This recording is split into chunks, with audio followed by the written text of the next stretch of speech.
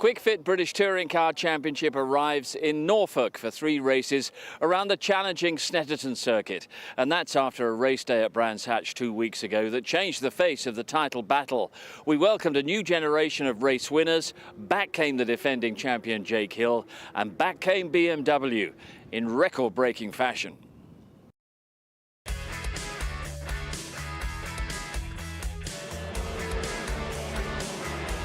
Great start made by Jake Hill. Charles Rainford getting a good launch to go second. Jake Hill wins at Brands Hatch. The reigning champion claims glory in race 1 of the day. A great 1-2 for BMW. De Leon for the lead on the inside. Daryl De Leon leads the British Touring Car Championship race for the first time. Daryl De Leon wins in the British Touring Car Championship for the first time. It's such a good feeling when you see that checkered flag. Rainford gets the inside line for Druids. Charles Rainford is in the lead. Charles Rainford, a first-time winner in the BTCC. Just unbelievable. What we can do for Snetterton, I'm really excited to see.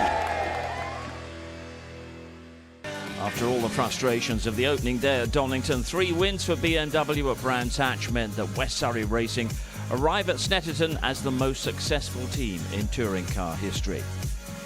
First-time winners helped them to the record. Charles Rainford with a beautifully judged drive in the reverse grid race. Daryl De Leon making his tyre advantage count in race 2. And that was after reigning champion Jake Hill had shown that BMW were back with victory from pole position in race 1. That win has taken him back to the right end of the championship standings. He sits in the top 3 amongst some quality company. Ash Sutton still leads the pack after notching up his 100th podium at Brands Hatch. And Tom Ingram is in second following an impressive start to the season, claiming 5 podiums across the opening 6 races. Ingram's consistency has helped Team Vertu to the top of the team standings ahead of Napa and West Surrey. And it also means that Accelerate Hyundai lead BMW and Alliance Ford in the manufacturers. Among the independents, Chris Smiley's good start to the season continued with 2 top 5 finishes at Brands Hatch. He leads Mikey Doble and Josh Cook in the Drivers' Championship, and Smiley's Restart Racing lead Power Maxed in the independent teams. And the Jack Sears Trophy, once seen as the kind of rookie championship, now has 3 out-and-out race winners at the top of the standings. Daryl De Leon and Charles Rainford, with Ronan Pearson, who was a race winner last season. So the 3rd weekend of the 10-stop season takes us to Snetterton, some 20 miles south of Norwich, for rounds 7, 8 and 9. And we're on the longest circuit on the schedule. The Snetterton 300 layout, just under 3 miles in length. And this is where Jake Hill had one of his best days of the season on his way to the title last year. Pole position and 2 wins. Hill and the BMWs love it round here. So good morning from Snetterton and welcome to Tim Harvey. Yes, the BMWs do love it around Snetterton. They love it at Brands Hatch now as well. But to go from the shortest circuit on the schedule to the longest is a bit of a challenge in its own right. Yeah, totally different set of circumstances here at Snetterton. In fairness, it's favoured front-wheel drive and rear-wheel drive in the past. Have been an equal split of winners. Yes, BMW did really well last year here. Yes, they did really well at Brands Hatch, but we have to see whether that form will translate into this circuit this year and these weather conditions. To say Jake Hill did pretty well and BMW did pretty well here last year is a bit of an understatement. It was the most dominant Jake Hill victory, or the most dominant victory we've seen in British Touring Car Championship history. A 10-second penalty and a 16-second win. Yeah, and he still won. But it was weather affected, Steve, that race. But nevertheless, he was absolutely majestic and drove away into the distance to overcome that 10-second penalty. I don't think it'll be quite the same story this weekend. Although there is a bit of rain around, there is. We welcome 2 new race winners to West Surrey Racing, so he's got some competition internally, Jake. Charles Rainford, in particular, looks like the real deal. Yeah, they both did. Charles Rainford and Daryl De Leon. They seized their moment. They seized their opportunity. They look like veterans of touring car racing, making overtakes, not making mistakes once they were in the lead and bringing the car home. They've still some learning to do in this championship. Jake and his relationship with Craig, his engineer, is a very strong one. We know how important that relationship is in getting the most out of the car consistently over the year. But it was fantastic to welcome 2 new winners to the club, and they have big, bright futures ahead of them. Yeah, and Daryl De Leon, such a youthful talent, and we know that talent has been, the potential has been there for some time. I mean, he is such a quality driver. Yeah, he is. We saw that. You always see in, with no disrespect to Unlimited, because they're a great little team, but they weren't front-running team last year. And when a driver outperforms his car, you know he's got class and style. Given then the opportunity in a front-running car, which he's now got, and he's taken it. Yeah, but it's not all BMW. Let's just remind ourselves that Ash Sutton leads the championship. But you would imagine there's a pretty positive feeling over there in the West Surrey Racing Garage, and on the other side of the track, Paul O'Neill and Jade Edwards. And we can join them in the garage. Thanks, Steve. We're down here with the WSR team, and John Waterman's here, and Jade, obviously. John, was it a perfect storm at Brands Hatch, how well the car went with those 3 wins? Yeah, obviously you saw that on TV. Donington was a very low grip circuit for us, which we struggled with, as you saw. And then very nicely they resurfaced Brands just before the race, and yeah, we benefited massively from it. It was great to see, wasn't it, those wins, and you must have known you had a good chance of it.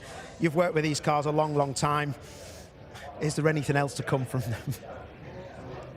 Like you say, I have worked with these cars for a long time. Not really, because as you know, the pit lane we all use like common parts. So it's not like in Formula One where you can redesign or design new things during the week that you can race at the weekend. So no, all we can really do is go back over the past years, look at previous setups at the same circuits, and work from that. John, I want to ask you about the team in general. WSR are known for continuity, trying to keep the same drivers. This year you've got a lot of new faces in the team. Obviously Jake's back as champion, but then we've got some rookies and also some new names. How does the team as a whole manage that in, say, debriefs and data? Is it complete open house? Is Jake leading in a way, or is it kind of Aidan and Jake teaching the rookies along the way? To be quite honest, you call them rookies, but Charles is you know, with his Porsche driving and that, he knows what it's about. Maybe Daryl is a little bit younger, but I think where Aidan helps mainly is the racecraft. I think they know how to drive a car quickly. They know what they want from the car. The debriefs are very open. There's no real leader. I mean, it helps having Colin here this year as a driver coach, keeping me on board. So yeah, there's no one person that leads it really. They all chip in. But like I said, Charles has got a lot of experience in the Porsches, and as you've seen already by his performance, I think, you know, for me, he's a bit of a dark horse this year. Absolutely, and one question from me is, you've worked with many drivers over the years. How hard is it to understand Aidan in the middle of a race with his accent and his temper at times as well? Yes, that's a good question. Yeah, it is difficult. Unfortunately, this year we haven't got the aerial repeaters, which makes it even more difficult, because I can only just about talk to him when he's out the front here. And quite often, Aidan, he does like to give you a bit of a running commentary in the race, which it can be difficult to follow. Luckily, I do have his interpreter. His friend Alan Potts comes along and does interpret it, but sometimes even he shrugs his shoulders when I look at him and say, what did he say? And he's like, so yeah, so we get there, it's all right, we get there. And finally, John, challenges for today, looking forward to it, should be difficult, but good? Yes, I think, like we said, when we came here, the circuit looked really good Friday night, and then we had all that rain, and it's made it low grip again, a bit like Donington. So you can see we're not okay. In the real wet, we were good in practice, but I think we're going to struggle a little bit because of the low grip again.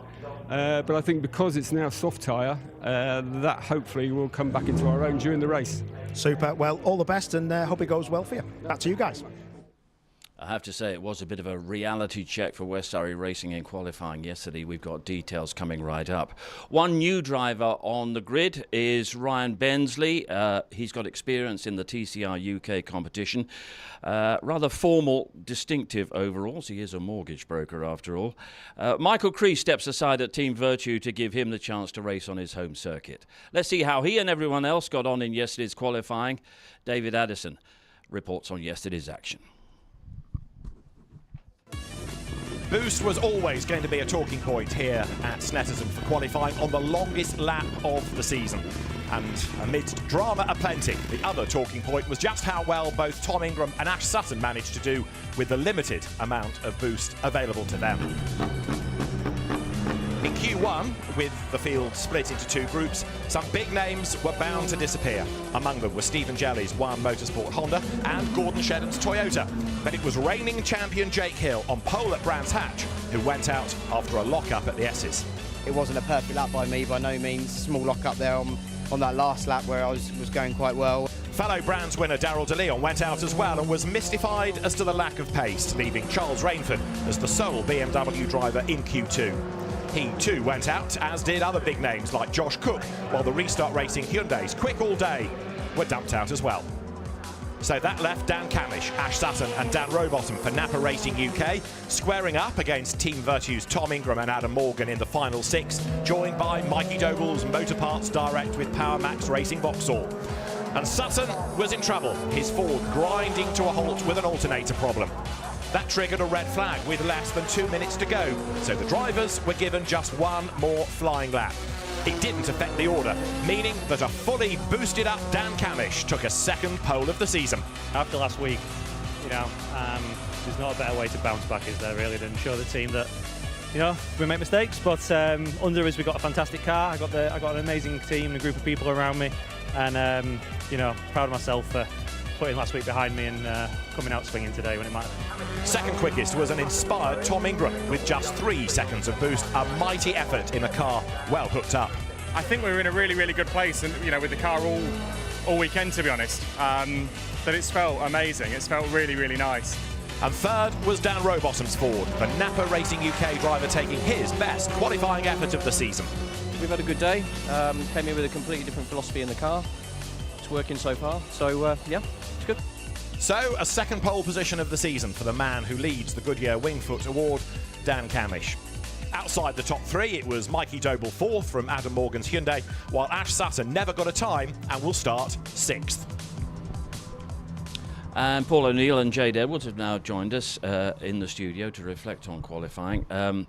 Great qualifying performance once again from Dan Camish, because he's had a lot to reflect on over the course of the last 2 weeks after what happened to Brands Hatch. Yeah, absolutely. That would have been a tough situation for him. He's held his hands up. He would have been thinking about it for the last 2 weeks. But I want to make a point that that's something that's so easily done in that scenario. It's not easy, but he bounced back. He's shown what he can do. He's very, very fast. And I think he'll be one to watch today. He was very happy with his performance yesterday. And right alongside is Tom Ingram once again. An astonishing qualifying performance. Virtually no boost, and there he is up on the front row. Yeah, all I ever seem to be saying about Tom and that team is that was probably his best lap of his life. To do that with such limited boost is, like Tim said in commentary, it's actually scary for any other team, and I mean like really, really scary. To do that is phenomenal, and everyone will be tongue wagging and going, what is going on? Yeah. But the other question, what is going on, that everyone is asking, what is going on at West Surrey?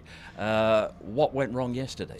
Well, I had a long chat with Craig Pawley, Jake Hill's engineer, this morning, and he feels they could have been up there, but the circuit evaluation or development with rain, and this track, more than any other track, can change even on the day, never mind day to day, and he just felt the track wasn't with them. It's not a grip problem, he says, it's not even a balance problem, so it's not like they had at Donington. He said they just didn't tie everything together, but they're very confident of their race pace. There we see Jake Hill going off. To me, it looked like cold front tyres.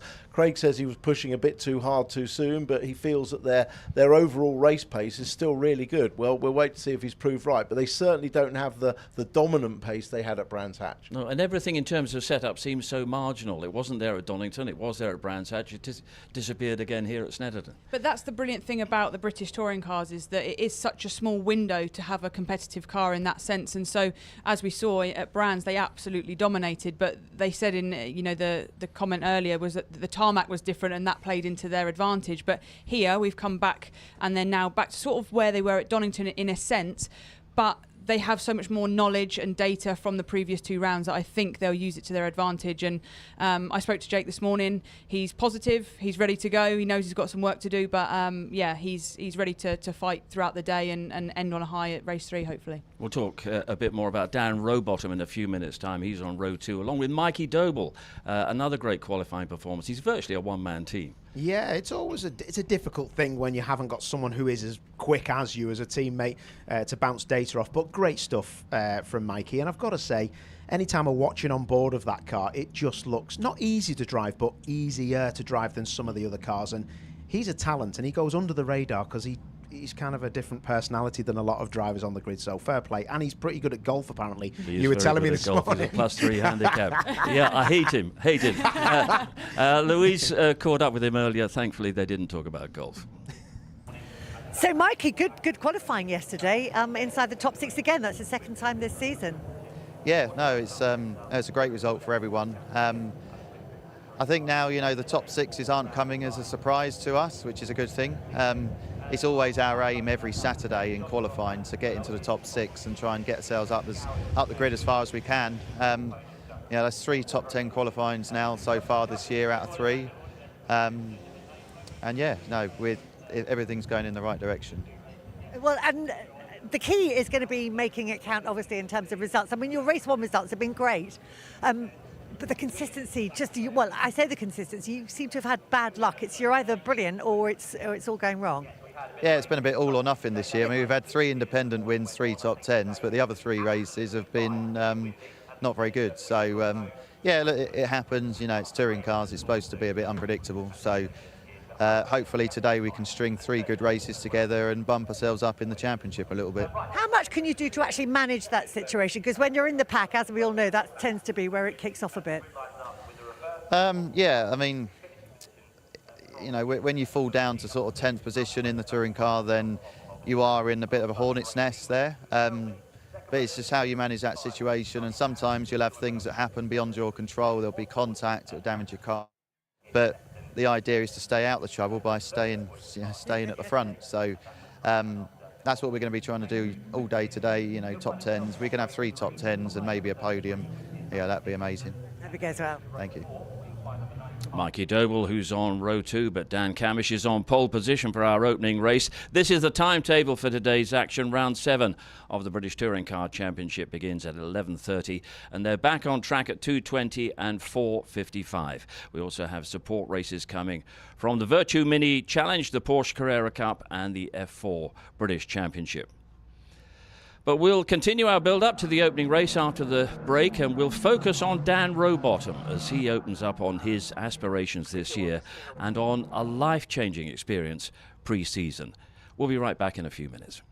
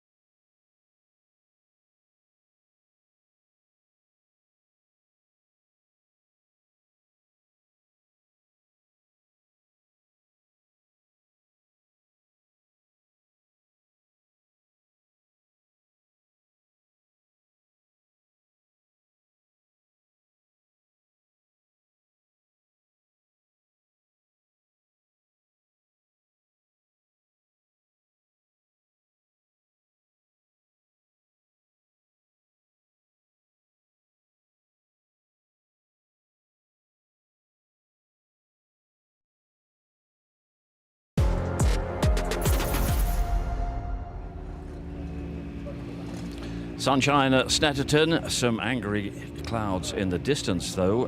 The touring car action getting underway very shortly here. Dan Camish on pole position. But on row 2 is Dan Rowbottom, who signed a 2-year deal to continue with Napa Racing earlier this year. And that news followed on from the 2-time race winner having open heart surgery at the end of 2024. It's an extraordinary story. He's been talking to Louise about an eventful time both on and off the track.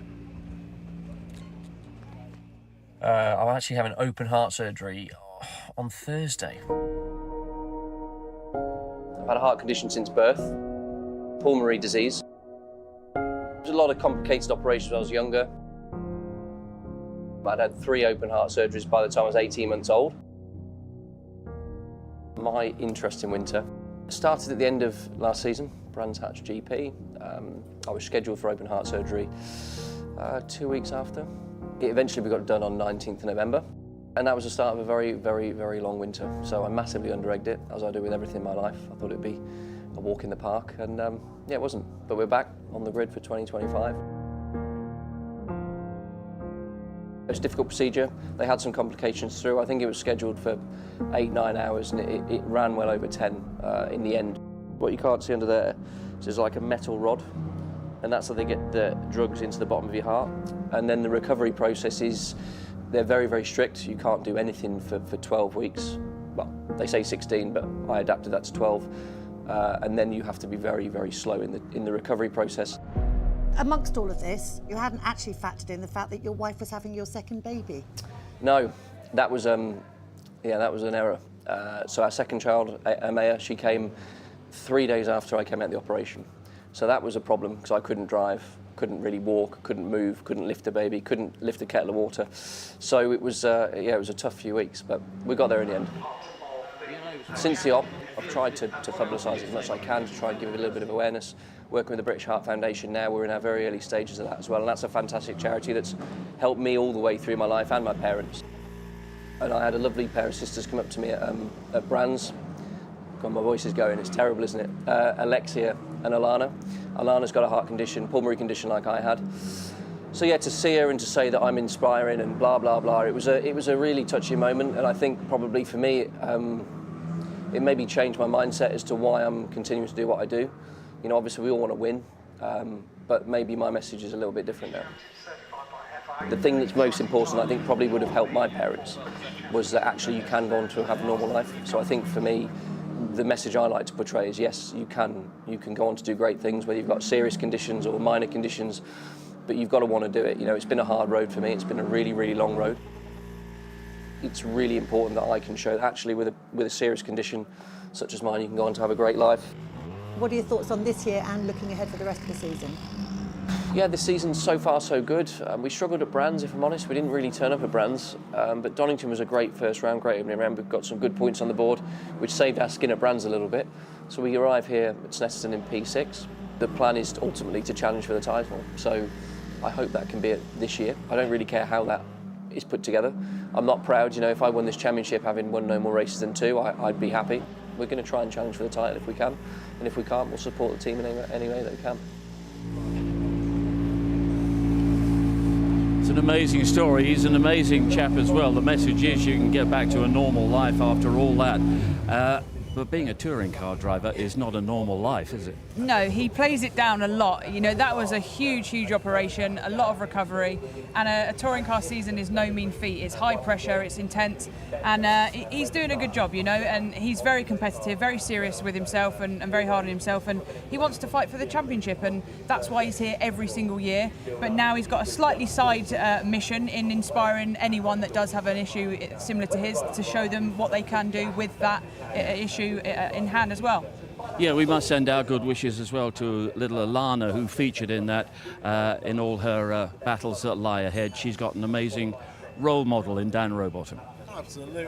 You know, Dan is the joker of the touring car field. He's always got a quip, he's always got a laugh, he's always light-hearted, he likes to be the comedian, and you see a real serious side there to him. Obviously he's been through a lot, but it's great that he can be that inspiration to the little girls, and he really is, and he's actually driving really well this year. I think he's got speed, as we've seen in qualifying, had consistency certainly at Donington. He's on for a good year. Yep. So he's on row 2. We got Dan Camish on pole position. The sun is out. It's getting warm. What lies ahead, Paul? Lots of good racing, and I reckon in about half an hour it might rain. I know it doesn't look like it, but my radar is saying... So you're a weather god as well? I am like Michael Fish. Just be careful. Yeah, could be a bit of rain on the way. A lot of cars on hards, so let's see what happens. Yeah, the talk so far this season has been the tyre regulations and the very positive effect that that's had on the show. We got a big delta once again, soft and hard. Yeah, I can't believe we got this far into the show without talking about tyres, Steve. But the rest of the show is about tyres. Yeah, last year and previously we've had the guys running all 3 compounds, one in each race. But here we've gone to the same as brands. We have the soft tyre for 2 races and the hard tyre for 1 race. That's a second at least difference in lap time. So a big differential in lap times. Be interesting to see how they choose to use it. I think the soft tyre guys will be at the front, and a lot of others will be using the hard to get rid of it. Yeah. What are you expecting from Jake Hill from 20th on that grid? From what I can see, he's starting on the hard tyre. So he's going to get that out the way, as they say in race 1. So he says that race pace on the hard tyre even is not bad. So I think he'll move forward a bit, but I don't think he's going to set the world alight in race 1. He's basically getting the hard tyre out the way, and then he's going to utilise race 2 and 3. And that's where he'll try and score his points and get his biggest successes. Yeah. And Tom Ingram on the front row with Dan Camish, just firing up behind us. Yeah. Race win or just more points? He likes a pointy time, doesn't he? But, you know, listen, he's a racer. He's going to try and be winning this, but there's a lot of boost to go up against with Camish. Camish has got a lot of power with that Toka boost button. Okay, they're all set to go, and we will be taking a short break and then joining Louise out on the grid. Tom Ingram is the first to leave the pit lane behind us. We will send them on their way. We will return in just a few minutes' time, and Louise will be out on the grid getting all the drivers' opinions ahead of round 7 of the Kwik Fit British Touring Car Championship.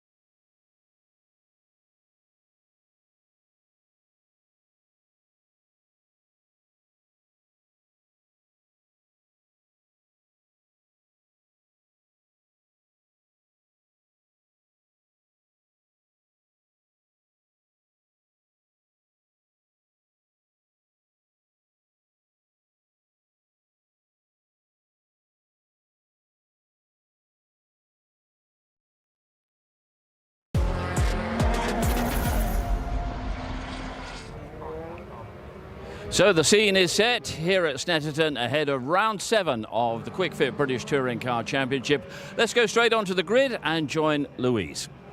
Well, it's a bit of an empty grid at the moment, so no cars here. So let's have a wander around and see who else I can find to have a word with. I saw Dick Bennett a moment ago. Where has he gone? Oh, let's go and have a word with Alan Gow. Always good for a word when we've got a bit of spare time. Alan, hello. Here we are. Here we are. Here we are at Snetterton, and sun is out again, thankfully, because it was looking a bit for a while like the guys might be having a wet race for their first one. Yeah, I mean, if you remember last year, we had those wet, dry conditions, and we thought we were going to be in for the same thing, but the sun only shines on the righteous, so there we go. Good stuff. And after that very incisive question and very incisive answer, I can hear somebody's pulled up behind, so I will now go and talk to Tom Ingram, starting on the front row. I'd have to say it was some fantastic watching him out on track yesterday. He absolutely had the car up on, oh, sorry, I'm just getting in the way of him getting his the tape going on the wall, which we see quite a lot, so that he can make sure that he's lined up in the right position. So we did have a little bit of rain earlier on. The Formula 4 cars went out, and within half a lap, quite a few of them had kind of binned it. But I'm hoping is it dry out there now, Tom?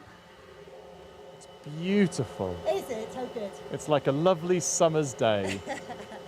Which is music to your ears, because I was out at the back of the garages earlier on. The BMW guys were doing a rain dance out there. I think they just went a little bit early with their rain dance, because we did have that rain coming down, but that would have really worked in their favour. You guys really needed it to be dry, didn't you? I don't think we necessarily need it to be dry. I think we just like everyone really, you just kind of want something consistent. And when it was doing that little bit of nothingness, it's a bit of a pain in the backside, to be honest with you, because you can't really prep for it. So I think we were all, more than anything else, either going, just rain, or just don't, do something. Incidentally, it stayed a nice day. So yeah, although the wind has picked up, and you can feel the wind whilst you're out there starting to buffet the car quite a bit.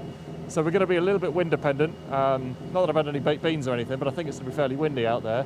So we're going to be slightly feeling that, but if it can stay dry, we should be in good shape. The balance of the car has felt fantastic. In the wet, in free practice 1 yesterday, we were trying a lot of things to get over what was our problem last year, and I think in fairness, we're probably a long way down the line from there. So if it was to be wet, we're going to be all right, I think. It's a nice place to be, but the car's feeling good. We've had a great qualifying. We're where we kind of want to be. We'll focus on those big shiny things up in the sky and make sure we get a good start and see how the race pans out from that. Good stuff. Thanks, Tom. As Tom says, a great qualifying for them. Front row, always a nice place to be. Let's go further down the grid now. And Paul is with a driver who won 2 races here last year, but didn't have such a good time yesterday. Over to you, Paul. Yes, so P20 for Jake Hill. I always get in the way and everyone's trying to do tyre crosses. Jake Hill, you're on the hard. Have you heard about any rain coming from your WSR radar? I wish there was, Owie, because I think we'd probably get to the front pretty quickly, but I think we've had it now, mate, to be honest with you. So a bit gutting, because I'd have loved it to have been wet for this race one especially, but it's all right, mate. I'm actually feeling relatively calm and actually quite looking forward to it. You're trying to get up there and get a reverse grid and finish this weekend off fantastically, or do you think I can actually move up with these hards on? I think a bit of both. I think actually, we proved at Brands, yeah, all right, the safety car sort of screwed us up a bit in that race 2 at Brands, but we were very, very quick on the hards, and I'm actually, car felt great on the way to the grid there, so I'm feeling positive about being on the hards. We're surrounded by everyone else that's on hards as well, so yeah, it shouldn't be too much of a deficit this first one. We've just got to try and move forward a bit, mate. Top man, I'll leave you to it, mate. Well done. Right, let's go and see Ryan Bensley. Sorry for the back of my head. Follow me. Sorry, you're going to have to hot foot this one because I want to throw back to Lou in a bit. So let's get down to Ryan Bensley. This is his first race. Ryan is somebody I know quite well, and he's a top man. Hello, boys. I tell you, it's so busy on the grid, even down here at the back. Ryan will be so nervous about this first race start. He's probably got the strategy all sorted. He's getting a little bit of a chat from Michael Creasy, actually. Creasy, can I just jump out of the way, mate? Ryan, quick word, mate. You must be so happy to be on the grid and just get on with this and get rid of people like me. Yeah, I need to get the race done because I've got a mortgage appointment afterwards. Yeah, it's great. It's great to be here. Not the qualifying result we wanted, but hopefully maybe we can progress forwards. I've had 10 laps in the car around here in the dry, so you know, just need to get some more laps in, get used to the car. Top man, you keep your head down. We're all looking forward to seeing how you get on, mate. Back to you, Lou. Thank you, Paul. I'm now up at the front of the grid with our pole sitter, Dan Cabbage, second pole of the season. Dan, this car was so quick in qualifying trim. I presume it's going to be quick in race trim as well, and more than a handful of boost in your pocket as well. So it's boding well, isn't it? No, it does bode well, of course. I mean, yesterday's lap was really great. Proud of that one, but today's a different ball game. You know, I don't have to do one, I've got to do 12. So, yeah, let's see what we can do. Fairly confident that I've got a good package, you know, but then again, there's a few cars around me that'll tell you the same. So, you know, it's quite clear how fast that Hyundai is. You know, he nearly did what I did without any boost, which kind of shows you the performance they've got. You know, that's difficult, but equally, you know, I've got a little bit more boost to compensate. So hopefully we can have a good race. You know, the important thing for me is points and hopefully a trophy at the end of this. I'd like it to be the first one, and that's what I'm aiming at. Cheers, Dan. Have a good race. We are going to head off for a break now. When we come back, it's going to be race 1 getting underway here at Snetterton.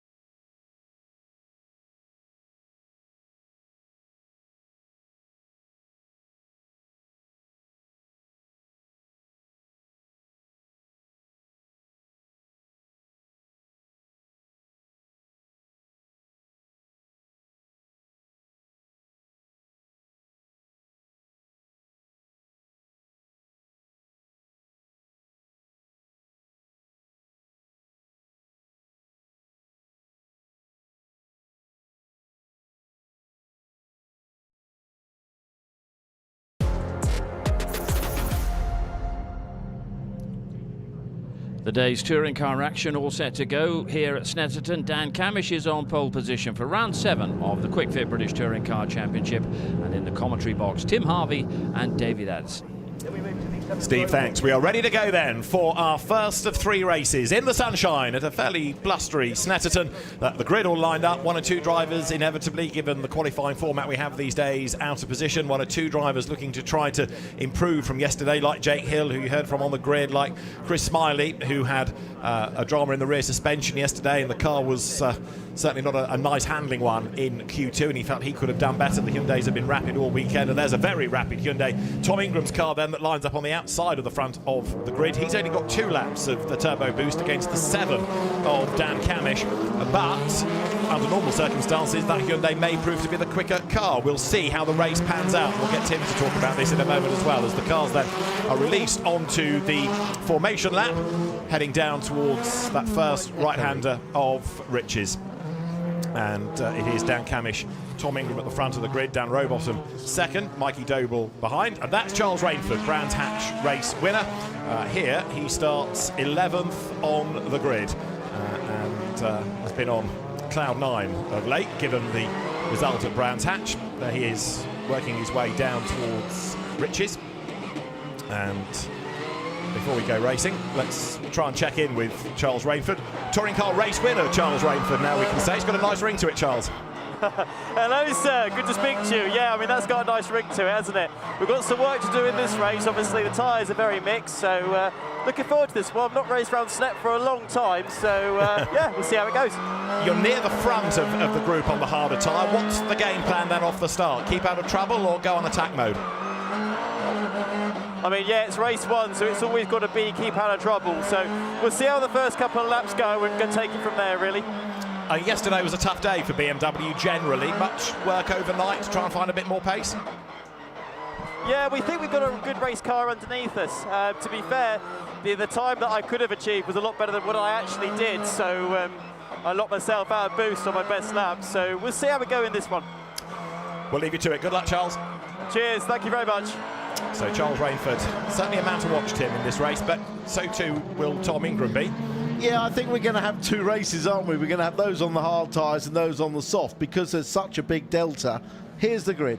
Dan Camish on pole position, Tom Ingram with him at the front, Dan Rowbottom lining up 3rd ahead of Mikey Doble, then Adam Morgan and Ash Sutton, Dan Lloyd starting 7th ahead of Josh Cook, then Tom Chilton and James Dorlin to round out the top 10. 11th is where you find Charles Rainford, then Chris Smiley alongside him, ahead of Daryl De Leon and Aidan Moffat. Next, you've got Gordon Shedden starting 15th, Sam Osborne for company, Aaron Taylor-Smith is 17th ahead of Dexter Patterson, Max Hall 19th, and Jake Hill only 20th. He's a man to watch, but he's only got 3 laps of boost. Stephen Jelly versus Ronan Pearson from row 11, Nick Halstead and Nick Hamilton on the penultimate row, and newcomer Ryan Bensley, mortgage advisor to the stars, is at the back, having his first British Touring Car Championship race at his local circuit. He's a Norfolk lad and looking forward hugely to this. He said he was a bit polite in qualifying, but he's going to get his elbows out in the race.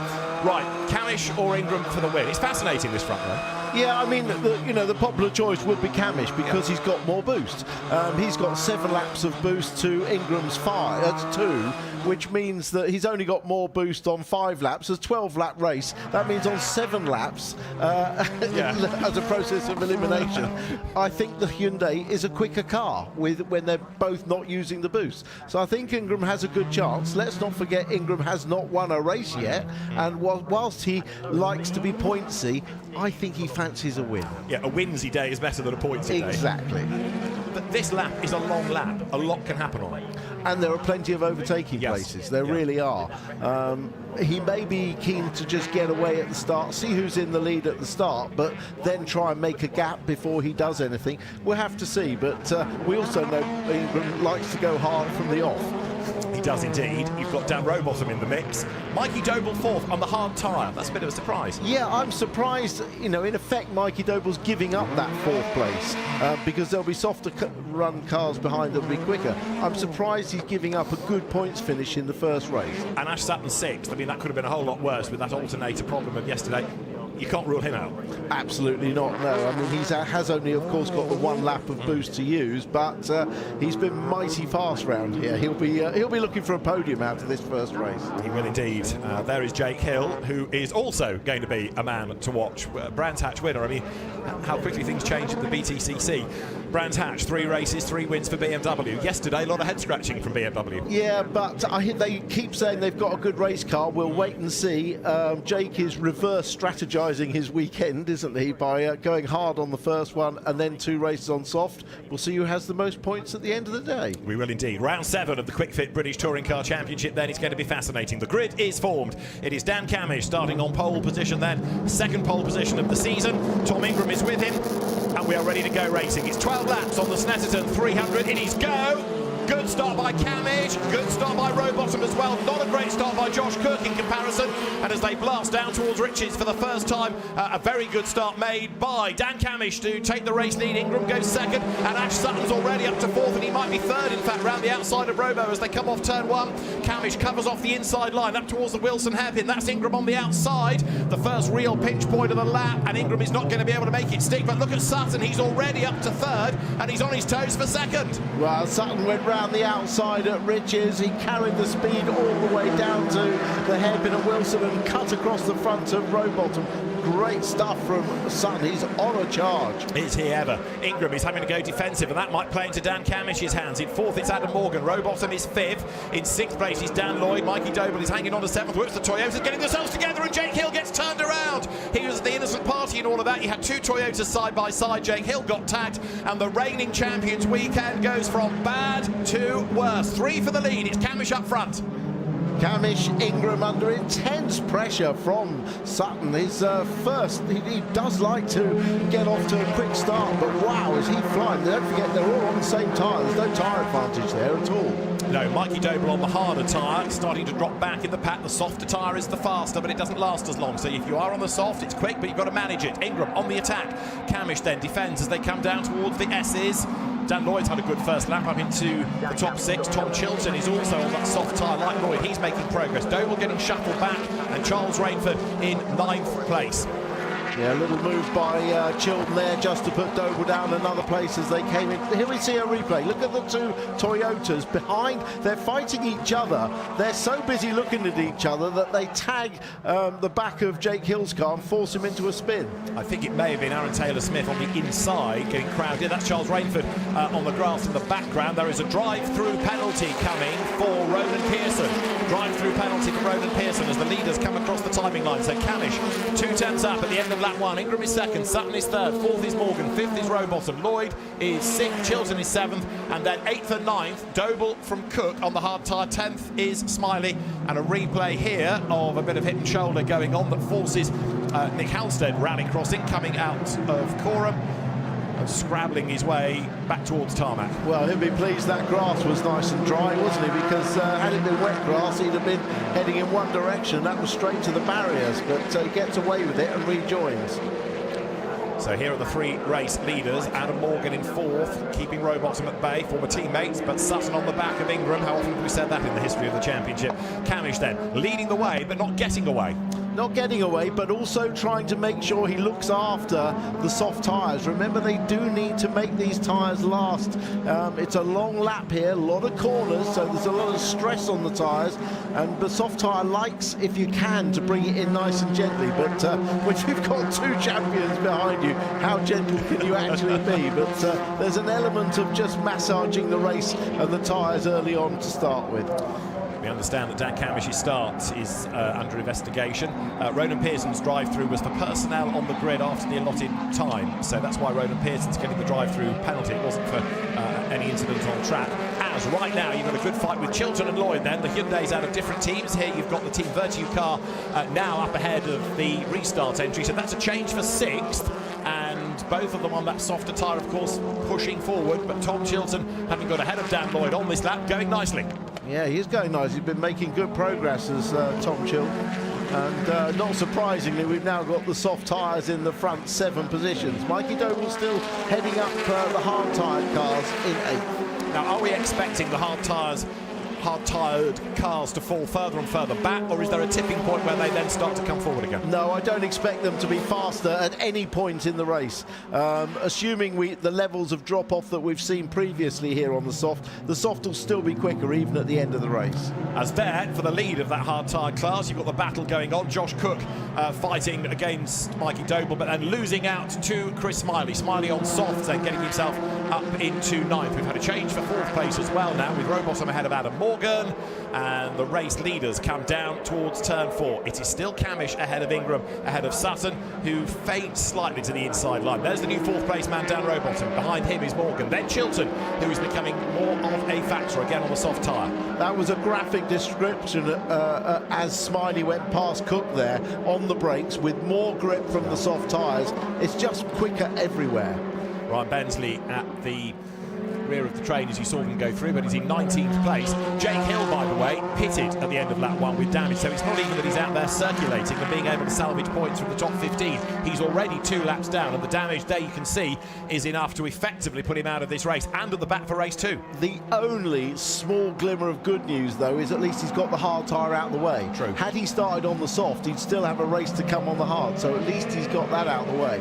And Stephen Jelly has picked up damage somewhere as well. His One Motorsport Honda is also in the pits at the end of the opening lap. The sister car of Josh Cook here fighting with Daryl De Leon. De Leon is on the soft, so he moves ahead. Yeah, again, it's like taking candy from a baby, to use an old cliche, isn't it? Not that I would ever steal sweets from a young child, obviously. No, and nor would you relinquish your own, I've noticed. Daryl De Leon comes out of Coram in 10th place. Leaders up towards the line, and on that lap, Dan Camish is getting away slightly. He done the fastest lap last time around, a 54.9, and here, look, Chris Smiley is still on the attack as they come up towards the line. Through they go. So Camish, Ingram, Sutton, those 3 covered by 1.3 seconds. Dan Lloyd getting himself back up the order as well, retaking the place away from Chilton. So, as we have a replay here of Max Hall getting a little bit crossed up, coming down towards turn 12, bang, straight into the side of Gordon Shedden, breaks the suspension. Nothing Shedden could do about that. He was totally the innocent victim. Yeah, I mean, I feel for Max Hall because, as well, I mean, not as much as Shedden, but I know what happens. You're trying to brake whilst you're going round the corner. He got out wide onto the grass, and then he could not do anything about the trajectory he is on. Obviously, desperately unlucky for Gordon Shedden, but there was nothing malicious about the error that Max Hall made. As Dan Camish then continues to lead by 1 second from Tom Ingram, who has still got his 2 laps of boost to use. Sutton's got his 1 lap to use. They'll save it till late in the race. Dan Camish started with 7. He's still got 5 laps of use. Now, don't forget, Camish has been the race leader since the start, so he's got the lap leader point at the moment to go with the point for pole. He's got the fastest lap, there's a point for that if he survives with it, and he's the race leader. And there is a very, very frustrated, to say the least, Gordon Shedden out of the car and out of the race. And he's another big name that's going to be at the back of the grid for race 2. Yeah, it's going to be interesting to watch that. But I think Camish, knowing he's got a bit more boost, has used a couple of laps of boost to try and give himself a gap and to give himself that fastest lap with the point that goes with it early on when the tyres are nice and fresh. Now he'll have to manage it and then use the boost to defend later in the race. Going through, Mikey Doble still at the head of the battle, if you like, for those on the harder tyre. Now Sutton on the back of Ingram. That gap is coming down again as we look at the cars now pouring their way out of turn 12 up towards the timing line. Camish 0.8 of a second up the road over Ingram. Sutton 3rd, Rowbottom, Morgan and Dan Lloyd round out the top 6. Tom Chilton is 7th, Mikey Doble 8th, and it's Chris Smiley and Daryl De Leon in 10th place. We heard on the green flag lap from Charles Rainford, he is in 12th spot at the moment. That puts him 3rd in the hard tyre class. Yeah, looking out the back of Dan Camish's car, that gap looks bigger on the camera than I can assure you it looks in his rear view mirror. Camish has not had a touring car win at Snetterton, leads at the moment.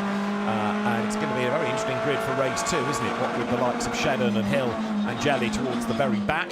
Dan Camish then leads the way. Sutton sitting on the tail of Ingram. He's not really yet been darting about in the mirrors, looking to make that move. That'll come late in the race when he wants to make sure he's got the boost available to do it. Yeah, Rowbottom's holding on to this in a gap to 4th place. If they do start scrapping, he could close up, and he has more boost than those in front. He's got 4 laps, but whether he'd want to challenge his teammate Sutton, I'm not exactly sure. Dan Lloyd, incidentally, who you are looking at there, just going through shot in the black Hyundai. He's leading the independent class at the moment for Restart Racing, ahead of Mikey Doble, and then Chris Smiley running in third spot. So because Smiley's on the soft, you could be looking at a restart 1-2 in the class. There is Ryan Bensley, new to the championship, 17th after all the dramas that have gone on the opening few laps. He might yet get into the points on his debut, because 15th is where you need to be, and 17th, and there's still plenty more drama that could shake out of this race. Dan Camish, though, who always seems to get the bad luck, leads at the moment, but it's not a massive margin over Ingram. No, but this is about controlling the race, isn't it? Just looking back now, that's Rowbottom going through. Smiley on Doble for second in the independent. Soft shot versus hard, no question. No question, yeah. Better exit from the corner before onto the Bentley straight, and he can easily come past, probably with some boost as well. Indeed so. Those Hyundais then looking very rapid. A team that's really taken a massive stride forward this year, with Peter Jones in charge. Daryl De Leon goes through, Josh Cook goes through, Charles Rainford goes through, Aidan Moffat, who always races better than he qualifies now, he's up into 13th place. We've had a change for 14th as well. Sam Osborne and Aaron Taylor-Smith now both ahead of James Dorling. Yeah, I expect Daryl De Leon will probably be the next one to make a move on Mikey Doble. And a replay here of the Toyotas at play, coming out of Coram. James Dorling losing out to a committed Aaron Taylor-Smith. James hasn't raced here for a little while. It was last in a GT Cup car. And also in strife is Nick Hamilton getting it wrong coming through the S's, but he's able to get back onto the circuit, carry on in the battle. James Dorling was really pleased with how the car had gone yesterday, 10th on the grid, but the harder tyre is really what sent him backwards. Yeah, absolutely, but that hard tyre race is still being held up well. Mikey Doble's still leading that. Now Jake Hill has just left the pit lane. He's 4 laps down, so you might think, well, what's he got to achieve? Well, he could get a point for fastest lap if he really does try, but really they want to make sure the car is right for race 2. This is a test session now. Yeah, he won't get a point on the hard tyres though. No. He's just checking the car is okay. That's what they're doing. But yeah, at least they've got the car repaired and he can check it out before they start race 2, which is where he'll really be meaning business on the soft tyre. That'll be a charge to watch, won't it? So how many laps he does to make sure the car is all well, we'll wait and see. But they've sent him out for the damage assessment as the leaders come out of turn 12 on this lap number 6, heading up towards the timing line. Dan Rowbottom not catching. He's fending off Adam Morgan, and Sam Osborne now being given the driving standards flag for track limit abuses. Yeah, Rowbottom falling into the clutches of Adam Morgan and Dan Lloyd. Now here's De Leon coming up to have a go at Mikey Doble. Soft tyre against hard tyre. I think Mikey Doble's driven a fantastic race. He's let the faster cars through without losing too much time or having contact, but he's still at the front of all of those on the hard tyre. Don't forget the first 3 in race 2 who finish in first 3 will have to start on the hard tyre in race 2. So it's going to be interesting to see, isn't it, late race, whether Ash Sutton wants to be third for points or fourth for a better tyre. Replay here of Dan Lloyd getting up the inside of Adam Morgan. Dan Lloyd is absolutely flying. He was second quickest in FP2 yesterday. A bit disappointed with qualifying, but he's going great guns here. Yeah, in actual fact, you say he was disappointed. He actually said he was really pleased that the car felt great in qualifying, and he was looking forward to today, and he's backing up that promise. Yeah. As he was saying also that he felt there was a bit more time in the car, but, you know, race day, different day and all that. So he is going well. And of course, it's helped by being on the quicker tyre. But even so, he's not finished yet, is he? Dan Lloyd has gone away from Morgan pretty rapidly, and he's setting off in pursuit of Rowbottom now on lap 7 of 12. Yeah, and the cars he's racing against are on the same tyre. The top 8 cars in this race all on the soft tyre at the moment. Right, put yourself in Napa Racing's pit box for a moment. You've got Ash Sutton running third and another Napa car fourth. There's a big gap between them. Yeah. Is it worth trying to do a switch late race to keep Ash off the hard tyre? That's a good question. That is a good question. It depends what they think. They've looked at who's used the tyre in this race, and they'll probably have a strategy for race 2 and 3. I'm not clever enough to work that out on the spur of the moment. Okay. But it would be if they felt that was going to advantage them. But I don't see it happening. A bit early in the year, maybe. Yeah, not quite in championship positioning.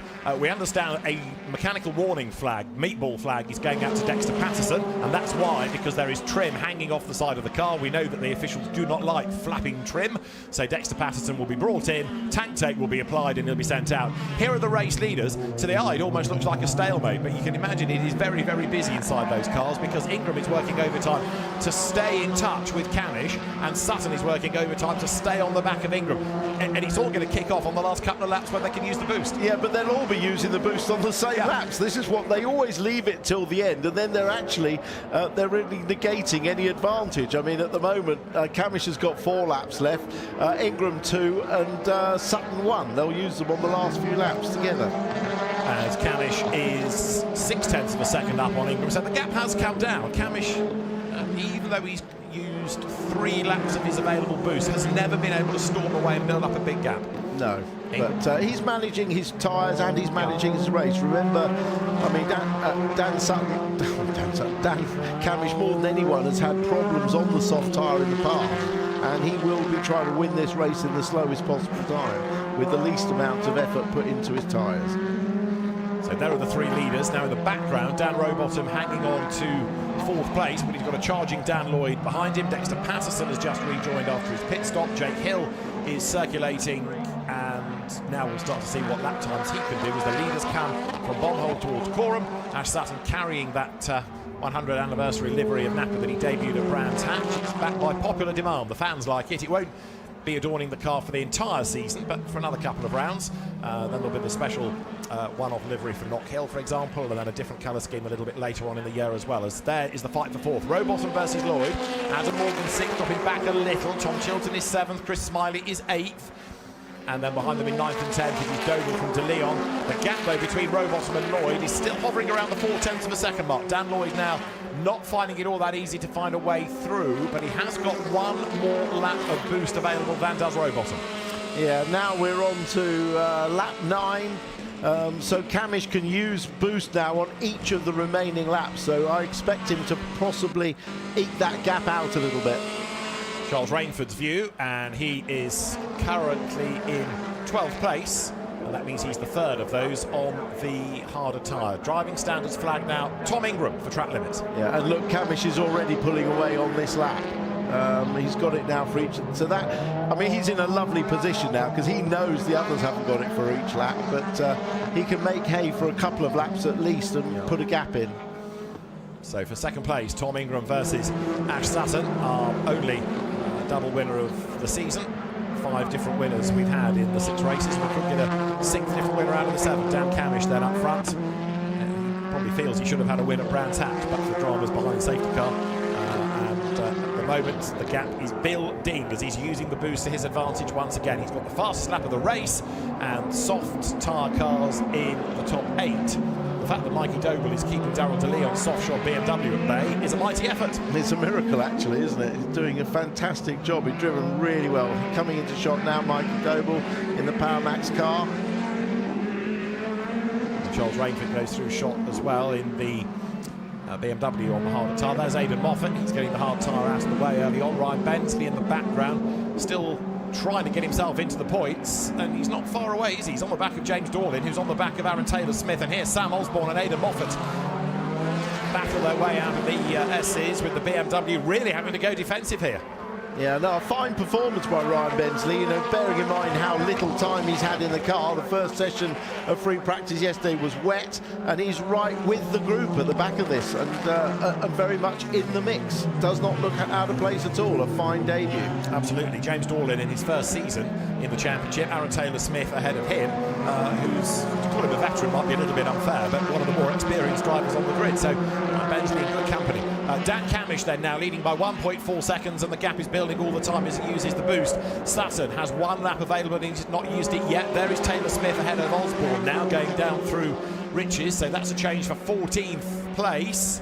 And James Dorlin is next up, just ahead of Bensley, as there is Camish, then a gap, then Ingram, then Sutton. And this is the replay of coming towards us. Moffat ahead of Osborne. Taylor-Smith's car with the window peeling out. I'm surprised that's not a black and orange flag, actually. He goes through on the inside. Yeah, it seems they're more worried about bodywork, aren't they? Wheel arches than perhaps a window leaning out. But Yeah, I think he's got away with that one. Nearly at the end of the race anyway. 3 laps to go as Dan Lloyd's on the boost, Adam Morgan's on the boost coming down the straight, and there, with the door open, is a troubled Nick Halstead. He'll be heading to the pit lane. Yeah, remember he had that moment, didn't he, earlier on around the grass at Coram. Not sure if there's a problem as a result of that. Usually when the driver has the door open, it's something to do with fumes in the car, so maybe the exhaust got knocked or something and has been burning the paint, or lots of possible reasons for that.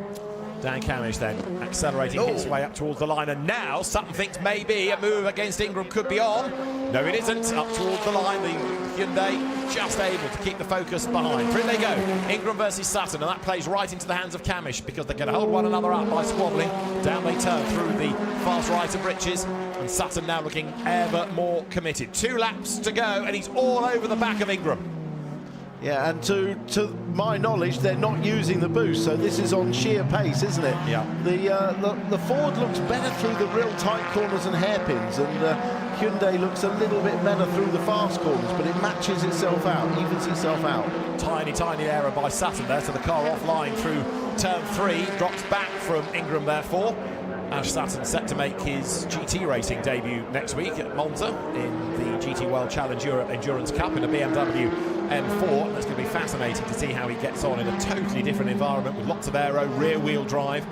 2 co-drivers over the course of a 3-hour race. Now Aaron Taylor-Smith in replay getting it wrong, diving into Riches, so that gives Sam Osborne the chance to get up the inside and retake the place, and James Dorlin likewise. And Ryan Bensley says, wait for me, and he can't go through. Yeah, but he'll have enjoyed watching this, won't he? Yeah, that's for sure. Yeah, Sutton, just that little mistake just dropped him off the back, didn't it, of Ingram.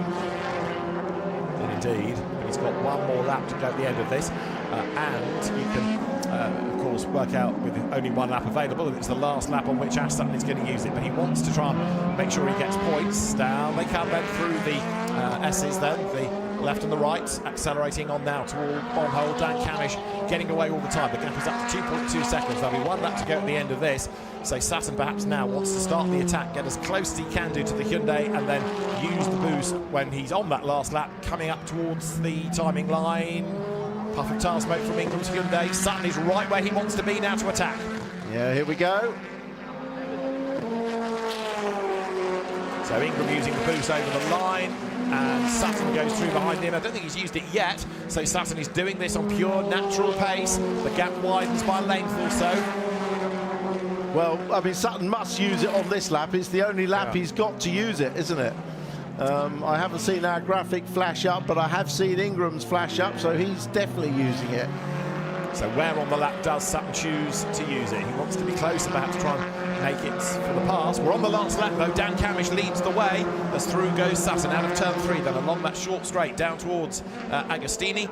Dan Camish looking for a 14th win in the British Touring Car Championship. Sutton again thinks about the inside, throws it up the inside. Is there going to be contact? There is. I'm coming through, says Ash Sutton. No, you're not, says Tom Ingram, who gets forced out a little bit wide, but the Hyundai hangs on to the position. But that was Sutton's only really serious move he's made of the race. It didn't quite pay off, but he's not done yet. Yeah, I'm not sure if Sutton just backed out of that because it was a little bit forceful, and he may have been asked to give the position back, but it was certainly he was having a go, wasn't he? Was he ever?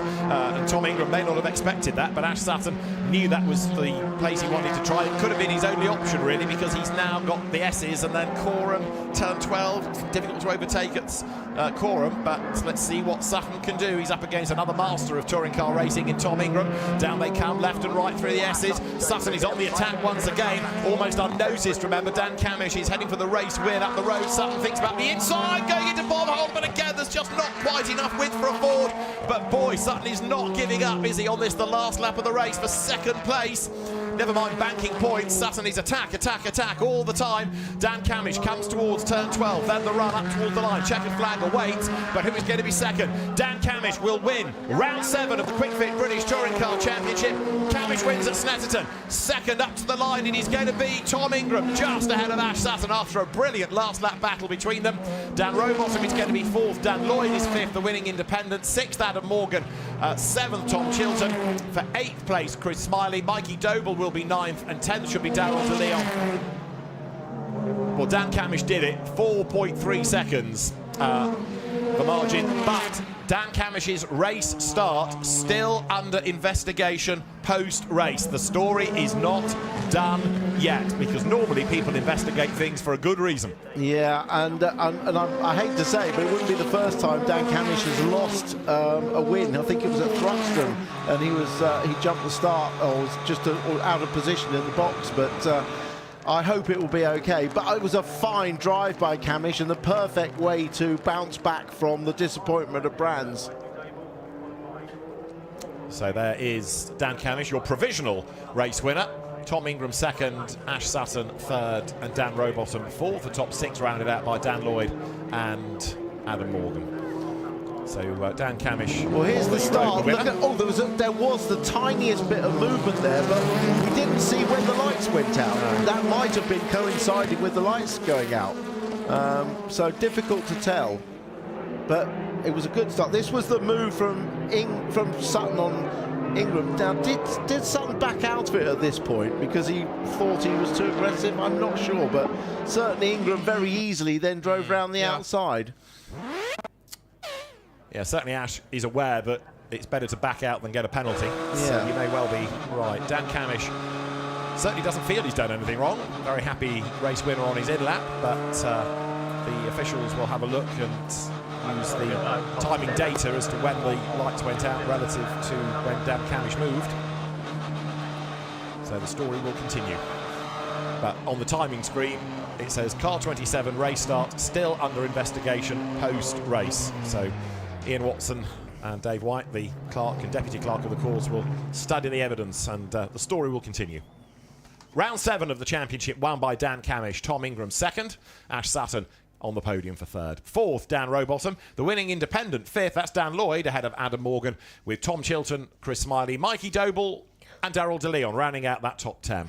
11th, Josh Cook from Charles Rainford and Aidan Moffat. Sam Osborne in 14th, ahead of Aaron Taylor-Smith. James Dorlin next. Ryan Bensley in his debut 17th. Ronan Pearson got a drive-through. Nick Hamilton was off the road. Dexter Patterson came home in 20th after a pit stop. 21st was Nick Halstead, but in the pit lane. Jake Hill circulated. We'll find out if he did enough distance to be classified, but we lost with lots of damage. Gordon Shedden and Max Hall. Stephen Jelly done on the opening lap of the race as well.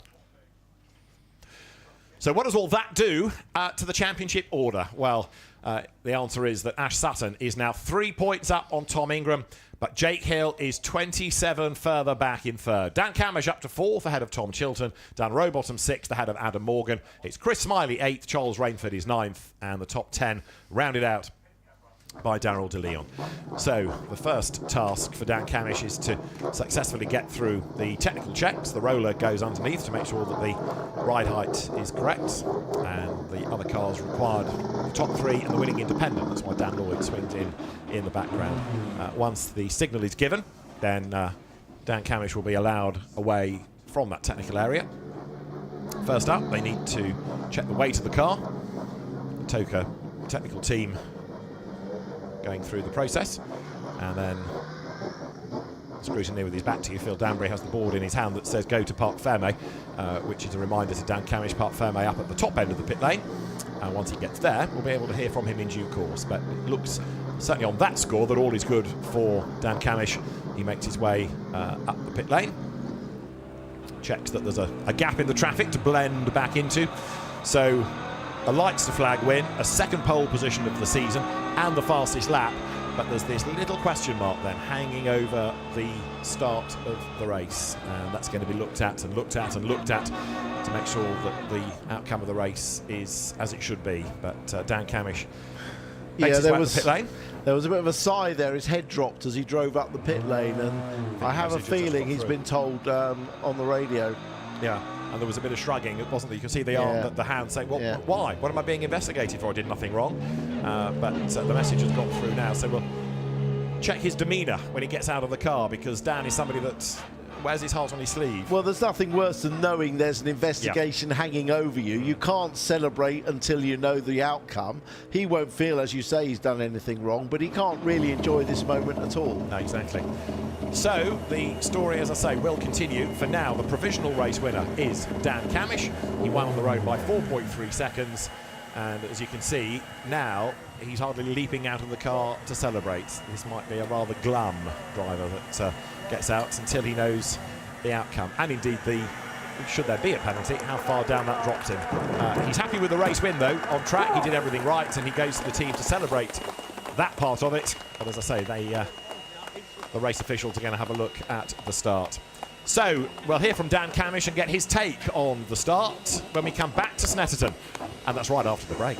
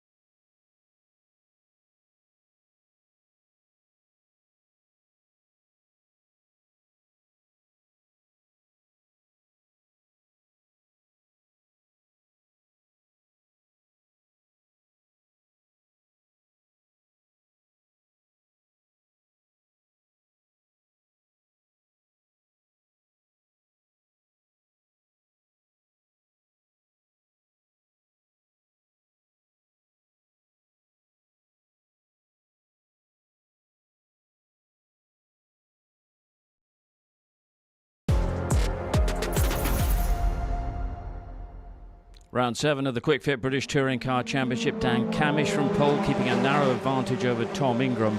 But back in the pack, Jake Hill, starting from 20th, gets tagged by the Toyotas and turned around. He was out of the race. Max Hall also heading out of the race, but taking the unfortunate Gordon Shedden with him. Up front, Camish was in charge, but his start was being investigated. Sutton mounted a challenge on Ingram in the final laps, but Camish took the checkered flag, but there he was, receiving the news that his start is under investigation. Let's get the current situation with Louise. Dan, let's talk about the good news first of all. Big tick in the box for that first win, and then fastest lap as well is just the icing on the cake, isn't it? Yeah, absolutely. You know, good start, got away clean, and then it was always important to manage that first lap against. I knew Wade was going to be strong. I knew it was going to be the first lap, and we managed to fend him off. And then, yeah, a bit of a boost deficit, obviously, to the other two. So I think they had the work cut out. I did the right things at the right time, used the advantage when I needed it, and then the end actually was quite a comfortable margin. We. You know, I don't know if their cars kind of went away or if Ash started attacking. Obviously, I don't know, but was a fairly sensible win in the end, which is quite nice. So. A well-controlled win as well, not just sensible, but a really well-controlled win. Yeah, no, it felt like it. Yeah, I think we did everything right there in terms of, you know, the on-track bit. Yeah, I'm fairly happy with what the car was, what setup we had. You know, to win on the road like that, yeah, it's a good starting point. You know, yesterday was a good starting point. Today we've started the day off well. Well, listen, fingers crossed it stays that way. But as you are aware, your start is under investigation. Do you know what that might be for? I'm only aware since you told me, actually. Sorry to be the bearer of bad news. Yeah, I thought the team had told you. I didn't know that. No, I actually only found out when you told me here. So at the moment, I don't know what that's for or why. But you know, let's go find out. Ultimately, the hard thing for me is that I wasn't aware of it. So. I don't get a chance to readdress it on track, obviously, which is a bit of a shame. I think we could have won by more if I'd had to. So it's one of those, isn't it? You just don't know. But hey, look, whatever comes, we've done the job on track. I'm sure it'll still be a handful of points no matter what. And, you know, it picks us up with confidence to move forward. So. Yeah, well done for that. It's a good race. Well done, well done. Tom, P2, that was under a little bit, a few nervous moments for you in that one in the final couple of laps. Yeah, definitely. There was, it was definitely getting fairly close. So I had to be mindful. I think we lost some brake cooling quite early on into the race. So I was so vulnerable on the brakes just because they felt like they were a billion degrees. So yeah, whether we've lost a bit of brake cooling early on, I don't know. But yeah, that's certainly where we were struggling.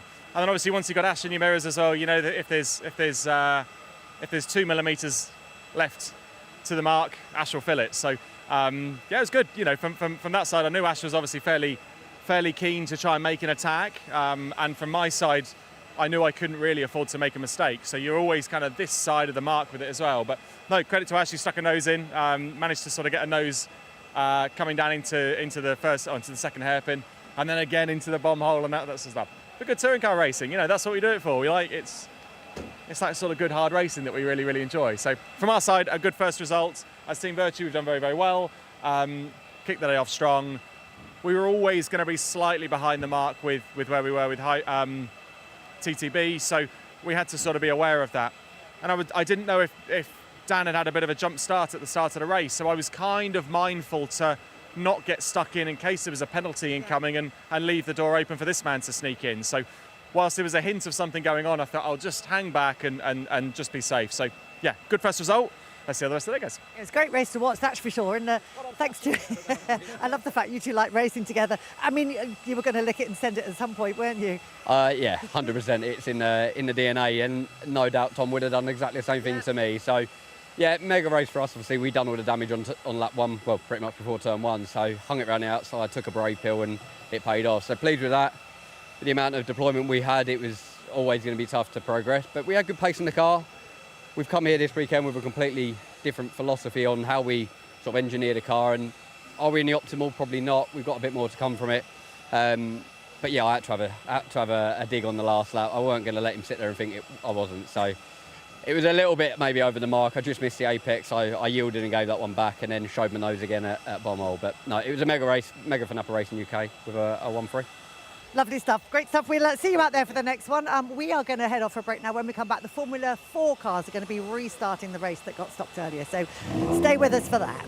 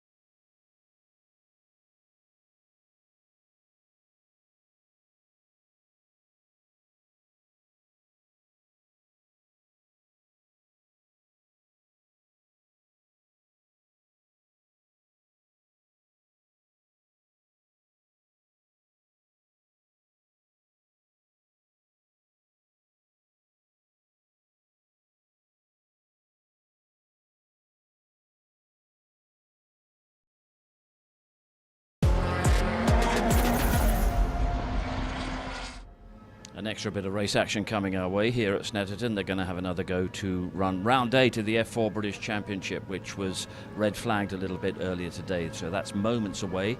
But we've got a chance to reflect on our big first talking point of the day from the Touring Car Championship. And Dan Camish, Paul, has he got reason to be concerned about his start line procedure and the investigation? It depends, obviously. Somebody's seen something. I only seen the replay once, and it looked like his car may have been out of position. Is it left of the box? You have to be square in the box. Oh, he does a little, he goes and then stops. Right, okay. Whether So it could be a jump, it could be out of position. There's reason to, believe. Let's have a look at it again. If you watch, he goes and then he brakes and goes again. If it is, it's by the finest of margins. He goes and then he goes again. So, I had that in 2003 on pole, and I got a drive-through penalty, and it was exactly the same. Like you say, if you move, did he stop when the reds were on? But it doesn't really matter. If you move, you move. I don't think it counts, because even a creep, even if you've not passed your line, is a jump start. Even if you move and you're not past your line, it's a jump start. It's any movement that's before the lights go out will be classed as a penalty. So they'll argue it. They'll take the footage up. They'll argue it. But yeah, from that view, it looks like it's going to be a tough argument in some ways. It was a good drive. He gets his hands on the trophy, but we must remember it's Dan Camish. He gets absolutely no luck whatsoever. We wish him well, and we'll bring you up to date with what happens and how all that is resolved. In the meantime, the F4's back in action to have another crack at round 8 of their championship, and we'll go to Phil Blue and Richard John Neal. Thanks very much, Steve. I know you're not into your football, Phil, but it's amazing how many results get decided by penalties in racing now, isn't it? Yeah, it is. Yeah, it's going that way by the looks of things, isn't it? It's a shame. We had a few jump starts and penalties and so on from yesterday, but this morning's race, which was red flag. Let's have a look at the reason why, Phil, this was red flag. On board with Rowan Campbell-Pilling, one car off already, and there's a basically pretty big chain reaction. It goes off. The race leader goes off right in front. If you look in the distance, August Raber goes off. Very greasy as well, and that's what's happened there. Is he's gone into the inside where it's very wet, and you can see how wet it is on the outside as well. Then got collected again by the XL cars, but yeah, unfortunately he created all that. He had that incident. He's taken himself out of the race along with the 3 XL cars as well. Yeah, XL, as you pointed out, a huge amount of work to get all 3 cars back on the grid, which we believe they have. So here's how they line up. The Vera Tools F4 British Championship. Round 8, this a partially reversed grid. August Raber qualified 12th yesterday. He's on pole for this one. Joel Bergstrom alongside. Tommy Harfield and Rowan Campbell-Pilling on row 2. Adam Al-Azari, yesterday's race winner, on row 3 with Ethan Jeff Hall. Behind them, Leo Robinson and Theo Palmer. Martin Molnar on row 5 with Henry Jocelyn. Then it's Fionn McLaughlin and Jimmy Pazik, the championship leader. Ella Lloyd is on row 7. Chloe Chong next to her. Then it's Xavier Avramides and Cole Hewitson, followed by Chase Fernandez and Yu Hao Fu. Grid completed by Thomas Behrman, Henry Mercier, Elba Larsen, Esme Kosterman and Charlie Edge.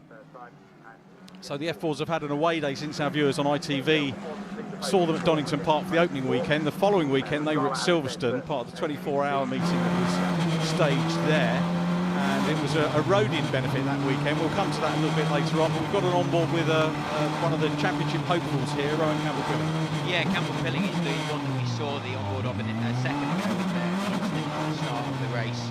That actually got red flagged for other reasons.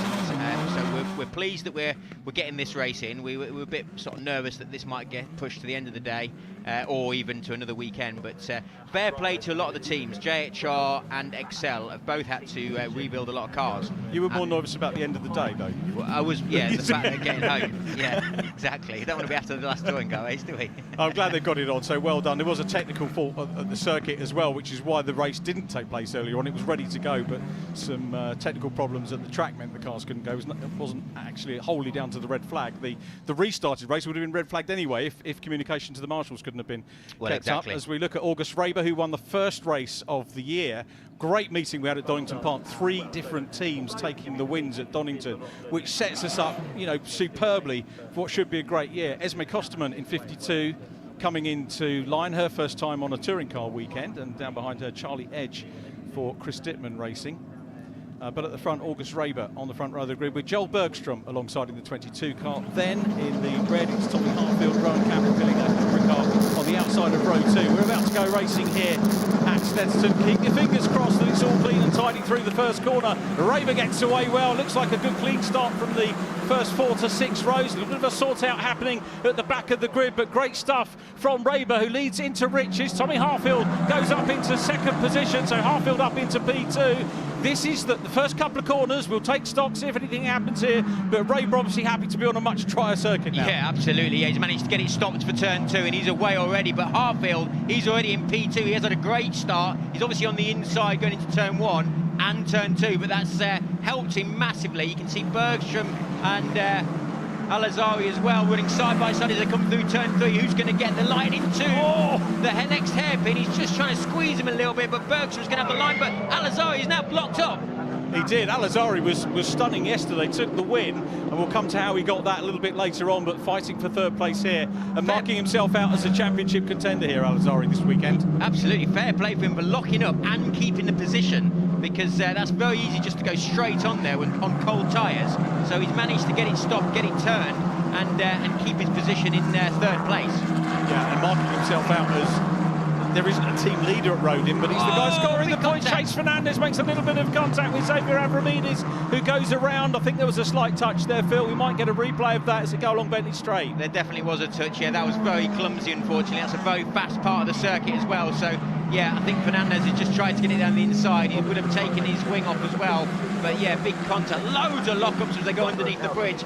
Because that front left is completely unloaded. Oh, big guy, he's done it again. Another incident. How has he managed to take 2 people out in the last 2 corners? It's Henry Mercier that he tagged there as well, and I think there'll be a chat with Chase in the Clerk of the Courses office. I know things are never intentional, but 2 coincidence. Well, we'll have to see how that pans out. So it's Raber that leads by very nearly 2 seconds at the end of over 2 seconds at the end of the first lap from Tommy Hartfield. Azam Al-Azhari is in P3. Here's the start. Yeah, some great starts. No one stalled. No one had any incidents off the line. But you can see that Hartfield got the best one. But this is now a replay of Fernandez just turning around Mercier. He's already had one bit of contact. You think he'd be a little bit more cautious coming up to the next car. But yeah, he's going to definitely end up in the stewards. So August Raber looking to be another double winner. We had a double win at Silverstone for Jimmy Pezik, who leads the championship. Now, if you're wondering where Jimmy is, he's actually starting 12th on the grid here. Was well out of the frame. He didn't even make it into the reverse grid segment for this race. Now, I know you're saying top 12. How come he's not in the reverse? And that's because Yu Haofu had a penalty, so he got taken out of that. And then got taken out in the first race start as well for this one. So Yu Hao having a double bubble disappointment, but Pezik way down, and it means the championship is going to to and fro through this meeting. Yeah, absolutely, and you can see Pezik was struggling a little bit coming out the last corner on the previous lap where he ran a little bit wide, but I think he just needs to get his head down. Everyone's drivers' tyres are now up to temperature, so this should now start to settle down, and hopefully there won't be any more incidents so we can get a clean race all the way to the end. But Raber is flying with the fastest lap of the race so far, and Hartfield is trying to push, and we've got behind Al-Azhari, Bergstrom, Campbell-Pilling, Robinson, Jeff Hoare is down in 7th. He had his first podium yesterday, so that was a good result for the Argentine Mercedes junior driver. Finn McLaughlin's doing well. He's up into 8th place, so I know you're thinking, well, hang on, 8th place is a fair way down, but remember, he qualified on outright pole for both races 1 and 3, and has made up 4 places in this, so he'll get 4 points for the places he makes up for starters. And we're seeing a replay here. That's Charlie Edge, who's just run a little bit wide, and then he's just closed it off with one of the Excel cars. Nearly loses his wing there. We're on board now with Campbell-Pilling as we're coming into turn 2. Is he going to go for a move? No, doesn't look like it. There's Leo Robinson as well. It was him and Campbell-Pilling that actually had that coming together in the race earlier that actually got red flag. Leo Robinson started in this equivalent race on pole position last year. I think he finished in 8th place, if memory serves correctly. Yuan Sway won the first grid race last year. The other 2 being won by Alex Ninovich, who's moved up into GB3 for this year. As a good race here with Ethan Jeff Hall, and he's passed by Rowan Campbell-Pilling. Yeah, that was a good move there. You've also got McLaughlin, who's coming into this mix. He actually was leading the race yesterday. but unfortunately clipped one of those bollards under the bridge and damaged his front wing. So yeah, unfortunately he lost a lot of place and had to get a wing change. But yeah, you can see now he's all over the back of Jeff Hall as they're going down through Williams onto the back straight. But is he going to get the slipstream now to outbrake him under the bridge? The driver behind the Red Bull car is actually Martin Molnar, and he's been probably the most consistent driver across all the races we've had so far, and he's up there with Fionn McLaughlin again. And it is about winning races, and whilst Martin hasn't done that yet, the problem there, that's Al-Azhari, was it? Did it look a bit slow there? Was it Al-Azhari, was it? Yeah, he did look like he was going pretty steady. But yeah, you can, it was, you're right, it was Al-Azhari who's just got out of shape to the left, and that's put him out of position, and he's then ended up on the grass, lost a position, maybe two.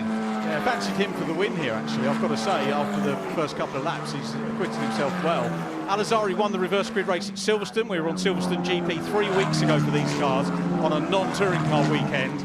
And it was Jimmy Pezik that won the other 2 races, a road-in shutout. Just to remind you again, race 3 here last year was road-in 1, 2, 3. They locked out the entire podium in racing, so they do know their way around here. But team reputations this year seem to count for nothing, because we've got so many teams and different drivers coming to the fore at different races and circuits, which is good. Let's ride on board with Rowan Campbell-Pilling though. Yeah, as you can see, we're coming through turn 3. You've just got to clip that apex. It's slightly cambered, but then it really wants to understeer as you get on the throttle through turn 3. Then we're down into turn 4, the hairpin. We've got to brake it late, as hard as possible. Don't turn in too early. Try and get a late apex. Rotate the car. You can use a little bit of the extra track there, because there is no track limit sensor at that corner. There's inside knowledge for you. And then the next corner, it has got a sensor, so you've got to be careful not to go off the circuit. A little bit inconsistent, but that is the way it is around Snetterton. As you can see, we've got 2 cars running side by side through turn 1, which is brave, and then a big lock-up for someone into turn 2. It's Behrman and Larson, wasn't it?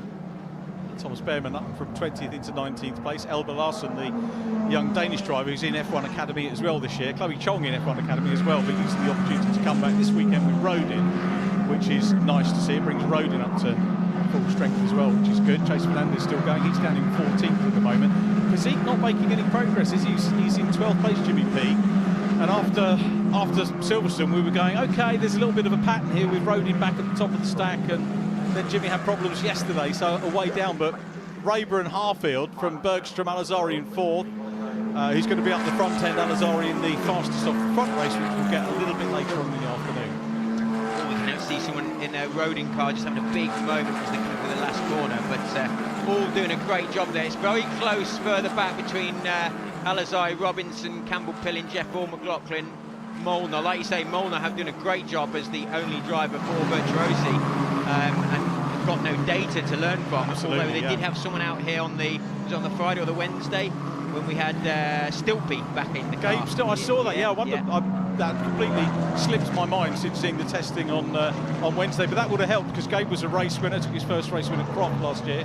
You might remember, as we have a quick look at Jimmy Pezik. But here's our race winner, August Raber. Whilst we're looking at August, I would say that a driver really impressing me in this one is Charlie Edge, who's gone from the back to 16th, Phil. Yeah, that is cracking impressive, driving from Charlie Edge. Well done, mate. And that puts him 3rd in rookies as well, so that would be great for Charlie Edge to get another rookie podium. But all right, the person on the move is definitely Harfield. He set the fastest lap of the race. He is catching Raber. So Raber did a 50.0 on the last lap, and Harfield only a 49.9, but it was a 10th quicker, and he does look like he's catching again with his sectors lighting up the timing screen. See whether Tommy can do it.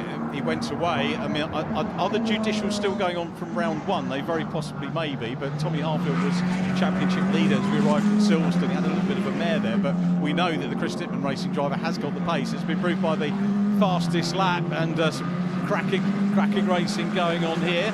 This is Jocelyn and Palmer here. So Jocelyn in the only Vortec car against Palmer in the XL car, who's all over the back of him and looking good. Palmer actually qualified very well yesterday. He did, yeah. And looking forward to seeing how he gets on in race 3 of the weekend, which is he'll be starting about 5th, I think. But yeah, Jocelyn, who actually qualified 2nd, pole at Donington. He's very, very quick. He just doesn't seem to have much luck at the minute in the races. He did a lot better yesterday, but we'll see how it pans out. And Palmer is going to be interesting to see how he does. Raber goes through. There is Harfield in 2nd, clear at the moment. Joel Bergstrom will be happy to grab a podium here. He's had some rotten luck, but 4th position looking good at the moment. Alazari coming under pressure from Leo Robinson. I've got to say, I don't think Leo has quite had the luck that he deserves. He was a quick driver last year, a race winner, but I'd have expected him to be at the sharper end of things. Same. He's actually looking quite racy at the minute. He's just tried to put himself in Alazari's mirrors. He's doing it again as they're coming into turn 4, the hairpin. But he just needs to be careful not to make any mistakes whilst he's diving from left to right to get in his mirrors. But it's definitely working. Alazari did make a mistake through turn 3. So let's see if Leo can keep this pressure on and make up a place. He will keep that pressure on. We'll see whether he can do it. And closing is, of course, one thing. But then you've got to outfox the driver in front to try and go through. Still half of a minute span on track. So Robinson was I think still the youngest ever race winner in juniors, in Ginetta Junior, Leo Robinson. You're right, I think he was, yeah. He was racing, he was teammates with Freddie Slater. So he actually put on a really good move on Freddie at Silverstone one year and won his first race. But yeah, it was he was a good driver. He didn't quite finish the season in juniors, but he made his move to F4. And he had a great year, like you say, last year. Hasn't quite sort of capitalised on his experience this year yet, but this is starting to work for him. It feels like, I say that, it's just going to run a little bit wide, but it will set him up nicely for the braking zone of the last corner, and hopefully he'll get a good exit, get the slipstream up the hill. It's only very slightly uphill, but it is uphill as you go over the start-finish line. Well, Harfield's done 2 better laps, and he's closing in on the race leader Raber as we watch the scrap there. Here we go. With Alazari, and here is Harfield closing in, so he's very nearly now into challenging territory, and it's going to be a worrying moment here for Raber, seeing that red, black and yellow 23 car, 21 car, closing in on him and starting to apply the pressure. Raber, though, has the advantage, I would say psychologically, of having won the first race of the year at Donington, the Saturday race. Absolutely, but Harfield is looking absolutely rapid at the minute, doing a 49.3 against Raber's 49.7. So Harfield, I mean, I can't believe he's in the Challenge Cup, which he's only doing 7 of the 10 rounds, I believe. But I hope he is going to find the money to be able to make sure he can do the rest of the season, because he is definitely one to watch. Yeah, I mean, absolutely. As I said, he led the championship after Donington Park. So, you know, if that's not setting your stall out to potential partners to say, come on, let's get on board for the whole year. And that's the plan. At the moment, it is the Challenge Cup, the 7 rounds, but there's nothing the driver would like more than to do the whole season and be in the shout for, you know, going for the overall honours. Now, although this is a reverse grid race, you've got outright race pace drivers at the front, so this is, you know, by no means, if someone gets a win here, it is by no means diminished. I think if anyone that's in the top 12 anyway is always a front runner. So yeah, these 2 guys have obviously been right at the front of the championship, and because it was a little bit of a greasy session yesterday in qualifying, that's why it's a little bit upside down. But those 2 are pushing hard at the front. They're the only 2 that are in the 49s, so 49.7 and 49.3, like I said. The others are doing 50.2s, 50.4s. So yeah, it could be a little bit of difference in tyres as well, because you can use your better tyres in this race without the same for the last race. As we're on board here with Rowan Campbell-Pilling, he's just dropped off a little bit from the car in front, but he's just going to try and pick up that slipstream once again. As we watch him through turn 1, just clipping that first apex and then getting pushed away from the second one, and making sure that you don't drop off the circuit as the circuit nips in a little bit at the exit. But a little bit wider there, a little bit of a different line from the car in front going through turn 2. Nice shot, though. It shows me, Bill, nothing else. It's hard work out there. Oh yeah, it's hard work, all right. Yeah, these cars are not easy to drive, but these lads are doing a great job. These boys and girls are doing a fantastic job to do this, to get these cars around this track. It's a very physical circuit as well. There's always something going on. There's always either a medium speed on or a low speed on it. We've just run a little bit wide there with Harfield, but he hasn't lost too much time. He might have done track limits, but he doesn't seem to have lost too much traction. Tommy Harfield, who has brought Chris Dittman Racing into regular podium finishes, which is great. There is nothing he would like more, though, than to grab their first win. So it's Chris Dittman Racing chasing Argenti as they come down the Bentley Straight into the Brundle-Nelson complex now. And it looks like Raber has got just a little bit more breathing space down on the previous lap. Back to third. There's Joel Bergstrom, another Swede. So we've got 2 Swedes in the top 3. Alazari's next up. Then it's Robinson, Campbell-Pilling. Campbell-Pilling may be under a bit of pressure from Ethan Jeff Hall. Then we've got Martin Molnar, all fairly stable at the moment. Through goes the number 20 as well, the orange and black livery of Ella Lloyd. Great to see Ella back with us this weekend as well.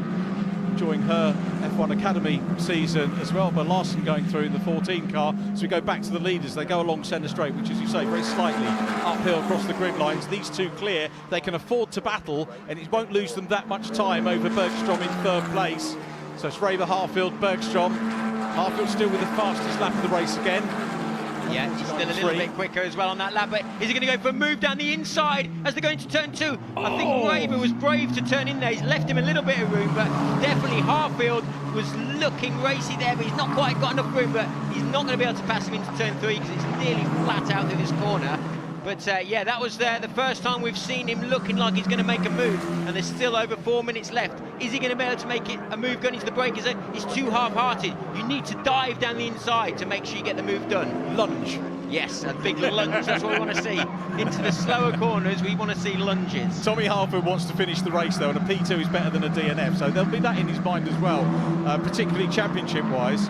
So he wants to get up into the top 5, but he's got the pace, and he's showing Raver that he is keen to race here. Raver knows he's got to be a little bit defensive now. Yes, he does, and he probably shouldn't have sort of shown his nose or show where he's intending to try and pass just yet, because that was only just showing that he's intending to try there maybe on the next lap, but we'll see further back. That's a lunge. That's Xavier. Yeah, Xavier's just managed to get down the inside there. A nice move, nice late braking, late move going into turn 2. That was on Elba Larson, so that was for 20th place. Esme Kosterman, the next target for Avramidis, who will try and work his way through. Harfield just drops back a little bit now, 3 minutes to go on the clock.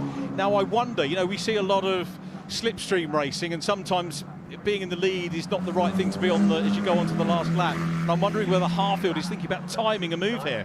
Maybe, yeah. I mean, it's he definitely dropped back a little bit there. So now what he needs to do is pick up this slipstream, which is what he's done. He's starting to. It's windy today as well, so it will help him if he's tucked up the gearbox of the car in front. But will he be able to make this move into turn 2? He needs to stay behind him to the last second. He's already started to cover it, Raver. So he needs to be careful not to make any contact, as he nearly did there.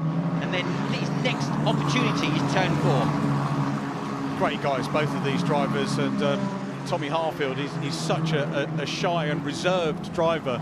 And he's now skateboarding down the exit curb. So unfortunately, yeah, he's going to have lost a lot of time there, as he won't have had any tyres on any wheels and tyres on the circuit at that point, as he was literally the middle of the car was in was down that curve. So he has lost a little bit of time, which is unfortunate, because I think his next possible opportunity to pass was going into that turn 4. Yeah, it's a shame that's gone, but this will be really good confidence building for the driver of the 21 car. So he's running well. Raver will be pleased to grab another win. He's had a fastest off the front win, and he's had a reverse. And this year has been really bizarre, because we've had drivers winning both, and you tend to get not surprises, but first-time winners in reverse grid racing. We haven't had that this year. It's been so competitive, this championship this year. Got the added bonus coming up, of course, which we'll talk about later on, of the Grand Prix support for the cars, not the championship. It's a non-championship race, but 2 races at the British Grand Prix for F4. Well, I hope most of these drivers are going to be racing, and looking forward to very much to seeing that. Raver now, though, he's got a little bit of a gap. 1:45 on the clock, so he's running well. Joel Bergstrom is going to be happy to get JHR up onto the podium. Al-Azhari 4th. There was Leo Robinson, Ryan Campbell-Pillington, so it's all been fairly calm now as they go on to the last lap. Let's see what Tommy Harfield has got in the armoury on the last lap. Closes up as they go down to Riches, but it's August Raver who is leading this one at the moment. Argenti driver heading perhaps for the win. Let's see how close the 21 car could get. Jinx out again, too far back, Phil. Yeah, it's too far back, and Raver knew that as well, so that's why he didn't defend the position, because he had a good run through turn 1. He wasn't scared, he knew exactly where he was in the mirrors, so he didn't defend, which is a good bit of driving from Raver. But let's see if Harfield can get a good run through turn 3 without running too wide. That was better. We didn't run wide there on that lap. So let's see if he is going to try and make a last-minute lunge into turn 4. It looks like he's too far back. As you can see, Raver just locking up very slightly. Harfield's closer once again. He maybe has another opportunity coming into turn 6, which is not this one. This is the one that's pretty much flat out. It doesn't, again, look like he's close enough. Now, his next best chance is going under the bridge. Now, can he get a good exit coming out onto the back straight, get a slipstream and try and throw it down the inside, going under the bridge? Again, it doesn't look like he's close enough. Not a good enough run, was it, out of Williams, but onto the bridge they go, under the bridge they go now into Brundle and Nelson, formerly known as the S's here at Snetterton, and Raber. Oh, here comes the move. He has a look, but again he's too far back. But he's giving Raber a real workout here, and you can see from the lock-up, you called it, Phil, he's really being made to work hard. Yeah, he certainly is. He's trying to go down the inside of the bomb hole there, which is a flat-out corner. He probably shouldn't have done that because now he's lost momentum. He's got one more braking zone coming into the last corner, but it's slightly on a bend as well, so as long as Raber just keeps it all clean, he should be able to win this race. He should be able to. What sort of a run? Out of Murray's, can the second place car get? The answer is it's not enough, and it's Raber who's going to have a Raber party as they go across the line to take the checkered flag, and coming out of the slipstream is Harfield who gets P2. Fair play, lads. That was a great race between the pair of you. Joel Bergstrom is back on the podium. So 2 Swedes and a young English driver on the podium. Adam Al-Azhari is next up. Leo Robinson goes across the line in 5th, and Rowan Campbell-Pilling completing our top 6. Superb bit of driving from those 2 front runners there. That was absolutely textbook there from the 2 of them. No mistakes from either of them. No contact. A great drive from the 2 of them. And then Bergstrom again, like you say, in P3. But here we go. We've got Mercier making a move there on Larson. So yeah, after his spin out from the contact with Fernandez earlier in the race, he's fighting his way back up. But yeah, great race. And actually better that we had it under settled conditions rather than the half damp. There were decisions taken in the original start this morning where some drivers went on. It wasn't going to be a dry race. Objective boys happy with their race winner. Yeah, it was much more settled having that dry race than the mixed conditions that we had earlier on. So round 8 of the Wera Tools F4 British Championship, certified by FIA. The win goes to August Raber, 2nd win of the year. Tommy Harfield in 2nd from Joel Bergstrom and Adam Al-Azhari. Leo Robinson takes 5th. 6th position goes to Rowan Campbell-Pilling. 7th was Ethan Jeff Hall. Rookie winner, he won't be overly happy with that, is Phil McLaughlin. He wants to be up at the sharp end. 9th goes to Martin Molnar. 2nd rookie was Theo Palmer on his BTCC weekend debut. 11th goes to Henry Jocelyn from Jimmy Pizzique. Chloe Chong in 13th ahead of Ella Lloyd. Then it was Chase Fernandez and Thomas Behrman who completes the rookie podium. Charlie Edge just seen out there off the rookie podium. He's in 17th from Cole Hewitson. Esme Kosterman in 19th. Xavier Avramides worked his way back into 20th place ahead of Henry Mercier. Had a great race there right to the end with Alba Larson and Yu Haofu, the final race finisher. So we need to top the points up now. Here's how the standings look after round 8. August Raber, now the championship leader from Jimmy Pizzique. Phil McLaughlin not too far behind in 3rd from Martin Molnar. Then Tommy Harfield, Adam Al-Azhari in 6th, Smith and Jeff Hall and Thomas Behrman. Then it's Rowan Campbell-Pilling and Henry Jocelyn wrapping up our top 10. In the rookies, it's McLaughlin that holds sway just about over Thomas Behrman. 13 points between the pair of them, with Xavier Avramides in 3rd. And the Challenge Cup, headed by Charlie Edge. Well done, Charlie. Head of Tommy Harfield. Elba Larson is in 3rd. Gives us loads to look forward to later on with race 3, where we'll see the fastest drivers off the front and some championship battles ensuing. But you've got to bear in mind that Jimmy Pizzique is starting, I think, down in 13th place, 12th or 13th place for that one. So the erstwhile championship leader with a huge amount of work to do. But again, terrific that we're seeing different drivers coming to the fore, and a great win for the young Swede there, August Raber. Tommy Harfield getting out of his car as well. And our congratulations to our podium finishers, and we'll catch up with them in just a couple of minutes' time. Please stay with us.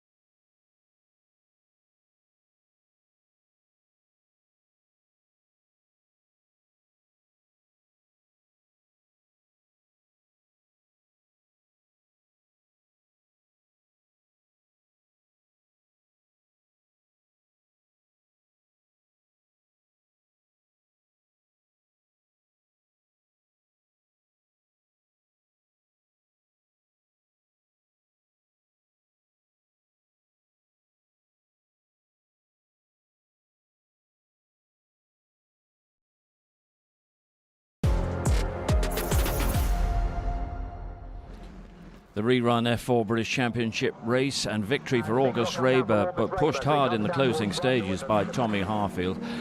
But that victory for Raber, enough to give him the championship lead, with Jimmy Pizik being shuffled down the order. Raber from Harfield, Joel Bergstrom in third, and Louises with the podium finishes. And a great race it was as well. That all came alive in the final few laps, which was great for us, but possibly a little bit more nerve-wracking for you. Yeah, it was a tricky one, especially the first race getting cancelled. It sort of made me have to reset a little bit get in my mental zone again.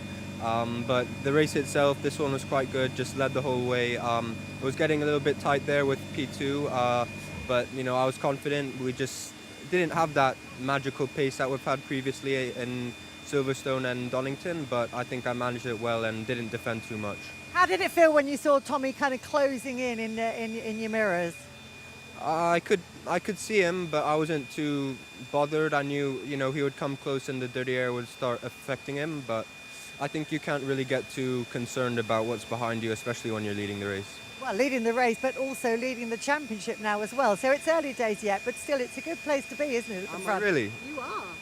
Wow, I didn't realise that. That's great news, but I'm not really starting that high up in race 3, so we'll see what I can do in that one to continue that. Yeah, we'll see you out there later on. And Tommy, I mean, you gave that your all, didn't you? If there would have been a way past, you hopefully would have found it.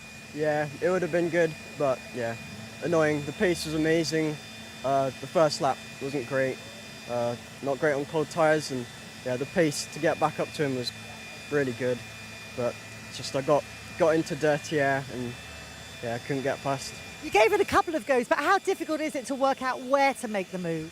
Yeah, it's really hard. Just you get into dirty air, you just get so much more understeer, and yeah, I obviously need to work on my adaptability in under dirty air, but yeah, it was good. Pretty good performance, I would say. Well done, another podium position, so that's good. And Joel, I mean, a slightly quieter race for you because with the guys battling behind, you had a nice little gap once you got into P3, didn't you? Yeah, definitely. It was quite a calm race for me, but I struggled a bit with the pace the first 3 laps. I struggled with traction and started locking up a lot. So yeah, something I have to work on, and it was a bit of a messy race driving-wise for me, but otherwise I'm happy with the P3. But lessons to be learned from every single race. What are you taking forward from that one into the final race here at Snet? Well, I learned a bit with how to control traction and all that stuff, and also learning every race I'm doing with overtakes and stuff. It's very different, but yeah, I feel like we're getting there. We're doing good progress, and yeah, now I feel like I'm consistently fighting for top positions, which I'm happy about. Good stuff. Well done. We'll see you out there later on. Back to you now, Steve. Thanks, Lou. Lunch break being taken now around the circuit. We'll have some action from earlier this morning, and then we'll get ready for the minis, which will be out on the track in about half an hour's time. In the meantime, quick word from Jade and from Paul, because we've heard news that Dan Camish keeps his first race victory under investigation, as you may recall, for a potential start line infringement, but justice has been done. But it would have been a nervous few minutes. Yeah, for sure. They've obviously taken a look at it and deemed that whatever he did or didn't do was fine by the stewards. We'll take a look at it now.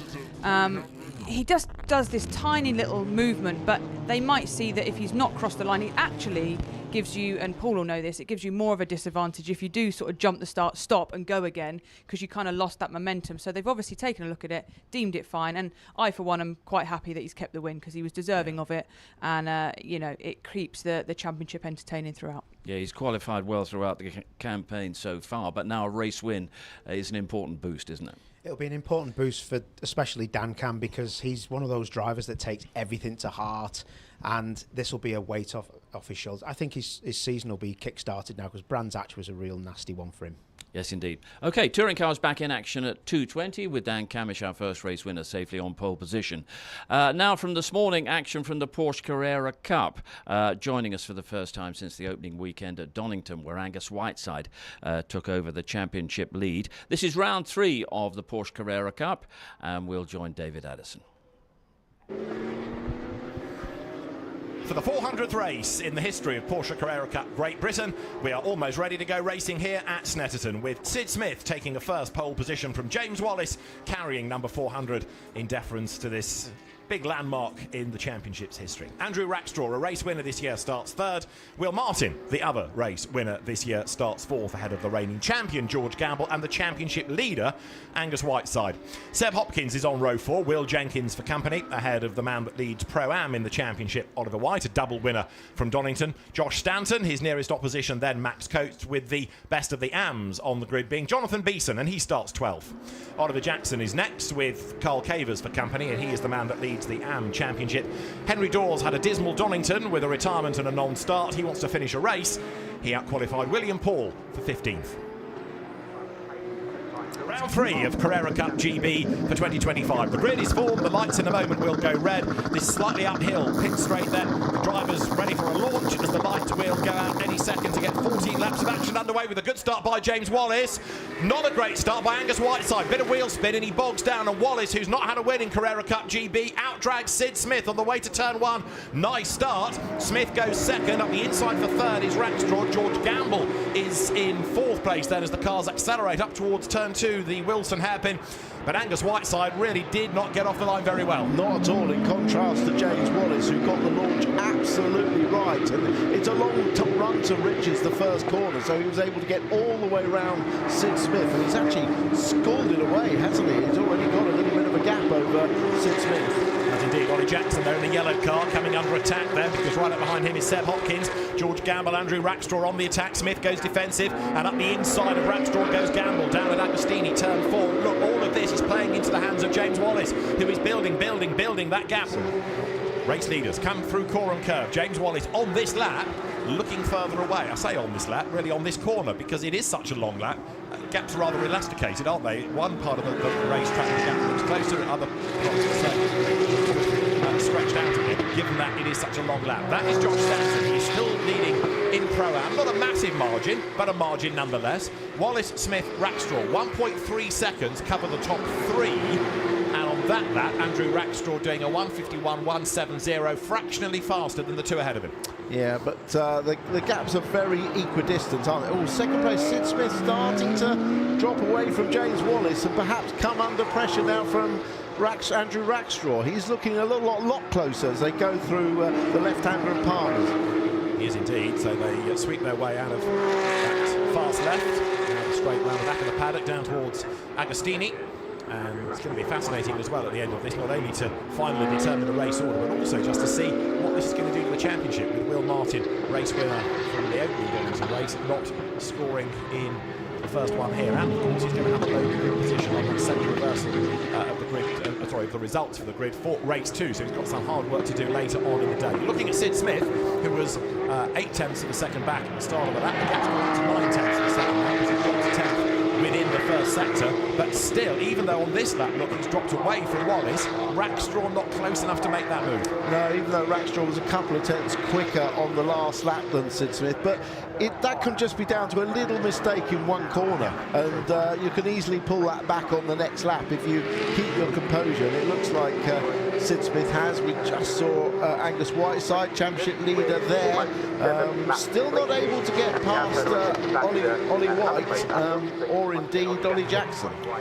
Yeah, Ollie Jackson, who is in his second coming in a sense in Carrera Cup, because he raced in it before he went to touring cars, has now come back into Carrera Cup.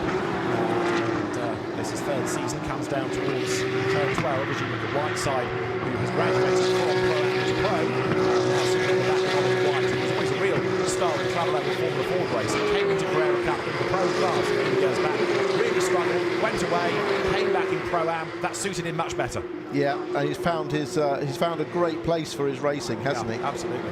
A very, very rapid driver he is too, Oliver White, and sitting on the back of the yellow car of Ollie Jackson. Whiteside up the inside of White, and he makes contact, and around they both go. Oh, that was unfortunate. That was a messy mistake, wasn't it? I mean, Angus goes for the inside, makes it very clear early. I think he thinks that Ollie White will let him through, but once he realised Ollie's is closing the door, as he's every right to do, he then locks up in panic. Lap 9 now. Yeah, lap 9 and they're away, aren't they? And it's real pressure. I mean, I think George Gamble's been very sensible here, just letting these two fight it out. Look down the inside and a lock up from Sid Smith. They may both go through now. Oh no! Oh, George Gamble loses it. That was that same little touch on the front that spins the car. No weight really on the front of the car. He was just looking to take advantage. Great move now. Rackstraw goes up the inside. Sid Smith locks up, opens the gap up. George Gamble goes to go through, makes the slightest contact and loses it. Looks as though James Wallace is finally going to score that maiden win, an overdue win. Yeah, an overdue win, and highly appropriate in this 400th Carrera Cup race for the Porsche Junior to get it. Of course, it's his second year as a Porsche Junior. They'll be looking for a new Porsche Junior at the end of this year for the next 2 years, but congratulations to James Wallace. He's really delivered for Porsche, who've backed him so well these last couple of years. Please avoid that splitter. Too late when he saw it. Don't want to get a puncture on this last lap, do you? The slippery surface flag is there in the background, which is for any liquid or debris on the racetrack. So drivers are warned about it. It may also have been that Colin Oakley, as the clerk of the course, will have notified drivers on the receiver system. As this is James Wallace then, making that run down towards turn 12, the final corner on the lap.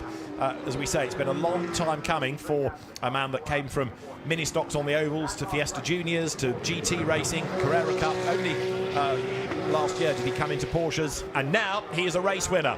The 400th Carrera Cup GB race won by James Wallace here at Snetterton. Andrew Rackstraw, after a great chase, takes second. Sid Smith from pole finishes in third. Well, James, congratulations, your first win overall. And I hear as well you were running 400 on the car for 400 Porsche races. It was meant to be.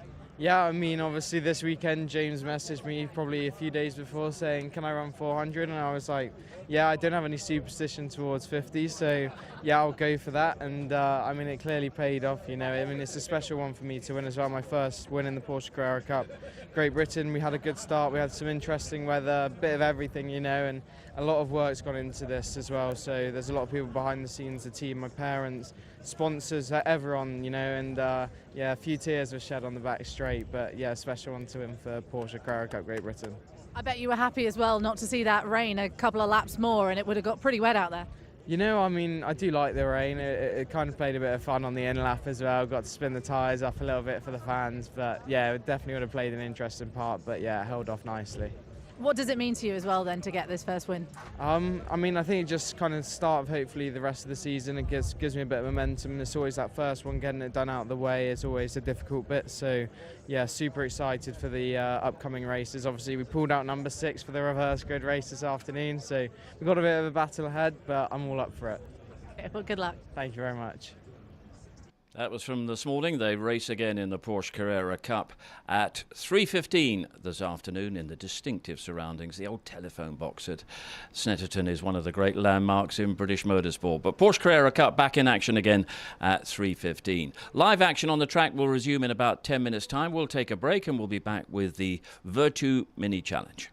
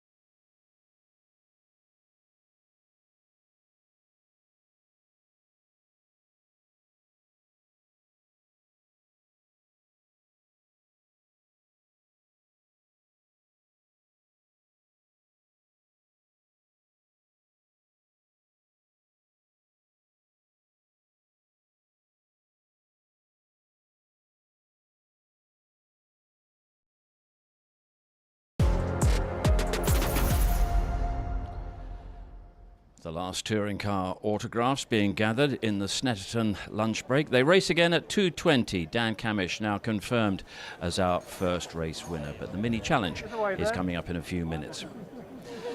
Now, the races may be short, but the physical demands of driving a touring car can be quite challenging. And in the paddock area now is a new driver recovery centre, which is being staffed by a team from the University of Greater Manchester. And David Addison has paid it a visit. We talk about cars being repaired during the course of a race weekend, but what about drivers? Well, the University of Greater Manchester, formerly the University of Bolton, is on site at touring car meetings this year with staff and students from its sports rehabilitation degree programme and looking after the well-being of drivers after practice or qualifying or after the races. Let's go meet the team and find out a little bit more about it. Sean Devlin is the man that heads up this programme. Sean, it sounds a really good idea, this, and drivers are responding very positively. Yeah, so we've had a few of the drives in already. So basically we're testing beforehand, we're seeing the range of motion, seeing any limitations they've got. Then we're doing whatever treatment's necessary.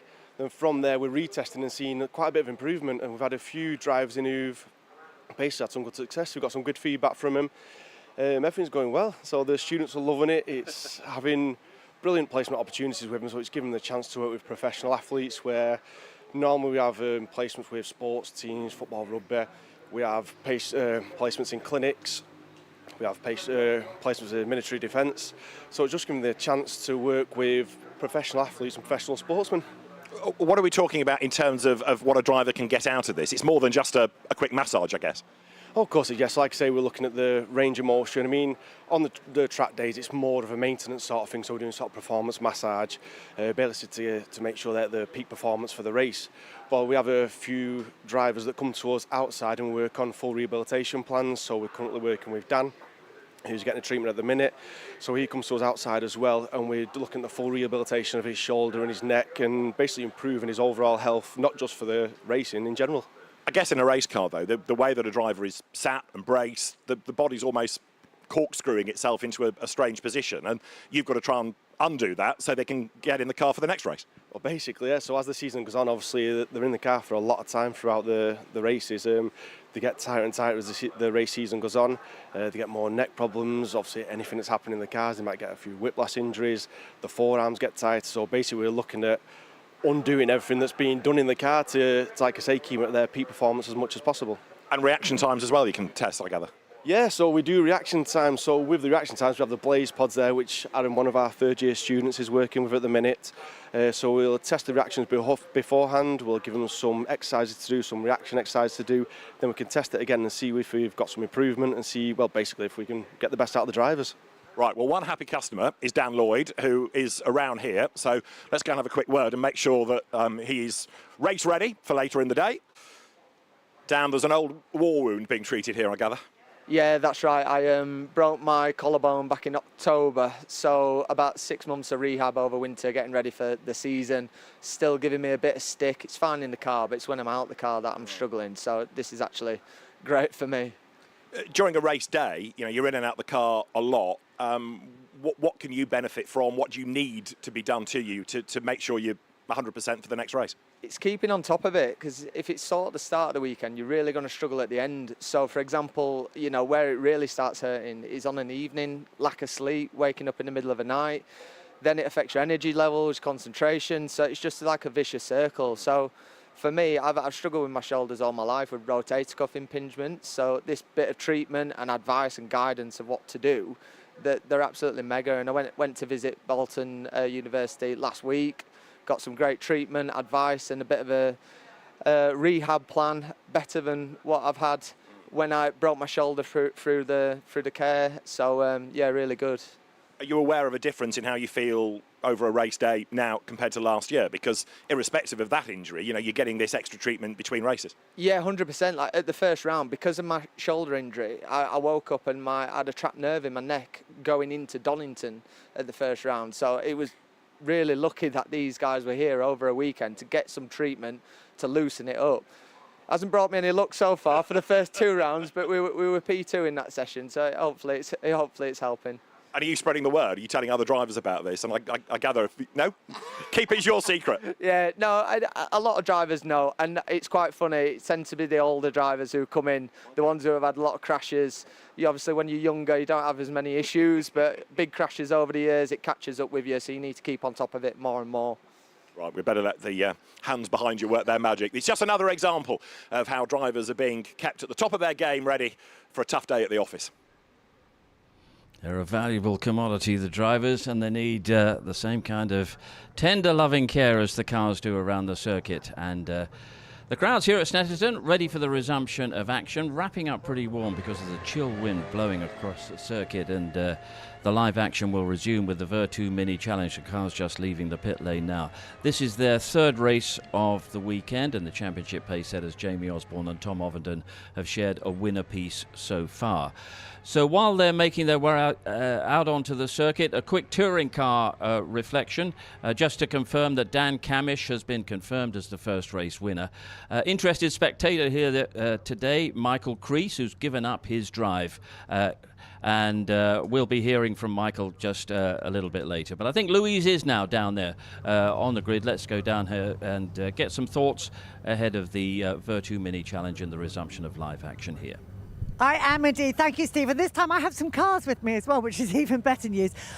So let's dive in and grab a word with the man on pole position. We've heard from him a couple of times already this season because he's having such a great year. And Jamie, a win already today, and starting from pole, a very good chance of another one coming your way. Yeah, definitely. I mean, we've had great pace all weekend, so really I'm just looking to bring this one home for the boys and just drive my best, and we'll see how it goes. What's the Snetterton circuit like in this car? Beautiful. Yeah, yeah, beautiful. I mean, it's hopping, skipping.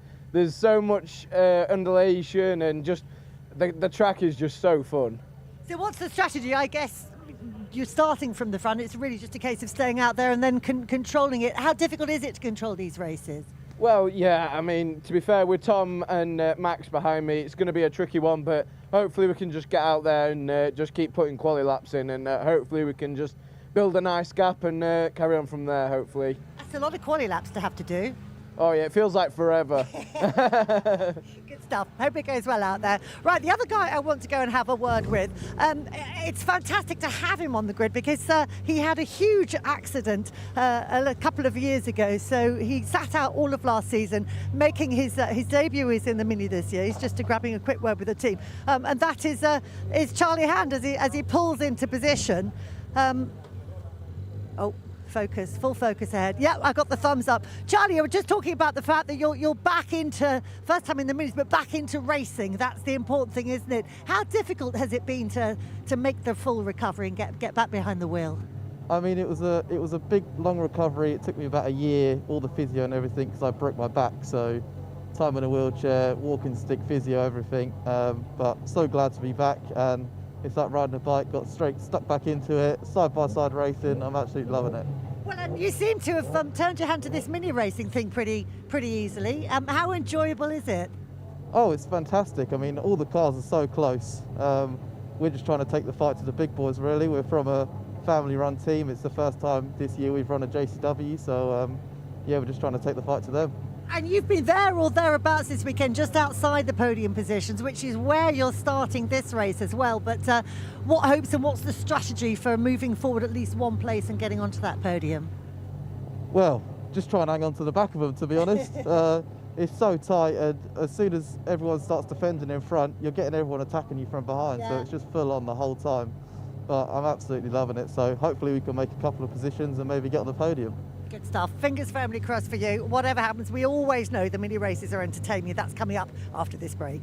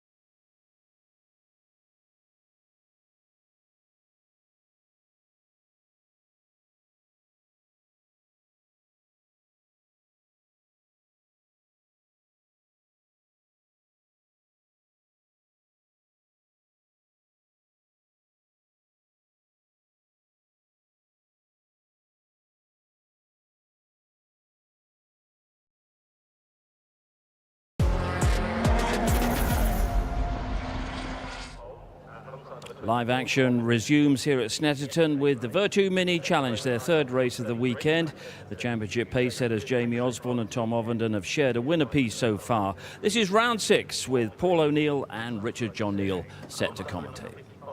It's a little bit like the championship decider, isn't it? Winner piece, and they're both on the front row of the grid, so I think we could be in for a treat here, Paul. Yeah, it should be a good one. Got some fast old people on the grid, and I'm really looking forward to Max Edmondson getting fully involved again. Yeah, he's had 2 second places so far. A Desmond, a 2-2 so far this weekend. Let's see if he can grab a first win. I certainly wouldn't bet against it for Max Edmondson. Really arrived well on it, but this championship, we've got just in shot there, the 1111 car. Nathan Edwards has had an absolute mare of 2 meetings, and it's damage limitation for him now. He's struggling, I think, with a little bit of budget, but he's a driver that picked up so many wins last year, and he's just had no luck at all. I mean, sometimes a driver season will go like that. Sometimes you get the rub of the green and drive well to go with that. That's certainly what Jamie Osborne has had so far, and he starts on pole position in the blue and yellow Napa racing car. Cracking race that he had in race number 1, where he was dicing it out with the reverse grid pole man Albert Webster, and Albert outbraked himself on one of the corners and sadly missed out on a potential podium. But we're seeing lots of great drivers now working their way through this. And there is that ladder in minis, because you could come in and race the Coopers we saw last time, come into JCW Sport and then into JCWs and maybe on into touring cars as well, so that infrastructure is there. Let's have a look at the names of the drivers that we've got. So there's Harry Higton, the reigning Cooper champion, who had his best result of the season, I think, in the previous race as well, so he's running well. Charlie Hand we heard from with Louise just before the break as well, running well. Josh Porter got a podium in race number 2 earlier on today, so there's lots of little stories developing. Lots of drivers making progress, which is exactly what it is all about. Yeah, and I want to see some on-board, and I think our on-board driver today is Lewis Selby, which will be one of the cars here, the Napa cars. You can see brilliant direction there, and you're gonna see some hopefully brilliant action from sitting on board this JCW Mini. Such a difficult car to drive. They bounce and skip and hop, like Jamie was saying on the grid walk. It's a great thing to see. So let's see what happens. Round 6 of the Vertu Motors Mini Challenge. Jamie Osborne, outright pole sitter from Tom Ovenden. Max Edmondson is in P3 and Charlie Hand 4th. Harry Campy next up from Nathan Edwards. Josh Porter is on row 4. Lewis Selby qualified higher up, but has a 2-place grid penalty from an incident in the previous race. Then we have Marlo Cordell and Alex Solly, Albert Webster and Stephen Chandler in the development car. Row 7, Harry Higton and Cameron Richardson, followed by Jacob Hodgkiss and Owen Hillman. Ned Anthony completes the JCWs. Pole for the JCW Sport going to Ben Crossley. Well done, Ben. So he will start from there. Will Crooks is next up from Henry Howarth and Archie Johnson. Chris McKenzie, who won yesterday's race, is next up from our Maltese driver, Nicky Gauci, who's back after having head gasket blown. You might remember, missed the live broadcast race at Donington Park, but he's back with us on the grid and looking forward to grab another podium here. Lovely. I feel like I've blown my head gasket already this morning. It's been a busy old morning, but there you go then. There's your pole man, Jamie Osborne. What a season this boy's having. He has really grown into this role of quickest lad in minis, isn't he? He's the new Zelos, isn't he? I think that's what we can say, and he's now very much the target for the others. So just to put the perspective in, he had a hat-trick at Donington Park.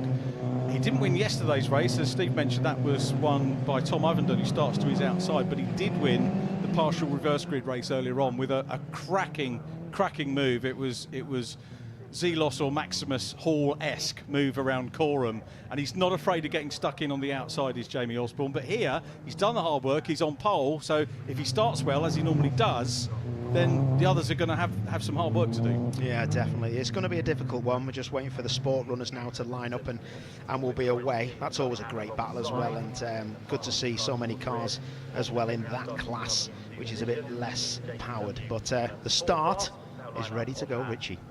Here we go then. So Osborne versus Ovenden. Take 3, a win apiece. Osborne has pole position. Ovenden had pole for the race yesterday and duly won that one, but not without a challenge. And again, Osborne away very well indeed. Ovenden will get clear, I think, in second position. It was a good start from third. The JC Sport runners are away well, but look at the 77 car. Got the line he wants, and he's clear. Wow, look at that. Edmondson up into second. Yes. Brilliant. Always complaining about the power, but great start. Yeah, I don't see Max Edmondson having as many power issues. I mean, he said he was down last time, but he's looked really sharp this weekend. 3 second places, and he'll want to get on the case of Jamie Osborne. Ovenden third, Charlie Hand in orange round the outside and trying to make up a place, but Osborne absolutely faultless off the start again. Let's see what Tom Ovenden can do. He's in third place. We've got a side-by-side going on. I think that's Harry Campy getting stuck in there and having a look at Hand. Yeah, it's all going off now. This is where it can be a pinch point down at Agostini's. Let's see what goes on. Max Edmondson just covering that 33, away there from Ovenden in the 24, so he looks like he's got it done, but second place is the battle. Look at Jamie Osborne, what a lead. Yeah, this is what he needs while the others squabble. Here comes Tom Ovenden, plants it down the inside. It's going to be able to go through his contact, and that'll be, I'll tell you what, the judicial process is always busy at Mini, and it's going to be after this race as well, as Charlie Hand goes around the outside in orange. Nice big blank canvas, that car, for a potential backer to maybe get involved. Definitely, it'd be good to see a few of these drivers helped out so they can get all the way to the end of the year. But listen, Max Edmondson then, that was a really nice thing that happened to him. He got hit sideways, which wasn't nice, but Ovenden looked like he'd come out of it, so he didn't get any problems a bit later on. But he's down the inside again, is he? As they go into the S's, late braking from Max Edmondson and bouncing across the curbs. Dan Zelos looking after Max Edmondson in that 33, saying he's one of the best talents he's ever come across, so that's coming from a champ. And whoa, Max Edmondson is Lurie, rear end bouncing, skipping, hopping. They're on it. Look at that. Woo! They certainly are. Max Edmondson, of course, the Honda Civic champion, twice champion in Civic, so making his move across into Minis in the very lovely livery of Pro Alloys Racing, new team this year into JCWs, but it's Osborne away. Now, this is where you can see that the driver in second place might be thinking about, yeah, am I down on power? Look how much he's losing. I'm not sure he is. I know the championship would want us to say that he isn't as they go across the line. So it's Osborne, Edmondson, Ovenden in third, putting the pressure on Max Edmondson. They will slow each other up by dicing. Ovenden pretty much racing every weekend. He was out in the modified Ford series last weekend. He's looking on the outside. He's got to be careful of Charlie Hand behind him. So he's going front-wheel drive this weekend. Last weekend, poor 2.5 litre Ford engine RSR, which is a Mark 1 Escort replica. I don't know what and he won 2 races in that as well. Fair play. I don't know what I'd want to be in out of all them cars, to be fair. Look at this then. Harry Hickton fully involved. Josh Porter around the outside. Bit of dirt on his tyres maybe. Nathan Edwards was in a little battle with Charlie Hand then, wasn't he, just a minute ago. Looks like Charlie's got the better of that left rear, locking up into Agostini as they all come through 16 million abreast. I do hope that Nathan gets some decent points here, and that encourages him to get back up towards the front group, because we know from what we saw last year when you had the likes of Max Hall and Dan Zelos, the triple champion, and you know Nathan was up there racing with and beating those guys. We know he's capable of it, but just hasn't had the rub of the green so far this year. Yeah, sometimes it can be a little bit of a concertina effect, and you only need one bad result. And Harry Hickton round the outside there. That was a good effort, that was. But yeah, great circuit this for racing. There's always somewhere to pass, outside, inside, wherever you like, sometimes across the grass. So what happened? Oh, big slide that, wasn't it? Albert Webster, big slide in the number 2, hopping and skipping. They're so stiffly sprung, these cars. I raced them in 2017 a couple of times and they were great. One of the best front-wheel drive and most rewarding cars I've driven. Bit scary, but loved it. Harry Hickton, go on lad. Josh Moore around the outside of the bomb hole. You're a brave boy doing that, Captain. Oh, yeah, mate, he's coming back though, and look who's coming in behind them now. Outside at Coram, Harry Hickton going for it. This is good stuff from Josh Porter, who was on the podium in the previous race. Hickton's going to slot back in as they come out of Coram, heading down in towards Murray's corner. Just right behind them is Marlo Cordell in the 27 car. He's had some frustrations this year as Marlo, but another very quick peddler. And I think that's the thing when you look through the top 10, top dozen drivers, all capable of taking wins and podiums. Yeah, every championship has got proper people in it. There's nowhere I know of in the UK that's got a championship with one good driver and the rest are rubbish. It's really hard work, and that's hard work. Oh, Charlie, be careful turning in. Oh! Edwards round the outside, well, down the inside. He did have his nose there, but Charlie tried to give him enough room, and I don't know whether there was just a little bit of it coming together, as in you always say to me, 6 of 1, half a dozen of the other. But this is Battle Royale, isn't it? Nathan's down the inside again. He should get this done at Agostini. He's having a look here, isn't he, Nathan Edwards? So this is a much more positive run for Nathan Edwards. Goes through Charlie Hand, who I have no doubt is going to be a race winner before the end of the season.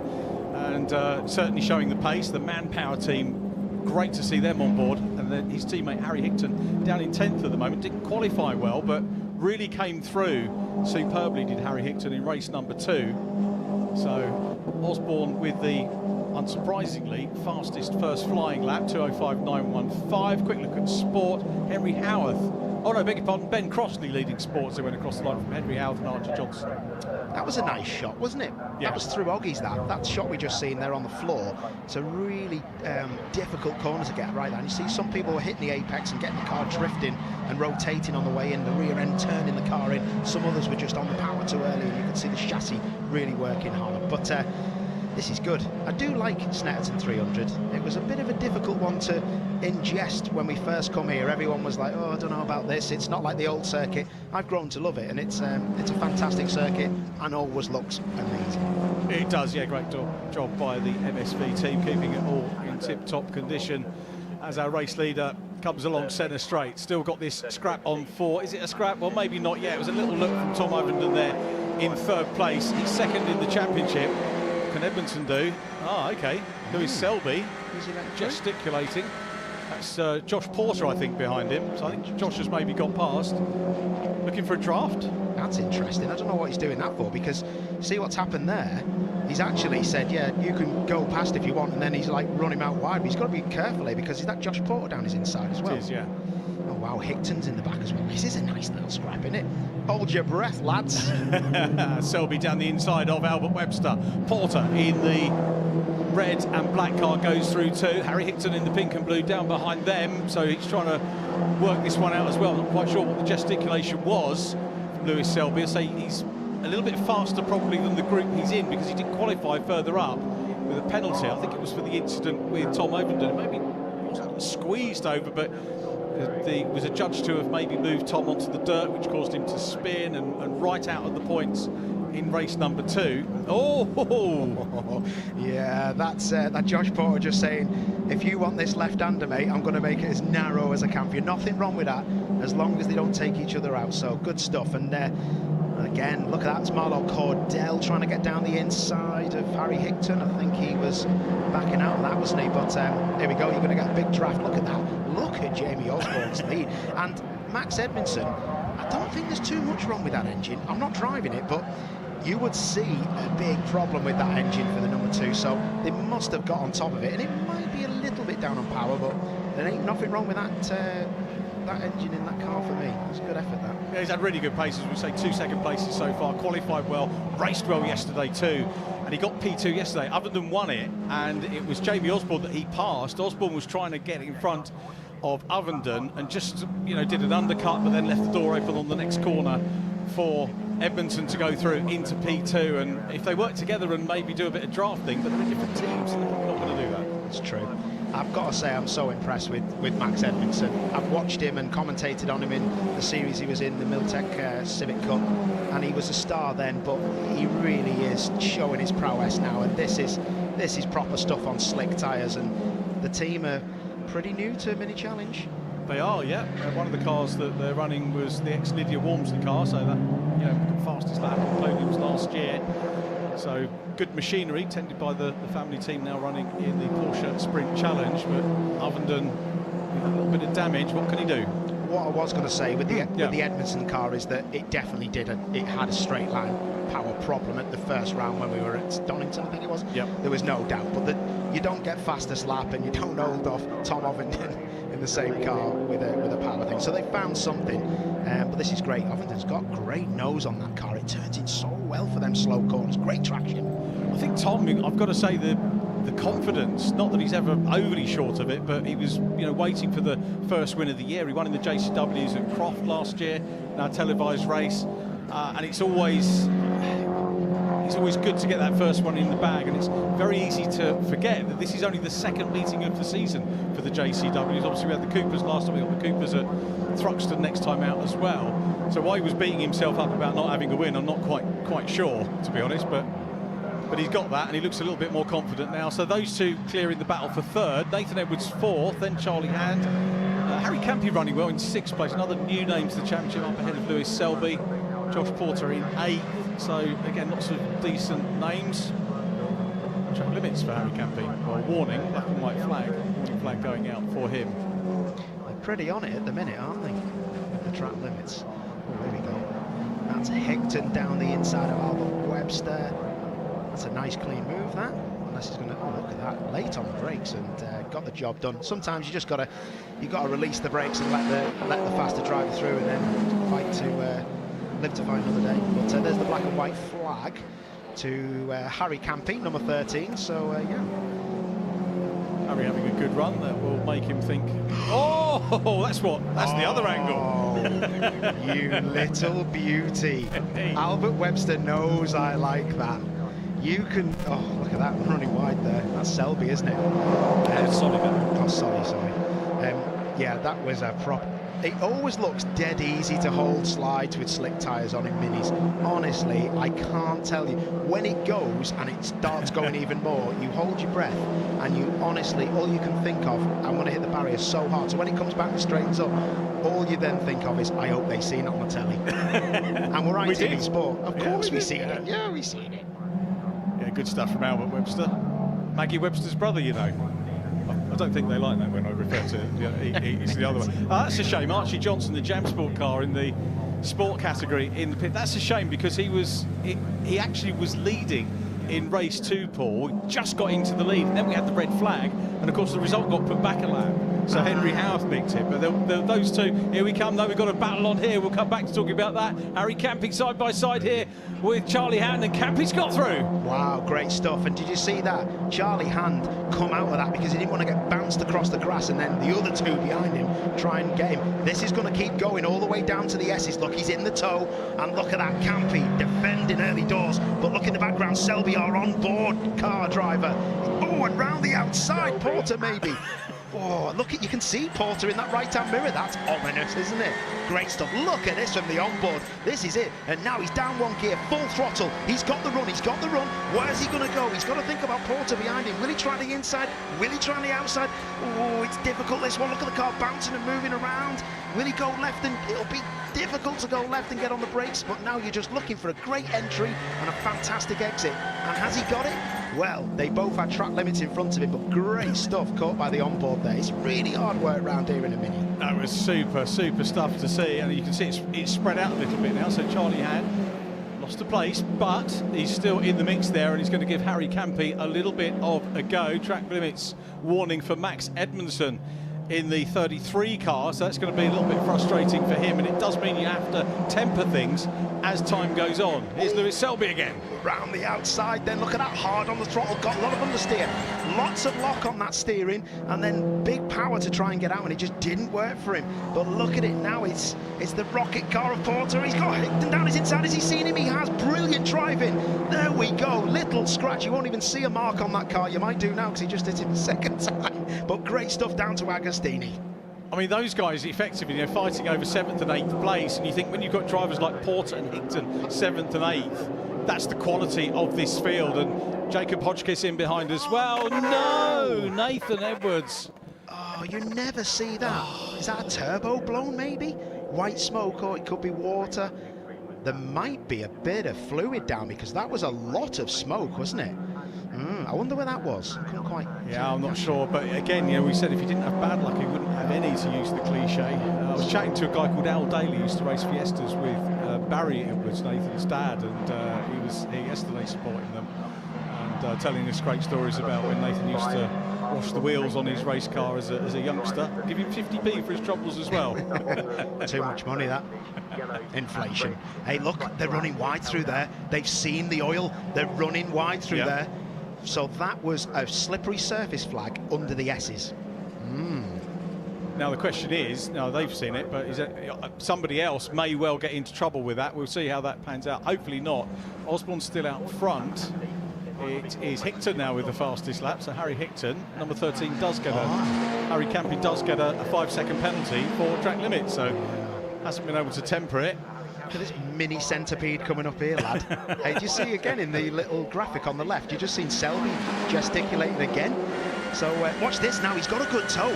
He's going to get a double toe here. What's he going to do? He's going to get one place. Oh, he's got to get your nose in, son. Get your nose in. Oh, he's going to get 2 places. Keep your nose in. Oh, I want to be in that car. Come on, son. Brilliant from Selby. Love it. Yeah, that was good stuff, wasn't it? Charlie Hand makes it through. and makes up a position. But now look, it's Harry Higton in the mix as well. So where's Higton come from? That's great, isn't it? I'm trying to drink a coffee here as well. You crack on, mate. Take over, Rich. So Harry Higton's come out of nowhere. He's going around the outside of Charlie Hand. Meanwhile, this is for P2. Tom Ovenden getting stuck in. Ovenden in the white and blue car. And out front, it's Edmondson. Remember, he's had a track limits penalty as well. So he needs to really keep an eye on that. He could find himself with a 5-second penalty. But it's all beginning to kick off now for P2. 4 minutes 12 on the clock. Let's see whether Tom Ovenden, he's not going to get the win because Osborne is away, very nearly 3 seconds ahead of these guys. There's the great shot showing you the gap. But Edmondson hanging on, he'll be delighted if he can get another second place. He'd be more happy with the win, but 3-second positions really sends a message to everybody else on the JCW grid that he is here and capable of taking whatever step it is on the podium. He'll have his day. He'll have his day. But I'll tell you what, the Edmondson car it looks like a fantastic chassis. They've got it working so well. The car was moving around and getting into the corners. Fantastic. What a group this is, led by our onboard car, who unfortunately has got away, so we won't see much more action. But great move at turn one. That was from Selby on board. Yeah, great stuff from Lewis Selby, veteran of racing in Mini Miglias and Sevens over the years, and he's been with us a couple of seasons as well in this one. There is Campy, the leading group of that. Leading car of that group that we were looking at with the 5-second penalty. Back with P2 though, Tom Ovenden just can't quite get close enough at the moment. The Kent-based driver, as we look back, Selby on his own, so nothing to see from the front-facing onboard camera, but might see Harry Higton closing up in the mirrors if we go back to that. Higton in the 64 car. Again, Harry Higton, later stage of the race, whether the car is coming to him in the late stages or he's just qualified out of position, I don't know. Higton did look like he was catching a little bit there. Really, that second and third place battle is definitely catching. Look at this. But look at that lead car there, that 33. It's in the fast stuff. It just looks so good. In a front-wheel drive car, which these are, you want the rear to just move a little bit, and when he turns in, the car just looks beautiful, just nice and gentle. It lifts the left rear up, and that unstabilizes the rear on exit to get you a better turn in. Because front-wheel drive cars predominantly are awful race cars. You go and drive around here in a front-wheel drive road car, and it'll be the worst day of your life. It's like listening to poetry. The flow. Oh, here we go. Here we go, Rich. Is this poetry in motion? Here we come. Ovenden tries to go in there, giving each other space here. They each recognise they're in a battle, and Ovenden's finally got through. Ovenden through into second. But let's see what Max Edmondson has got in response. He may well have the pace. He's got the car in front of him now, and he can focus now, not on defence, but attack. So the whole dynamic has changed for the 33 car. Let's see whether he can get back in front of the youngster from Kent. That 33 car looks awful. The chassis looks terrible. I'm joking. That was a great move, Ovenden. Brilliant. So what happened here? That was a little bit wide on the power at Edmondson. Then front tyres maybe just getting a little bit overheated. That was just a bit of a left, just to say, I'm here, mate. And do you know what? Edmondson could have turned in, bounced across the grass, took them both out. This isn't over. Here we go. Let's hope that we get a good close finish to the race. Here we go then. 1 minute 22 on the clock. And Jamie Osborne is away, looking for win number 5 of 6. So we think he's a serious championship contender. Here we come. Edmondson has got some speed. Tucks his nose on the outside line as they come into Murray's. Now it's on the straight. Is he going to pip his way down the inside? So they go across the line now. 1 minute 02 left. Onto the last lap goes Osborne. Well clear. Second place. Across the line goes Ovenden, showing in second place at the end of the lap for the first time. And it's going to be Edmondson trying to take the battle to him. They go through Riches. Can he close up here? This is where he affected a pass yesterday. He's had a big moment, Ovenden. His car is not as good as Edmondson's in the fast stuff, but the only thing that gets him away is the traction. Look at the speed out the corners, but watch in the fast stuff, the final few corners, Coram especially, he will have a go if he's close enough. We'll see whether he can indeed do it. So just working their way now around Palmer Corner, very slightly off camber on the exit, down towards Agostini, the hairpin, and Ovenden with his battle-scarred car in P2. Is it going to be a P2 to add to the P1 that he got yesterday? He's got Edmondson all over him. Max Edmondson wants to get 3 perfect second places. Either way, they're going to have a good old natter after the podium for sure. So now down through Hamilton Corner, heading up towards Oggies, and Ovenden just stretching things a little bit now over Edmondson, who might be gearing up for that final charge. Maybe, but let's watch, because under the S's and round Coram, Edmondson's car is definitely faster, and he is as brave as they come, this lad. Let's see what he can do. So here, coming into sight, is our race leader, Jamie Osborne, who will have a good, clear champion. He's already a race ahead in the championship points, believe it or not, after race number 1. No drop scores either this season. Ovenden in second. Here comes Edmondson, though. He's getting closer now as they go through the second part of the S's. Replay here of Harry Hickton trying to get on the inside of Josh Porter. I was going to say Charlie Hand for a minute, but it's Josh Porter. Wow, that was a bit messy, wasn't it? But look at that, it's over now, isn't it? Oh! Both of them having massive slides. Final corner, Jamie Osborne's done the job, I think. Jamie Osborne is going to do it. Harry Hickton with the fastest lap at the moment, but Osborne is going to take win number 5 of 6, no question. Is there going to be a drag to the line, though, for Max Edmondson, who's trying to close up? Osborne takes the checker, 5 out of 6. Across the line for second is Tom Ovenden. And Edmondson, well, three podium finishes for him. Here's the 4th place man, our onboard Lewis Selby, who has got clear circuit in front of him. Good drive from Lewis, despite the fact that he had a grid plate penalty. Harry Hickton next across the line maintains the fastest lap of the race. Josh Porter wrapping up our top 6. Great stuff that, wasn't it? As they all come across the line, still all together, aren't they? We've still got the sport category to look out for as well, and that's Henry Howarth, who is in front. That's Nicky Gauchi, I think, who is next up. Now, Ben Crossley should be ahead of them as well, according to the timing screen. Ben Crossley in blue. Here he is. Here's Ben Crossley. He's going to take the win. Look at that, a convincing win from Ben Crossley in the JCW Sports. Takes the win. Second position will go to Henry Howarth, and the Maltese driver, the scholarship winner from last year, Nicky Gauchi, takes a 3rd podium in 6 races, 5 starts actually for Nicky Gauchi. Well done, and we say hi to all our viewers over in Malta. And they're going to be looking, though, at this guy and being mightily impressed by Jamie Osborne, who yet again goes away with a superb win. And what does it mean to the Napa boys and girls? It means the world. They've seen that a lot, haven't they, to be fair, at the minute, and Ovenden just showing his appreciation as well. But again, great stuff from Jamie Osborne. I know how hard it is to drive these cars, and to be up the front and do it as much as he does is fantastic to see. So well controlled. The race was won on the first lap. Ovenden was battling with Edmondson. Jamie knew the sketch. He just settled it down and got it done. Round 6 of the Vertu Motors Mini Challenge here at Snetterton, and another win for Jamie Osborne. Tom Ovenden second from Max Edmondson. Next up was Lewis Selby from Harry Hickton, who got the fastest lap. Josh Porter 6th from Albert Webster and Charlie Hand. Jacob Hodgkiss in 9th, and Alex Solly completing our top 10. 11th in the development car was Stephen Chandler. Ned Anthony gets a good finish in 12th place, learning his craft. Cam Richardson 13th from Harry Campy with his time penalty. And Owen Hillman completed the JCW. So the sport win goes to Ben Crossley from Henry Howarth and Nicky Gauchi. Will Crooks was next up from Chris McKenzie in 20th. Problems in the race we saw, sadly, for Archie Johnson, Marlo Cordell and Nathan Edwards. So sunshine now. We had rain earlier on in the day. The sun shining, though, on Jamie Osborne, who has a 64-point lead over Tom Ovenden. Lewis Selby 3rd from Max Edmondson and Albert Webster. The rookie championship led by Edmondson from Webster. Jacob Hodgkiss in 3rd, ahead of Harry Campy. And Charlie Hand in 5th. Henry Howarth leads the JCW Sport Championship with that P2 in that race. Ben Crossley gets closer, though. 17 points behind now in 2nd, with Archie Johnson in 3rd from Will Crooks and Chris McKenzie.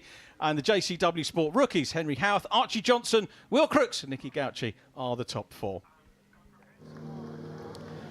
So you can see the Napa team there, Dan Camish and everyone applauding.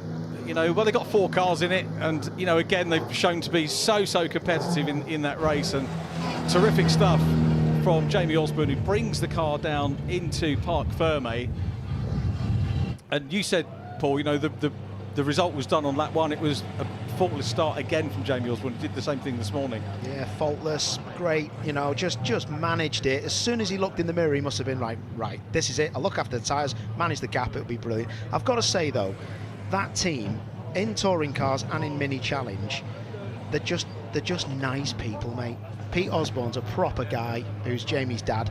They're just lovely people, and it's good to see people enjoying it and just trying to help everyone out as they go along. So fair play to you guys.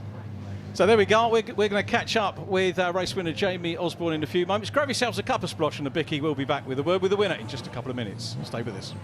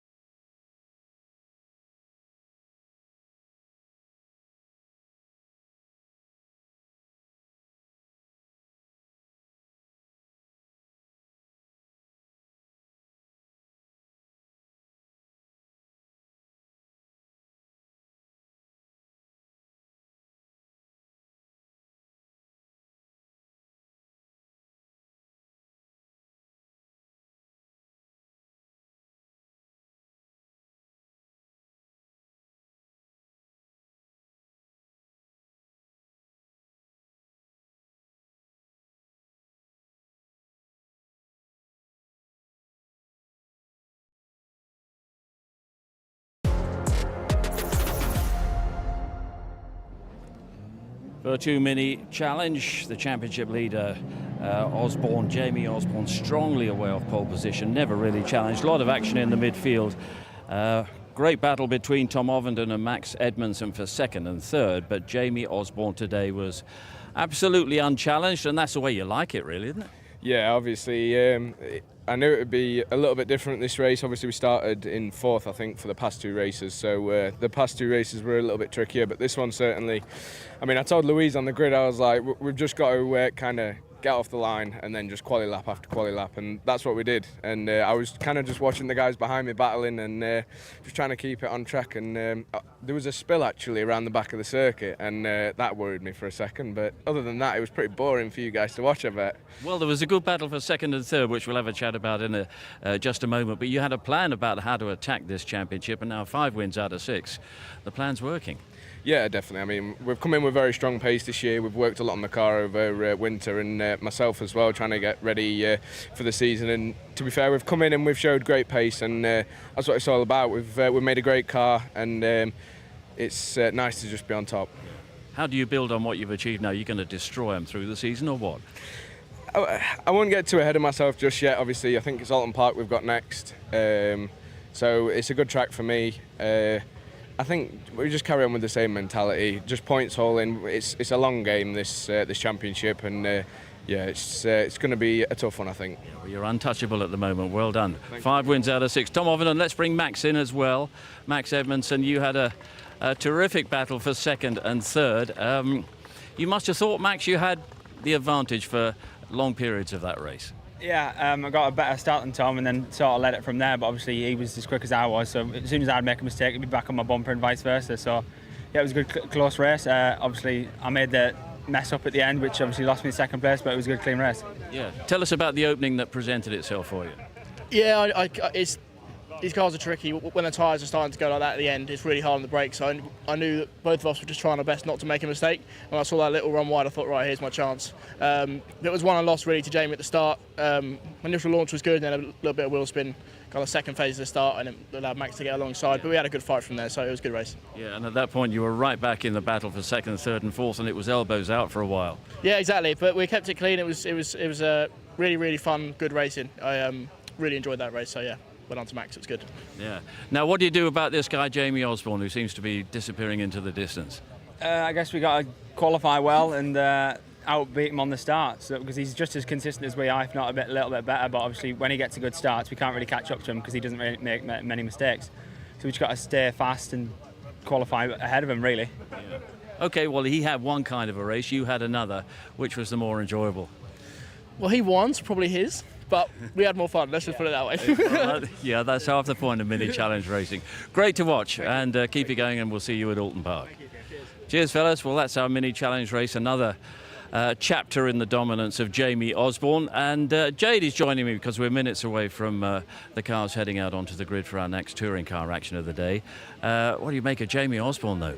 Yeah, he's come on leaps and bounds. I remember him when he was in Ginetta Juniors, actually racing for my father's team, and now he's in minis. He's not only performing well, he's so consistent with it as well, and his dad was straight with him out the car, so proud at every win that he has. And I bet he'll be knocking on the door of his brother's touring car seat fairly soon, I'd imagine. So. There is a bit of momentum there, a bit of momentum about the family as well. Right, touring cars back out in a few minutes' time. Dan Camish breathing a sigh of relief. There was a bit of a question mark over his start line procedure. All clear, and he gets his first win of the season. He'll start on pole. Yeah, and I think I've just had the tyre allocations through, and it looks like everyone's on softs other than those top 3. So they're going to be sort of sitting ducks in that sense. They have to go hard. They have to go onto the hard tyre, so they don't have a choice. So whether they'll all work together to try and, stay in position as best they can, or whether it's every man for themselves, I'm not sure. But they've got the entire grid behind them on a better tyre breathing down their neck. Yeah, this is the sort of thing that Tom Ingram, though, in particular, relishes. Yeah, exactly. Both Ingram and Sutton, this is stuff that they're used to now by the time they've been into this championship for so long. So it won't faze them. It will cut their losses. They're going to try and see how high up they can stay. They know they're going to be on the back foot, but they're also brilliant racers as well as fast lap times as well. So it's going to be an entertaining race because the likes of the Dan Lloyd and the Smileys behind them on that soft tyre will be eyeing up a good result here. Okay, and Jake Hill, way at the back of the grid. I mean, what a contrasting weekend to what happened at Brands Hatch. But at least he's got two sets or two races on the softs. Yeah, he got the hard tyre out the way, so he's now on the optimum tyre for the final 2 races. He's a very different driver than he was a couple of years ago. He won't just let this get to him now. He'll have his head down. He'll make smart moves, hopefully, and you know, the day should get better.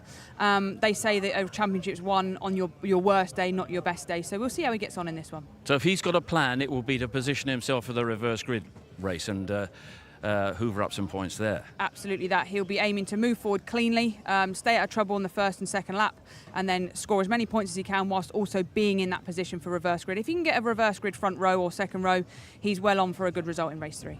Okay, so race 2 is about 4 or 5 minutes away. The cars will be heading out of the pit lane imminently. We'll be down on the grid with Louise, and we'll be taking a quick break, I think. Ahead of that, we are. We're taking a quick break, and then we'll be back down on the grid with Louise, and things will move very swiftly from there.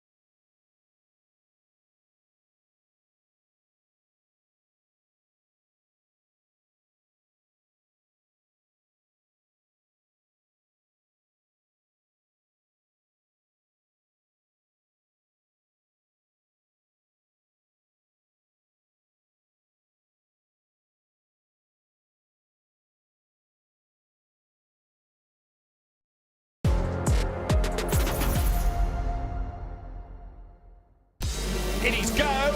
Good start by Camage. And Ash Sutton's already up to 4th, and he might be 3rd, in fact, round the outside of Romo as they come off turn 1. Where's the Toyotas getting themselves together, and Jake Hill gets turned around. Bang, straight into the side of Gordon Shedden. Dan Camage will win round 7 of the Kwik British Touring Car Championship. Camage wins at Snetterton.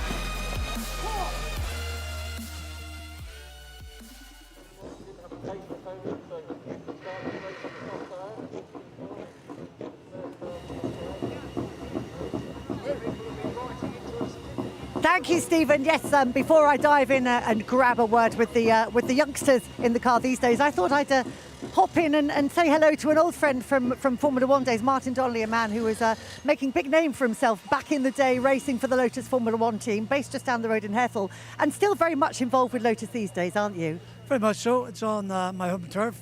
Great to be back here at Snetterton. Great to see the place looking so well. I've never seen it look so well in the past. A lot of people here, the brand. And, you know, I work for Lotus, I work for the LDA. They're on Friday doing some stuff for their customers. My son drove my 102 car on the Thursday at Hethel, which obviously was a big moment. A lifetime. We never thought 35 years ago that would happen. So I was glad to be able to show when he came in and pulled off and had the biggest smile on his face ever. So that's something you take to your grave, you know, it's fantastic.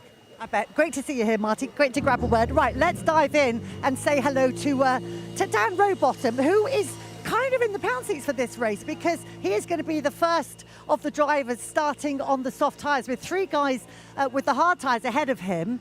This could be very good territory for you, couldn't it? Yeah, I think so. I mean, obviously we're the first soft tyre car on the grid, as you said. We didn't have the pace ultimately to charge for a podium in race 1. So this was the next best thing. Ultimately, we've got the opportunity now. There's some quick cars around us. You know, Adam and even Mikey Doble did a great job on the hard tyre, and he's only back in 9th. So we've got to just make some hay and hope for the best. Have you sharpened up the car in any way, shape, or form between race 1 and this one? Have you made some changes? We've done a few bits. You know, we didn't quite have the balance where we needed it for race 1. So Paul's done. He's worked his magic, and we're going to hope that it's good enough. I mean, you know, it's so close, this grid now. You know, you only need a tickle to make something work. So I think we've probably got in the right direction, and I'll tell you in about half an hour. You mentioned Mikey Doble. You've also got Dan Lloyd alongside, who I know was looking quite handy in the last race. So how much of a threat do you think he's going to be? I mean, ultimately, Dan had a lot of hybrid for the first race. He's got a little bit more than us now, so we've just got to try and get our head down and go. I mean, ultimately, I think we're in a good position, but you never know. It's BTCC, right? Fingers crossed. Good luck. Let's go down to the back of the grid now. Who've you got, Paul? Thanks, Lou. Yeah, I'm with Gordon Shedden, and I've just been speaking to your wife, Gillian, and she says it's a new Gordon Shedden. What's new about you, mate? No stress. I think, I mean, that's obviously a disaster in race 1. I mean, to be attacked like that, it did a whole load of damage to the car. It's never good when you see engineers with hammers in their hand and welding guns out and everything. So, yeah, just really disappointed to, be on the receiving end of that. But that's what we've got. Guy's done a great job to get it fixed. We just got to get on with the job now. Soft tyres for the next 2 races, so we'll see what we can scramble from the weekend. Chassis seems good though, doesn't it? Car seems like it rotates well, it does everything you want it to do. This soft tyre should be the blessing. I hope so. Obviously quite a lot of cars on the soft tyre now, but yeah, I mean, she's going well around the corners, stops well, turns well. We could do with a bit more get up and go, but we're working really hard on that. But we just got to do the best job that we can just now, and see where it takes us. I think obviously a few of the cars a bit further up on the hard tyre, might be a little bit of a blockage. I could do with a bit of carnage somewhere up that grid to help our progress a little bit. Not involving us this time, but yeah, we'll see how we go. Last one for you, mate. Matt Neal never treated you as badly as some of your teammates seem to treat you, mate. It's rough out there, isn't it? It looked like a bit 50-50 down at the hairpin with Aaron, but how did you see it? Yeah, I mean, I was pretty comfortable where I was, first lap, and he kind of arrived, fully committed, 2 wheels on the grass, and obviously then got into Jake as well. So, collectively we could have done without that. It's not, when we are where we are on the grid, we just don't need things like that happening. We've got to be working together to go forwards. But again, it's done now, can't change it, get on with it. Defo. Well, listen, good luck, champ. You deserve to be right up there, mate. We'll keep plugging away at it. It's tough, but we got to get, tick all the boxes and do the best we can. Top man. Good luck, mate. Lou, who you got? Thank you, Paul. Right, I mentioned him earlier on. Let's dive in now with Dan Lloyd, who was looking pretty handy in that first race. You've got a good car underneath you here, haven't you? Yeah, we had good pace there. We were confident we would from qualifying, but yeah, it was really good. Obviously, mega happy to get the independence win and some mega points for the team, but we also made some quite big improvements for this race. Well, we think we have anyway. Hopefully they are. Wasn't quite happy with the balance, but still really good pace. So, yeah, see what this race brings. What was it not doing that you wanted it to do? I had too much understeer from quite early on in the race. It was quite surprising, to be honest. So we've made quite a few decent changes for this. I'm sure other people have improved as well, but considering how it felt and the fact that we were still quick, I think is quite promising for this one. Well, what did you learn from race one about the delta between the harder tyre and the softer tyre? Because obviously you and Dan Robo are on the soft tyre. You've got 3 guys ahead of you on the harder tyre. So how much difference is there going to be in terms of lap pace in your favour? Yeah, I think the main person to look at was Mikey Doble. He seemed to struggle, particularly at the start. The softs are definitely the dominant tyre, and obviously the guys at the front have less boost as well. So, I mean, you know, those boys are quick. They know what they're doing, so you never know. But I don't know. I don't want to say too much, but I think we could be in a good position here. I just want to get stuck in, and you know, if we can get towards that overall podium after what's been a tough start to the season, I think it'd be mega for myself and the team. Fingers firmly crossed. I think quietly confident is the word there. So let's see how it all turns out. That second race is going to be coming up after this quick break.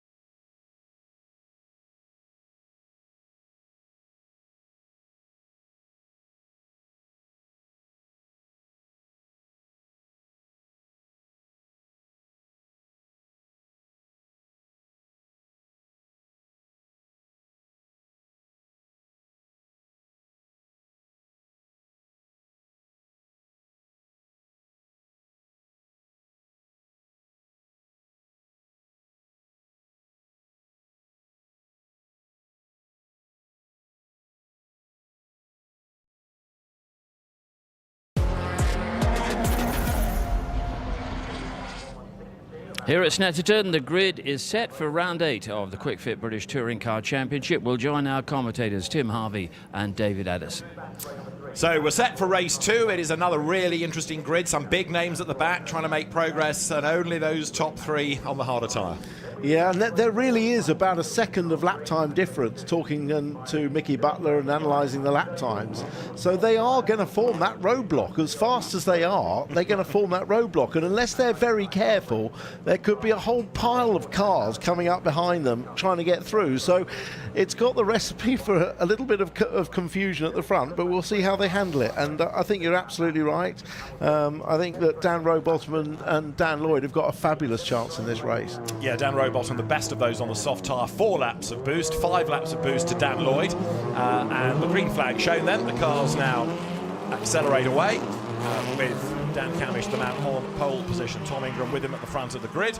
Go a little bit further back, you find starting 8th, Chris Smiley, in another of the very rapid Hyundais, and he's going to be on the full allocation of boost. He's going to be on 8 laps of boost after finishing 8th in the earlier race. There is the Restart Racing Hyundai.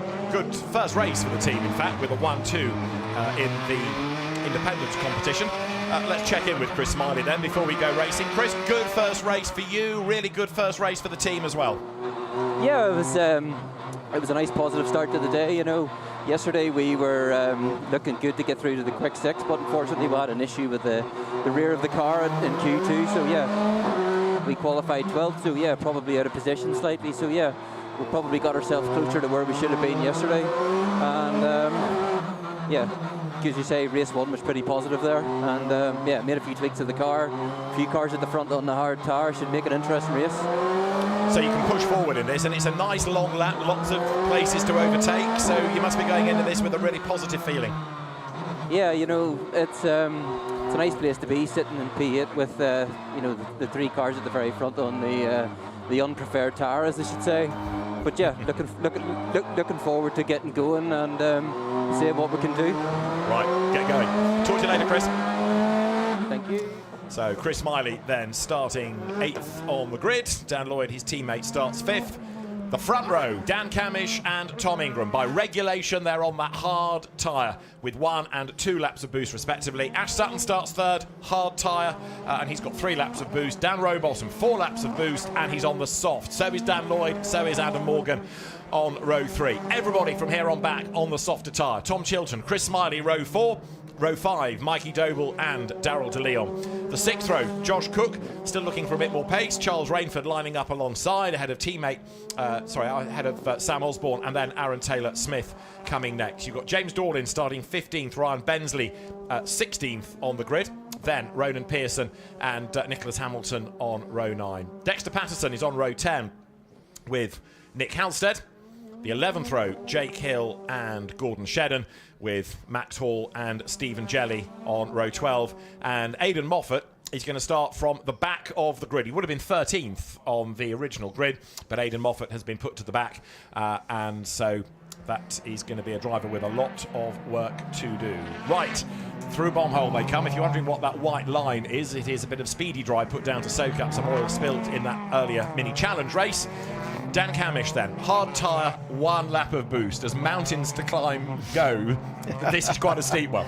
Well, in actual fact, I mean, you have to look at the performance of Mikey Doble, who finished 9th and the first car on the hard tyres in race 1. But of course, there were a lot more cars on the hard tyres. There's only 3 in this race. The whole rest of them have got the advantage. So they're going to be looking in their mirrors a lot. But I'm also fascinated to see what Jake Hill does from the back.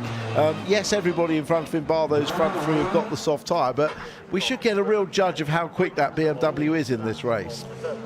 Another fascination is going to be how long can those at the front hang on. It might even be that they get jumped off the line, but if Camish or Ingram or Sutton can hang on to a place, for how many laps? Well, the thing is, they know it would be pointless them trying to win this race. I mean, I say that, but it would really be pretty pointless. You need to get the best result you can without risking being punted off. We saw the advantage on the brakes and on traction of the soft tyre in race 1, so they've just got to stay out of trouble and finish as far up as they can, but trying to win the race could be the wrong move for them. Camish being very careful with his grid positioning here, and certainly won't want to move before those lights change. Very true. It is round 8 then of the Kwik Fit British Touring Car Championship. 7 races, 6 different winners. Are we going to have another different winning name then at the top of the result sheet come the end of this? The drivers now making their way up into place, which includes there at the back rebuilt cars for Gordon Shedden, Stephen Jelly. He also had contact, we understand, with Max Hall in race 1, and Max Hall's car, by the look of it, is going to start out of position at the very back there, so Max Hall starting at the back. Maybe if there was any concern over the car, it's better to be behind everybody rather than have someone behind you. Either way, it's all eyes now on the front of the grid. Green flag at the back. That means everybody has returned from the formation lap. Round 8 of the Kwik British Touring Car Championship. 12 laps ahead of us. Lights quickly out. Away they blast, and a good getaway by Sutton.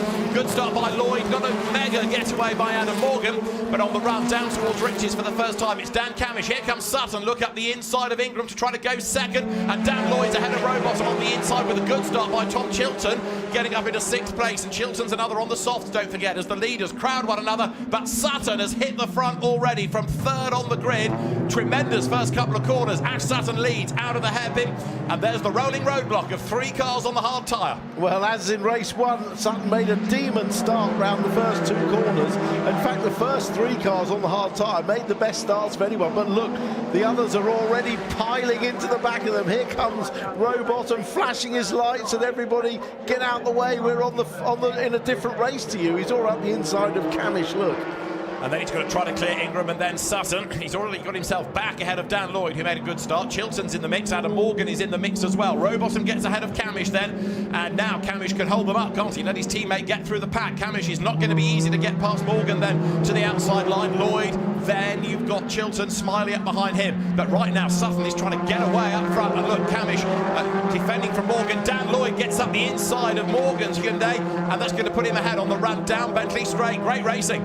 Yeah, Lloyd will probably get both of them because he should be later on the brakes here as well than Camish. That was great awareness by Dan Lloyd. He read that situation perfectly, and yes, he's managed to close the door as Camish loses another couple of places to Morgan and Chilton. Get shuffled offline, so that opens the door for Smiley, who's coming, look, on the inside towards bomb hole, but that's where all the speedy dry is. A little bit less traction there. Rest of the field files through. So Sutton it is, leading the way from Ingram. Bit of leading going on there, look, as Chris Smiley gets up the inside of Dan Camish, who is dropping like a stone, having been shuffled offline. That kind of opens the floodgates. Everybody comes pouring past him.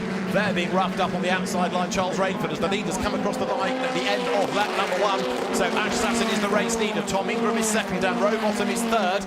In 4th place it's Dan Lloyd. In 5th place Adam Morgan. Chilton is 6th. Then it's Smiley. Camish down to 8th from Osborne and Doble. Well, I have to say, Sutton and Ingram have done a fantastic first lap to survive in the front in the hard tyres. You can see how hard it is just by the way Camish has gone back. And there is Dan Camish under attack from his teammate Sam Osborne. Look who's got Mikey Doble behind him. Then Josh Cook is next in the queue as the leaders come down towards turn 3 for the second time of asking. And there, Camish on the inside line. Osborne switches sides, gets up the inside on the corner exit, and will have the right line for Agostini. But also, look, Mikey Doble's very, very rapid. Vauxhall Astra tries to follow the Ford through. There's Josh Cook on his toes as well. He finds a gap on the inside, and there's not much Dan Camish can do there to defend. No, he's absolutely been hung out to dry there, but there isn't anything he can do. They've got a big grip advantage.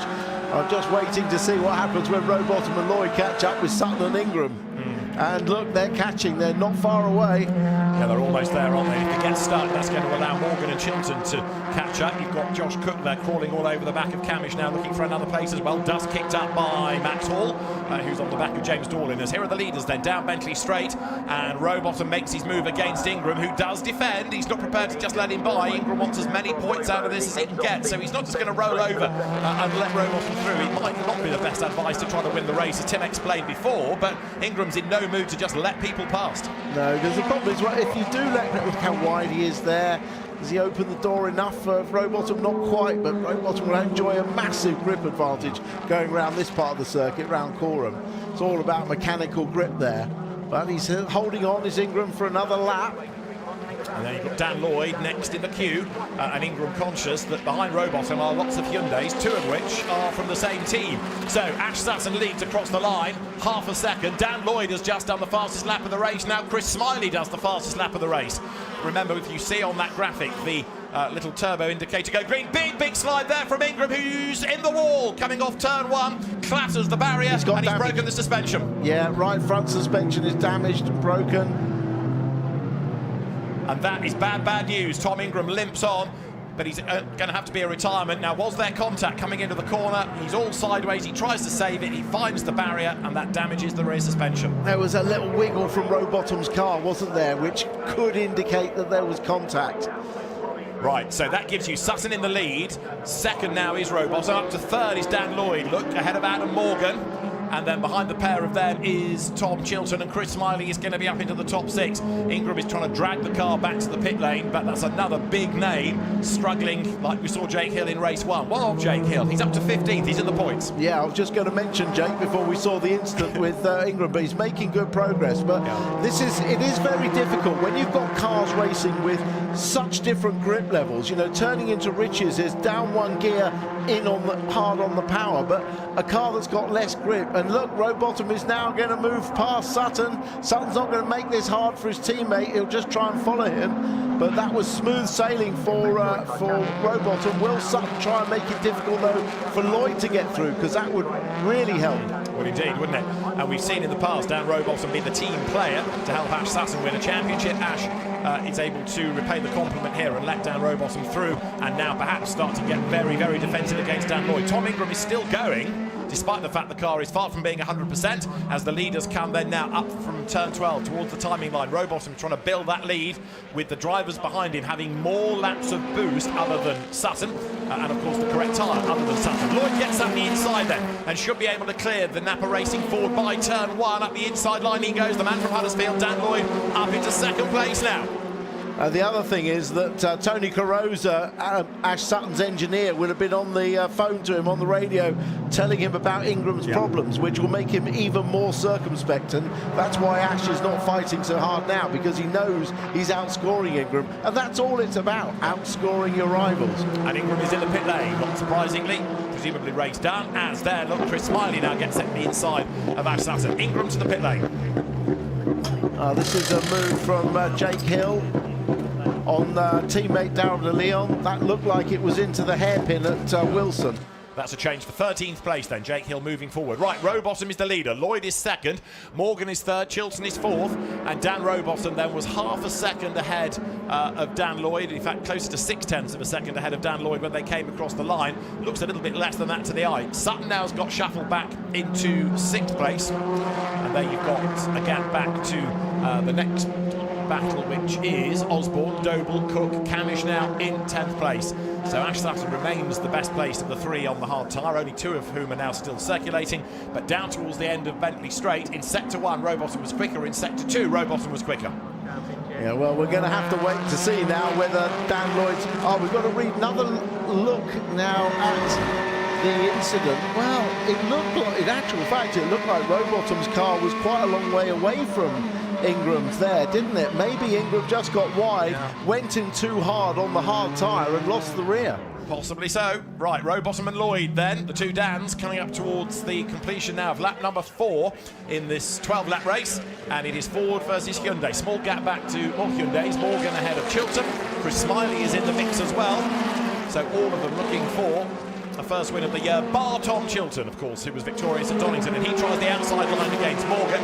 Same team, different liveries, it's every man for himself, and Chris Smiley right there, but look, Lloyd is all over the back of Rowbottom. The Restart Racing Hyundai looking not just for an independent win, but an outright win. Yeah, 4 Hyundais against 1 Ford Focus, isn't it? But Dan Rowbottom is going to fight for all he's worth to keep this and win his first race of the year, isn't he? Absolutely, but so too is Dan Lloyd, who would love to give Restart Racing its first outright win. He did the same for its sort of predecessor, BTC Racing. Rowbottom goes very defensive down towards turn 4. Smiley up the inside in the background of Chilton. Lloyd up the inside of Rowbottom coming out of the corner. And look, he's like a rolling start because the black Hyundais are on the inside in most cases. Lloyd can't clear Rowbottom in the background. Smiley on the inside looking to try to go 4th on the run up through the infield. And there you go for that place then. On the outside line is Smiley, but Chilton is able to fend him off. So Chris Smiley on the wrong line has to think about it again. He's still there in 5th, and Sutton on the lights now trying to monster Smiley out of the way. Sutton staying with them on the hard tyre. Yeah, Sutton's staying there, but he hasn't really got the pace on those hard tyres to fight them, but he's probably just trying to put Smiley off and put him on notice, if you like. But of course, both these leading cars said on the grid that their team had made changes to the setup for this race, and it's just as easy to get that change wrong as it is to get it right. So close and so small is the window of ultimate performance on these cars. Very true, as you ride on board then with Chris Smiley. That was Tom Chilton ahead, going a little bit wide, coming out of Bolhole. Through Coram Curve, Dan Lloyd with this elasticated gap that stretched and closed over the course of the lap was closed again, coming through turn 12. But Adam Morgan, I would suggest, is looking closer. Chris Smiley has still got the fastest lap of the race to his credit as he comes up now towards the timing line. Jake Hill in the background, look, he's in the next queue of cars. Rowbottom to Lloyd, 0.397 of a second this time around. Well, they were both on the boost on the last lap, and in terms of laps available to them, Rowbottom has 2 laps, Lloyd has 3, but Morgan has 5. Yeah. So Morgan definitely has more advantage boost-wise. Yeah, Morgan's only used 1 of his allocated laps, therefore. Lloyd is trying to get Rowbottom out of the way and get the race lead, but Dan Rowbottom is defending. He's not pulling away, but he is putting the car in the right place to defend all the while from the Hyundai. Behind is Adam Morgan. In 4th place, it's Tom Chilton. 5th is Smiley. Then a bit of a gap back to Ash Sutton, still 6th, ahead of Mikey Doble up into 7th. 8th is Sam Osborne. 9th is Josh Cook, and 10th is Aaron Taylor-Smith. Yeah, big fight going on behind, isn't there? Look, Ash Sutton, you see he's dropped away. That pace he had, he's dropped away from the others. That flashing of his lights at Smiley hasn't done any good at all. He's fallen into the clutches of Mikey Doble now. As indeed, as the leaders come on to Bentley Straight. And again, because of the length of the lap, some parts of it you think the gaps have come down, other parts of the circuit you see them stretch up again. Josh Cook on the tail of Sam Osborne, 8th and 9th. They are Dan Lloyd in the wheel tracks of Dan Rowbottom, heading in towards the S's again. This lap number 6. Morgan still 3rd. Now, important to say, at some point, Dan Rowbottom is going to have to do a lap without the boost when Dan Lloyd has got the boost, because he's got 1 less. That'll be the test lap to see whether he can stay in front. Well, indeed, getting a replay. Mikey Doble getting all caught up, coming down to the S's, and Spears across the grass. Who was he battling with? It was Sam Osborne at the start of the lap. So I think the Vauxhall and the Ford got themselves together, and after a big scare, Mikey Doble rejoins after a colossal Code Brown moment at the end of Bentley Straight. Well, he rejoined, and he's actually still in front. Look, he rejoined just in front of Sam Osborne, who in all of that Josh Cook got past, but in fact they're actually as they were. So Mikey Doble having a big moment, and they're the race leaders coming up towards Wilson. Dan Camish, incidentally, who led from the start off the grid, 16th now. So Ash Sutton doing a good job hanging on in there in the top 6, but we saw Dan Camish get shuffled back in the pack early on in the race. There are the race leaders. They were split by 0.368 of a second going onto this lap, and Adam Morgan, I would offer you, is looking a little bit nearer this time around, which is bad news for Dan Lloyd. He wants to concentrate on attacking, not defending. He is, but of course, although they're both in Hyundais, they're in different teams, so they're racing for themselves, and there'll be no love lost in terms of trying to gain that position. Morgan has the most amount of boost available to him. Hill, as we haven't mentioned, he's up to 12th.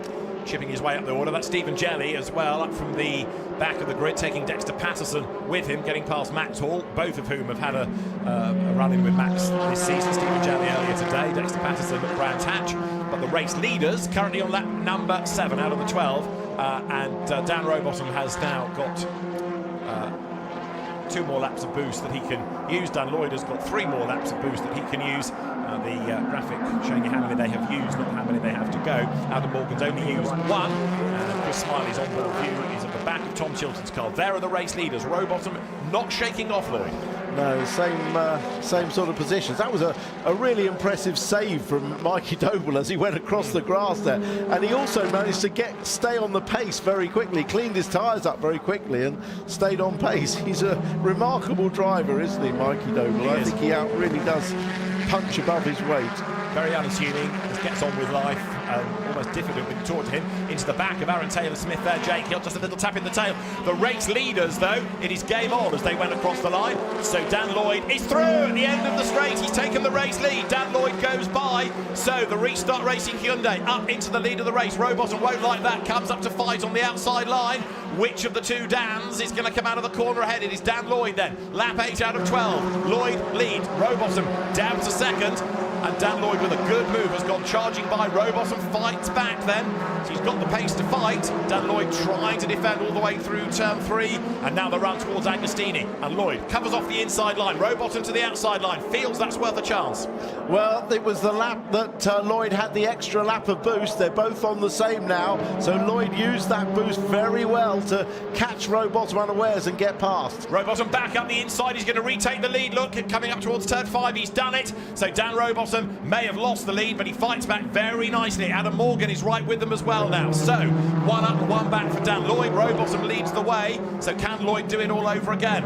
Rowbottom lost out, but certainly had the pace in the racecraft and go darting back ahead, and actually on Bentley Straight has gapped him by a couple of lengths. Oh, great stuff, Dan Rowbottom. That's what we like to see. Real fight shown there by Dan Rowbottom to get back. He wants this win. It's great to see. Dan Lloyd still with him. Adam Morgan that little bit closer. So is Chilton. So is Smiley. Gap back to Doble. And there you've got Josh Cook at the inside of Ash Sutton. So a place gain then by Cookie coming into the S's on this, the 8th lap. The Toyotas are at play a little bit further back. And Dan Camish continues to tumble on his harder tyre down into 17th place as you watch the field file through the S's. Race leaders coming through Coram. And still Lloyd is on the attack. And remember the top 12, anything from 6 to 12 could be reversed for the final race. So being in that top 12 is absolutely crucial. The man in 12th moment is Hill. So could he end up with a reverse grid pole? That would change his day around, wouldn't it? Would it ever, especially with Tom Ingram having to start at the very back as he's a retirement from the race. Leaders go by once again, starting now lap number 9 out of the 12. On board with Smiley, with Chilton defending the inside heavily as they go into the Wilson hairpin. Just short run out of here towards Palmer's the left-hander, so defending there's fairly easy to do if you're just a single car on a single car. And because Smiley is attacking Chilton, it means they're both dropping off the back of Adam Morgan now. There's a driving standards flag for track limit offences for Dan Rowbottom, the race leader. So he's got to be careful. Any more of these, and he might be up for a penalty. So Paul Ridgway, his engineer, will be on the radio telling Dan just to be mindful of how wide he's running at corners. But that's easier said than done when you've got somebody bearing down on you. Well, we don't want another Napa Racing victory sort of under question afterwards, do we? We already had that in the first race with Dan Camish. We don't want another one. So Rowbottom a little bit further ahead, coming towards Bentley Straight over Dan Lloyd. But if you're in a big battle, it's even harder to be an inch perfect to the track limits. You can see the top 3 then have just edged away a bit from this Chilton-Smiley fight. Right, really important to note, both the front 2, Rowbottom and Lloyd, only have 1 lap of boost each. The man on the charge is that man Morgan, who's managed to shake off the intentions of Chilton, and Morgan has 4 laps of boost left, so he can go to the end of the race using boost every lap. That's a huge advantage, but he needs to get past Lloyd's quickly if he's to mount a charge on Rowbottom. Who is getting away, because now that Lloyd is going defensive, that's the get out of jail free card for Rowbottom, isn't it? So the Napa Racing UK Cataclean Ford comes then up towards the timing line, touch of the curb there, look from Morgan, but now he can be on the boost again potentially. Yes, it goes green, so does Chilton behind him, so does Smiley on that graphic. That means they're using the power. Here comes Morgan up the inside, and he should be able to get past Dan Lloyd by the end of the straight, and he's cleared the black Hyundai. So Morgan goes through, and he's looking very strong indeed. Rowbottom leads, but can he get to the end ahead? Yeah, that was very good use of the Toka Turbo boost there. Morgan saved it up, used it up the long uphill section out of Murray's, the final corner, and he's used it perfectly. If he can use it for the next few laps, which he's got it for, and get behind Rowbottom, another pass could be just as easy. So with just under 3 laps to go, the leading quintet comes now down towards Agostini, the left-hander at turn 4. The gap between Rowbottom and Morgan at the start of the lap was 0.8 of a second. More driving standards flags are being flustered. One is to Jake Hill, and another one also now is to newcomer Ryan Bensley, who in his second ever BTCC race is in 18th place. There is the patch streaming down towards Agostini, 1 or 2 looking offline to see what might be ahead of them, like Dexter Patterson, as there are the race leaders. So at the end of sector 1, Rowbottom was quicker than Morgan, but only fractionally. Yeah, Morgan back on the boost down the back straight. He'll be gaining all the time he's using that. This race a great demonstration of how effective that is. Charles Rainford's view then now coming on to Bentley Straights. Ahead of Rainford is Ash Sutton, so another place may well be lost by the champ of seasons past before long, because Sutton is certainly being caught by the flying BMW. Right, Morgan hasn't necessarily capitalised on this lap. He's chipped away a little bit more. As I say, the gap was 0.869 of a second, and then it was first to third when they came across the line. We'll see what it is at the end of the lap as down they drop towards turn 12 once again. Rowbottom trying to hang on in there. And there are other battles to be resolved lower down the order as well. There, look, Sutton versus Rainford, and Jake Hill charging along behind them. Yeah, Hill in 11th place. Possibility of another place or two for him if it all works out for the end of this race. Morgan is close. He used the boost again up that long start straight. That gap is down a little bit, I think. Visually, it looks down. Rowbottom has still got 1 lap left, keeping it in reserve, but Morgan can throw a bit more at this. We have got 2 laps to go. Morgan has got still a bonus lap, if you like. He's got 1 more lap of boost over Rowbottom, who is soaking up all of this pressure. He may have lost the lead for about 4 corners against Dan Lloyd, but he has been able to defend really well. Other than that, he's not put a wheel out of line, but Morgan is closing all the while as they drop now down to turn 4. Well, Morgan's got to do it on this lap because Rowbottom has saved his until the last lap. He'll have it to defend. So I suggest Morgan has probably got the back straight, the Bentley straight. If he's got enough of his 15 seconds of boost left, that's the place to use it. So let's see then as they turn now through turn 6 onto 7 onto the Bentley straight. Behind them it's still Lloyd and Chilton and Smiley. Morgan doesn't look close enough to attack, does he yet? But let's see as they come now onto the straight. Rowbottom uses the boost, Morgan uses the boost. So Dan Rowbottom interestingly doing it now. Morgan is still using the boost to get a little bit closer as they come now down to the S's once again, but he's not near enough to attack. No, but it does mean then that Rowbottom won't have it for the last lap. Dan Lloyd has used all of his as well as he tries to hang on to 3rd place. Replay here, Charles Rainford on Ash Sutton. Rainford gets up the inside, charges through. Sutton looks for the inside line on the way out of the corner, can't do it. Rowbottom still looks far enough ahead, doesn't he? He does, he's doing a magnificent job. We saw the fight in him when Dan Lloyd passed him.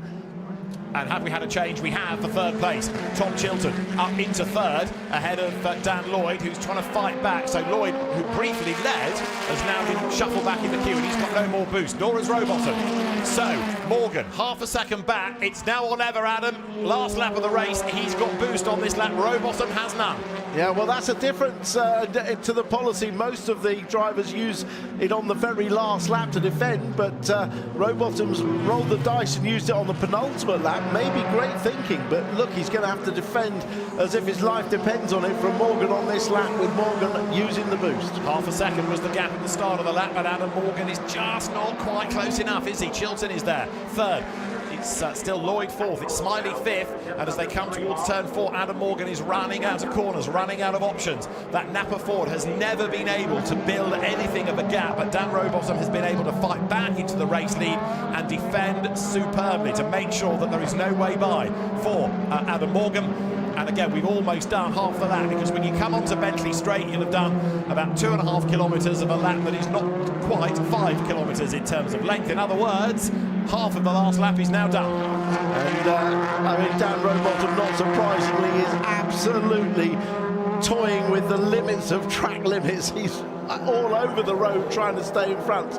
Here comes Morgan. Has he got enough? No, he hasn't. Maybe he has enough for the run up to the line, though.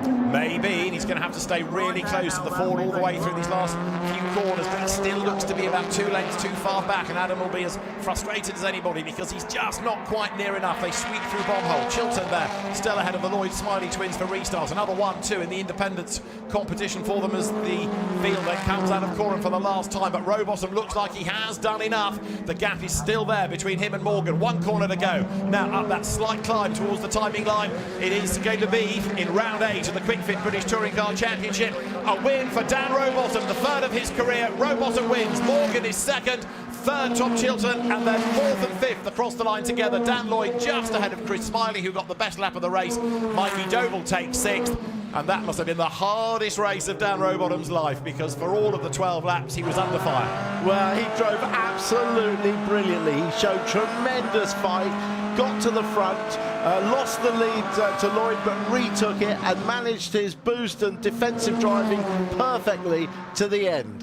And we've just had Patterson and Hall, the 2 teammates, side by side at the flag, and Patterson was ahead of Hall by 7 thousandths of a second. The lead gap, 0.355. So Adam Morgan so close, but Dan Rowbottom just had the ultimate edge. Yeah, just the edge, but a fine race between the two of them. former teammates in the days of Sicily Motorsport and a Mercedes A-Class, and a great reception for Dan Rowbottom and for Adam Morgan. Look at the teams hanging out the wires to cheer them both home, but that win has been a long time coming. It's been a pretty tough last couple of seasons for Dan Rowbottom. Dave Kelly in the black cap, his long-time #1 mechanic, joining in the celebrations, and he'll feel that as much as Dan Rowbottom himself. Well, there's been a lot of success already for Napa Racing this weekend with minis as well as touring cars. But here's the result of round 8. Dan Rowbottom takes a race win, the third of his career, ahead of Adam Morgan and Tom Chilton. And then the leading independents. Dan Lloyd wins for the second time today, ahead of Chris Smiley and Mikey Doble. And then Josh Cook 7th. Sam Osborne 8th, ahead of Charles Rainford. And Ash Sutton rounded out the top 10 on the hard tyre, remember. 11th, Jake Hill, from near the back of the grid, from Aaron Taylor-Smith. Then Ronan Pearson and James Dorlin. Daryl DeLeon took the last point, ahead of Aidan Moffat. Gordon Shedden, with a rebuilt car, 17th, ahead of Stephen Jelly. Then Ryan Bensley, and also on the hard tyre, Dan Camish in 20th. 21st, Dexter Patterson. Max Hall came next, ahead of Nick Hamilton and Nick Halstead. Only one retirement, and a very significant one. Tom Ingram, with the damage done after it got all sideways and he clanged the Armco coming out of the right-hander at Riches. So take that into consideration. And as far as the championship is concerned, Ash Sutton leads, 10 points ahead of Tom Ingram. Jake Hill's third. Dan Rowbottom, though, charges up to third equal with Jake Hill. Tom Chilton is tied on points with Adam Morgan. Dan Camish only 3 ahead of Chris Smiley. And then it's Charles Rainford and Josh Cook. 8 races in. This is shaping up nicely. So Dan Rowbottom then, lights are flashing to the marshals, makes his way around on his in-lap.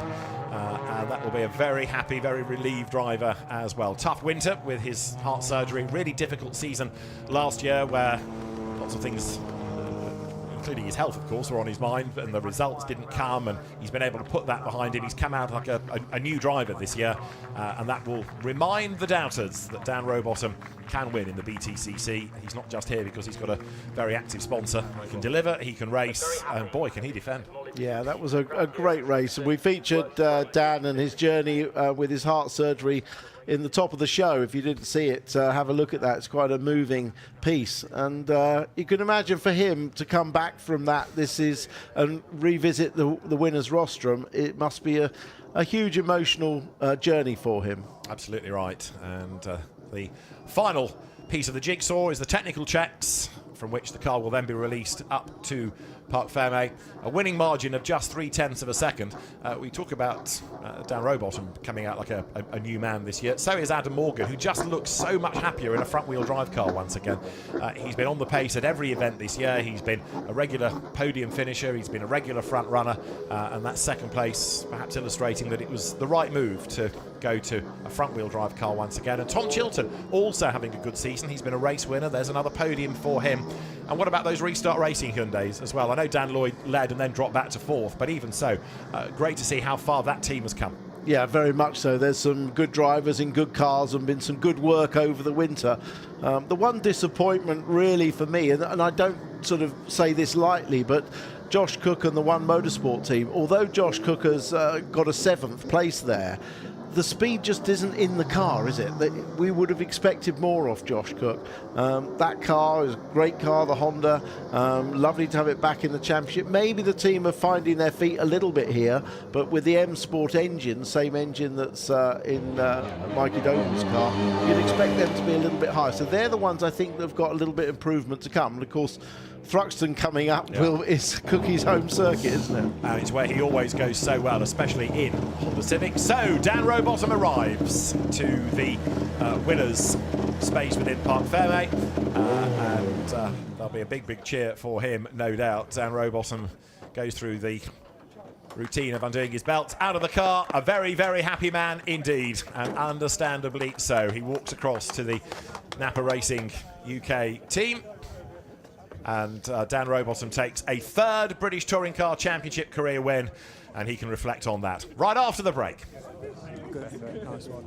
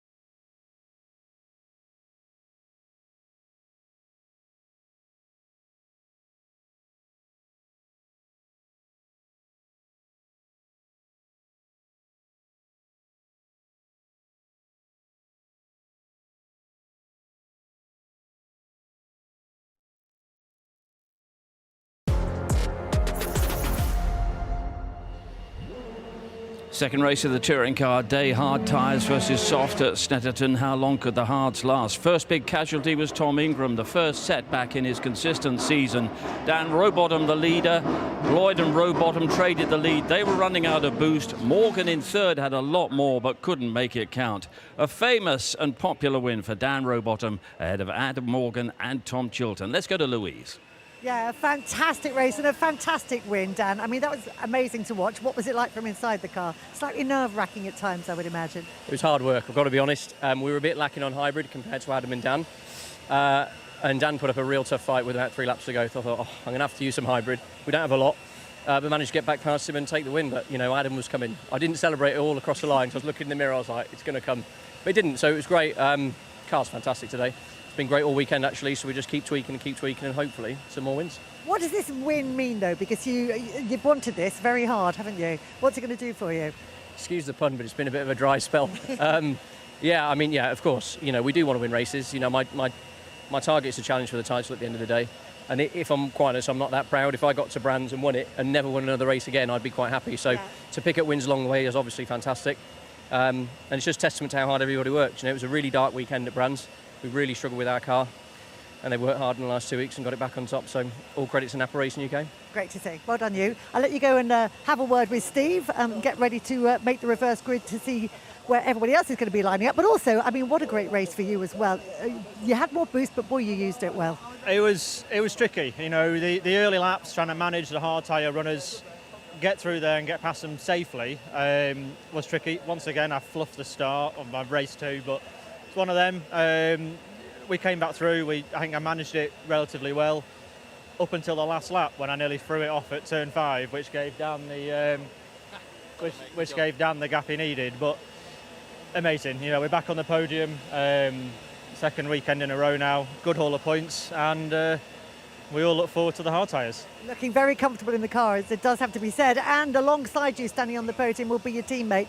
Another great race for you as well. Back on the podium again. Lots of fun. Lots of fun. I'm happy for the team that we've obviously got a double podium. It's great for the points for the championship, obviously, for me and Adam to finish so high up, and the fact that obviously Jake's struggled a bit this weekend of the BMW. It's obviously in front of both of me and Adam is Jake, so we're closing down the gap. We're hunting them down. We can smell the blood. That's all the good news. On the not so good news, you've got the hard tyre to come next race, haven't you? Sorry to bring you down. Yeah, that's not great, is it? I've seen everyone else on it. It doesn't look great, does it? But, you know, it is what it is. I've got one race left and I'm happy. So, you know, I want to end happy, but we're on the hard. So we'll do our best. I have no doubt whatsoever that you will. We will see you out there for the final race. Let's go over to Steve now to see where everybody's going to be starting. Yeah, I got Dan Rowbottom down here. We're about to make the reverse grid draw, and there are wins and there are wins. That was an emotional one. It was tough, actually. It was a hard last couple of laps. We were under a lot of pressure. Obviously, there's been a lot of hype around what's happened to me over the winter this weekend, so I was trying not to let that get in the back of my head. But yeah, we took the win, and it's a great way to sort of bow out the weekend. We've got the hard tyre now, so we're not going to win another one. Tense last few laps with Adam and the boost ticking away, and all the decisions to make in the car. I mean, Dan had a really good run with about 4 laps to go. He had more boost than us, and he put up a really good fight. Luckily, I managed to sneak past him, but I had to use another lap of boost. So honestly, I didn't celebrate over the line. I was just looking in the mirror waiting for Adam, but we just about held him off, so it was a great race. Well, you were familiar with the old reverse grid draw. This is a bit different. We've got things to unscrew here, but we've also got some big names in that draw. In the bowl here are the drivers who finished 6 through 12, and they include number 6 Mikey Doble, number 7 Josh Cook, number 8 Sam Osborne, number 9 Charles Rainford, number 10 Ash Sutton, number 11 Jake Hill, and number 12 Aaron Taylor Smith. Make the draw and put one of those on pole position.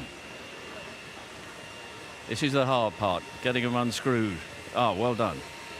And I think, yeah, number 6 Mikey Doble goes on pole position.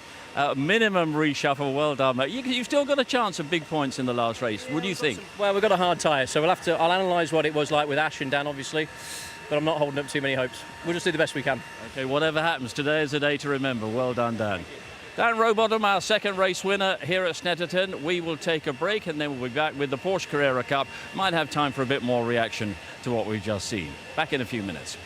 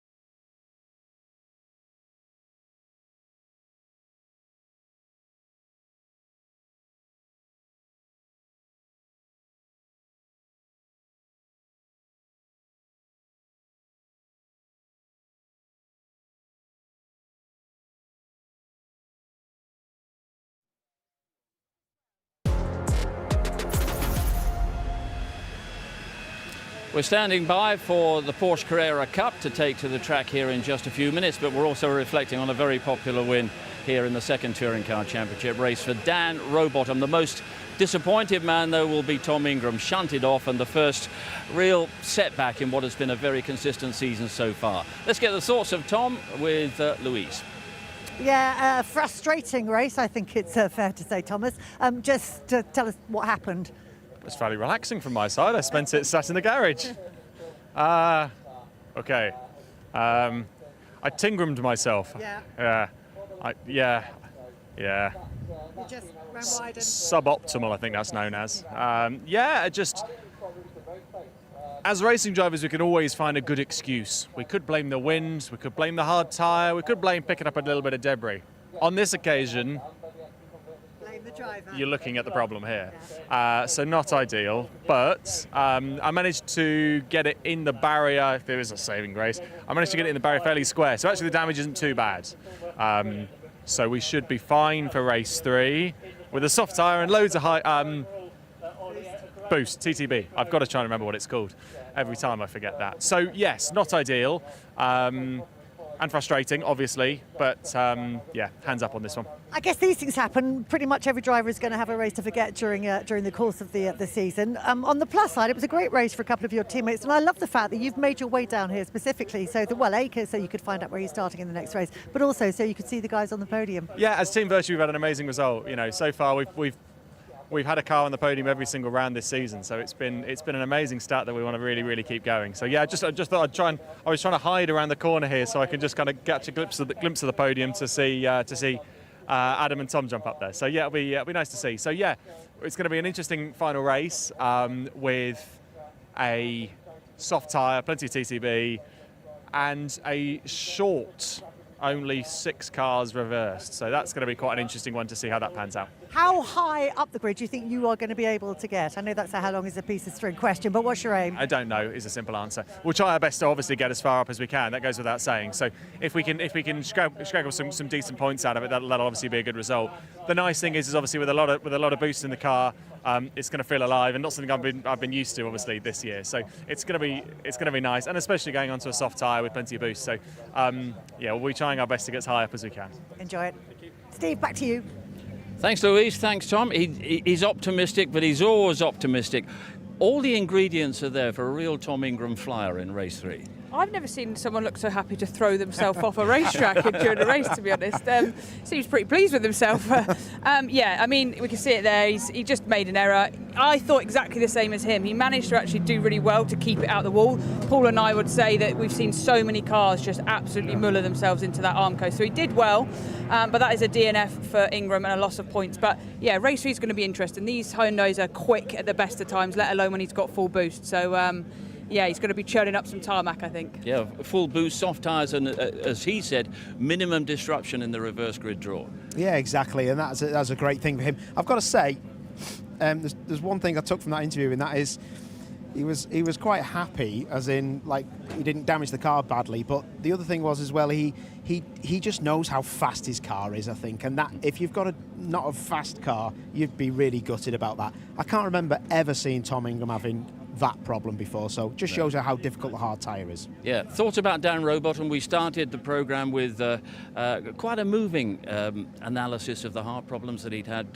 in the close season, the battle to get back, and that victory is so important, isn't it? Absolutely. I just seen him there and said that would have put your ticker through its paces initially.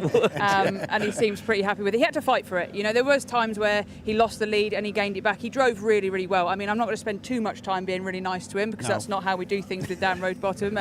But yeah, happy for him. He definitely needed it for his own mentality and for his championship fight as well. With the boost advantage that Adam Morgan had, were you surprised he didn't get closer?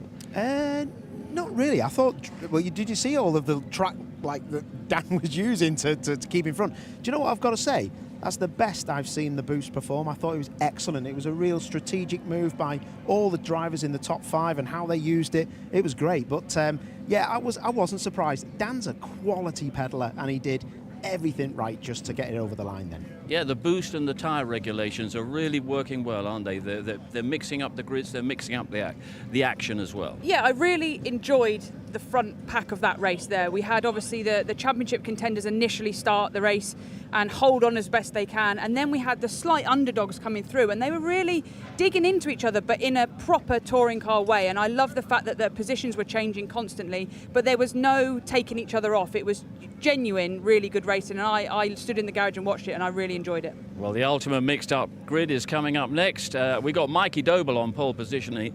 He's no slouch. He's a great story as well. But before that, we got the Porsche Carrera Cup. They'll be heading out onto the track very shortly. We'll take a break and we'll join them then.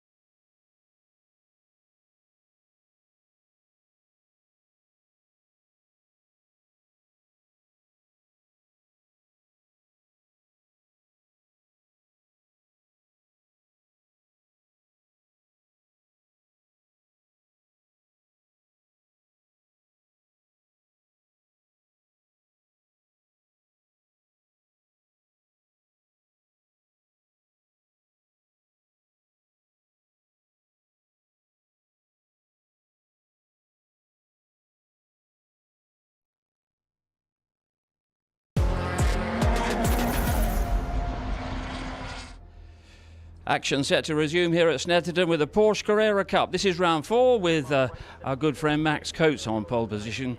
Commentary from Tim Harvey and David Addison.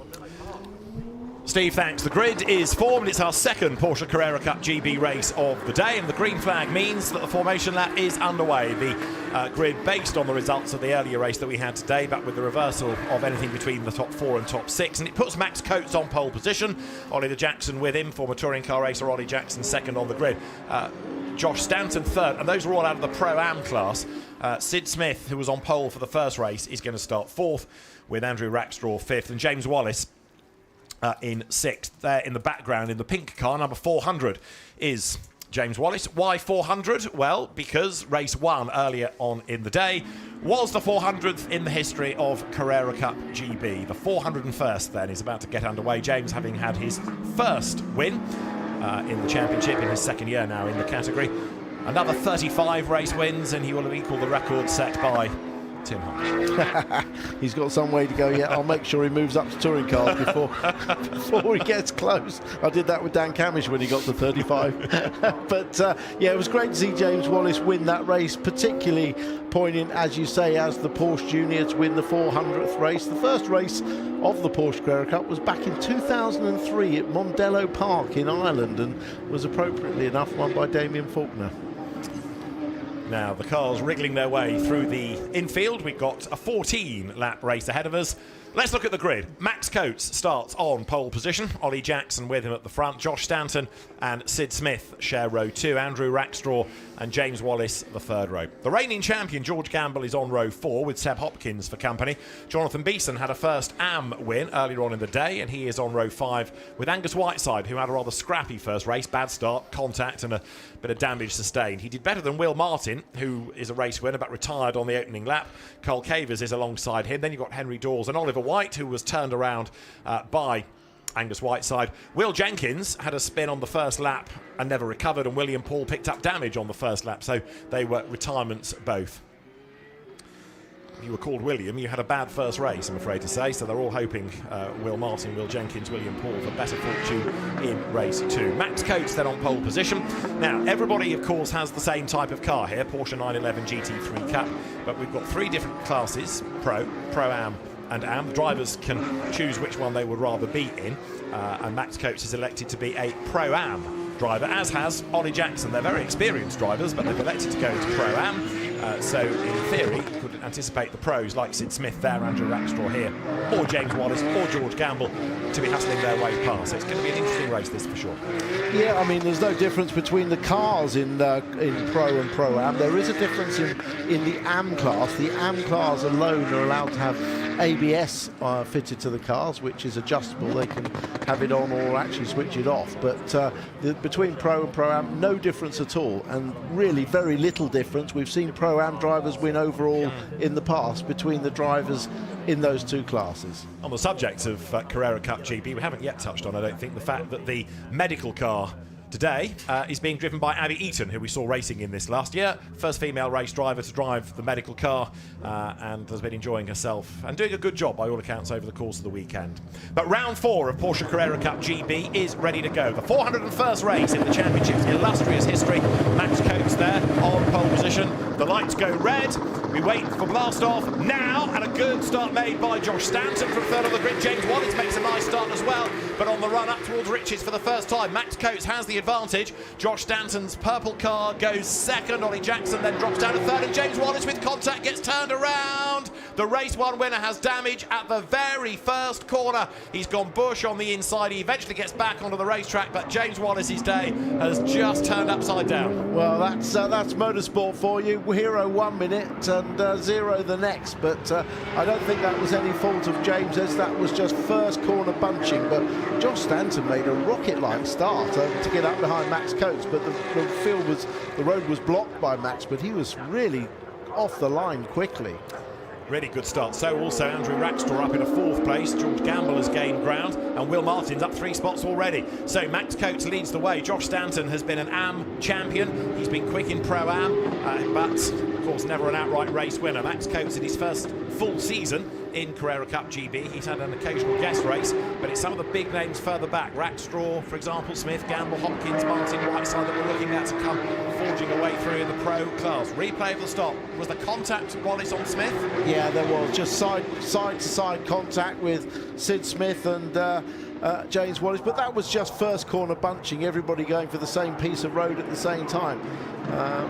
Will Martin definitely going to be one to watch. He didn't finish the first race, was out on the first lap, but he starts, of course, behind all the other pro drivers in the class. And now, Ollie Jackson up inside Josh Stanton, because Josh Stanton inexplicably ran wide there, didn't he? With the mistake made, Ollie Jackson takes full advantage of that, goes 2nd.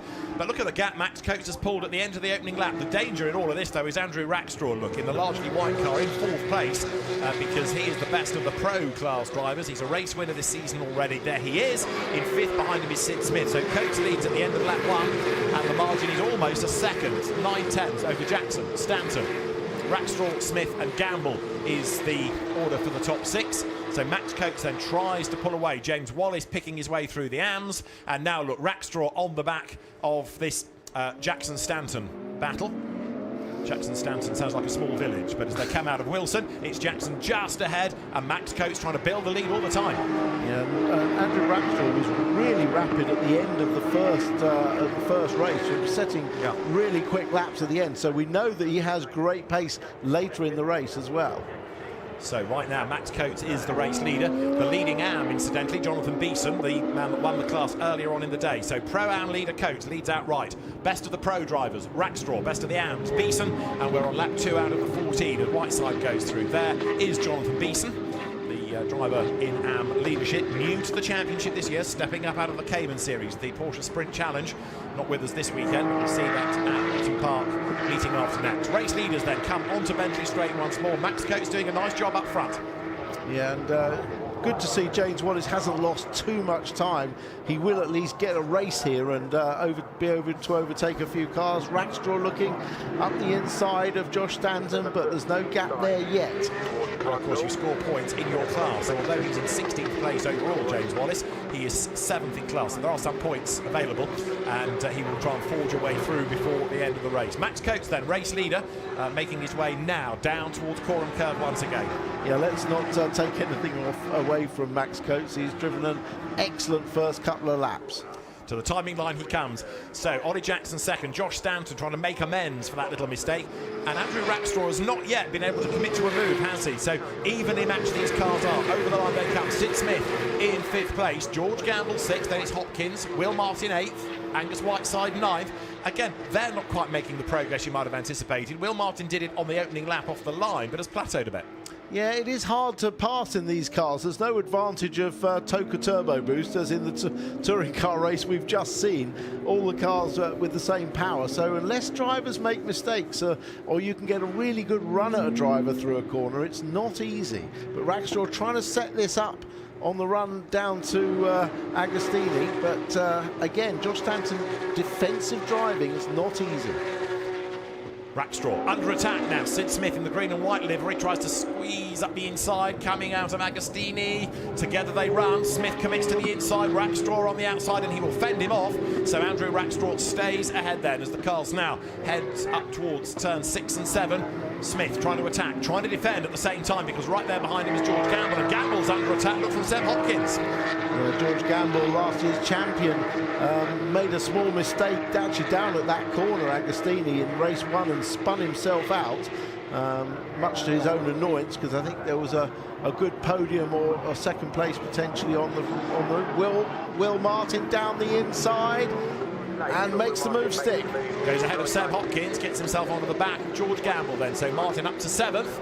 Take it back, he's not plateaued, he's gained a place. And Angus Whiteside's car, which was damaged in race 1, the purple car with the orange splitter, looking for a way through as well. There is Angus Whiteside, look at the back of the queue, and he's on the tail of Hopkins and trying to push forward in his first season in the pro class. Yeah, Angus was leading the championship as we came into this meeting after one meeting, 2 races up at Donington, but it hasn't all gone his way this weekend. Max Coates over 2 seconds to the good right now, so he's driving away from Ollie Jackson and the train behind. Max Coates has done the fastest lap of the race, and as I say, a 2-second advantage. There is James Wallace then, he's got himself ahead of William Paul, but he's finding it hard to get through the traffic. Well, it used to be in Carrera Cup racing that the fastest lap would be done in the first sort of half dozen laps, and then you'd have taken the best out of the tyre. But Andrew Rackstraw set the fastest lap on lap 13 of 14 in race 1, so I won't be making that prediction again. So Max Coates leading in Pro-Am. That's the main fight, but an overall win would be a really good result for him. Ollie Jackson here. To call him the cork in the bottle may be unfair, but he's certainly got just about everybody else in the race stacked up behind him. And right now, Stanton can't find a way by, and Rackstraw, look, has dropped off the back a little bit. Yeah, maybe made a little mistake. But don't forget, Ollie Jackson was a touring car BTCC race winner, so he knows how to fight with the pack. Twice a winner, once here, once at Silverstone. So Jackson on to Bentley Straight. In the lead, still chased by Stanton. That is Rackstraw 4th, Sid Smith 5th, George Gamble, the reigning champion, in 6th place. And George has had a tough start to his season, so he wants points out of this weekend. And of course, within the pro category, Rackstraw, Smith, Gamble is the order. So in terms of the overall classification, a long way down, but the points for the championship, then they are the top 3 in their class. Yeah, absolutely. Interesting. We've got 3 Pro-Ams. I know we had the reverse grid, but we've obviously got 3 Pro-Ams at the front and then 3 pros behind, fighting for their class wins. And then in Am, you've got Jonathan Beeson, followed by 3 Pro-Am entries, and then the second Am, Carl Cavers. So Jonathan Beeson is well protected. He's just coming into shot in the pale blue-nosed car in the background as Jackson, Stanton, then Rackstraw, Smith, Gamble, Martin, followed by Hopkins and Whiteside, pour over the line. 4 laps in the book, and now George Gamble has done the fastest lap of the race as he tries to get back into the mix against Sid Smith.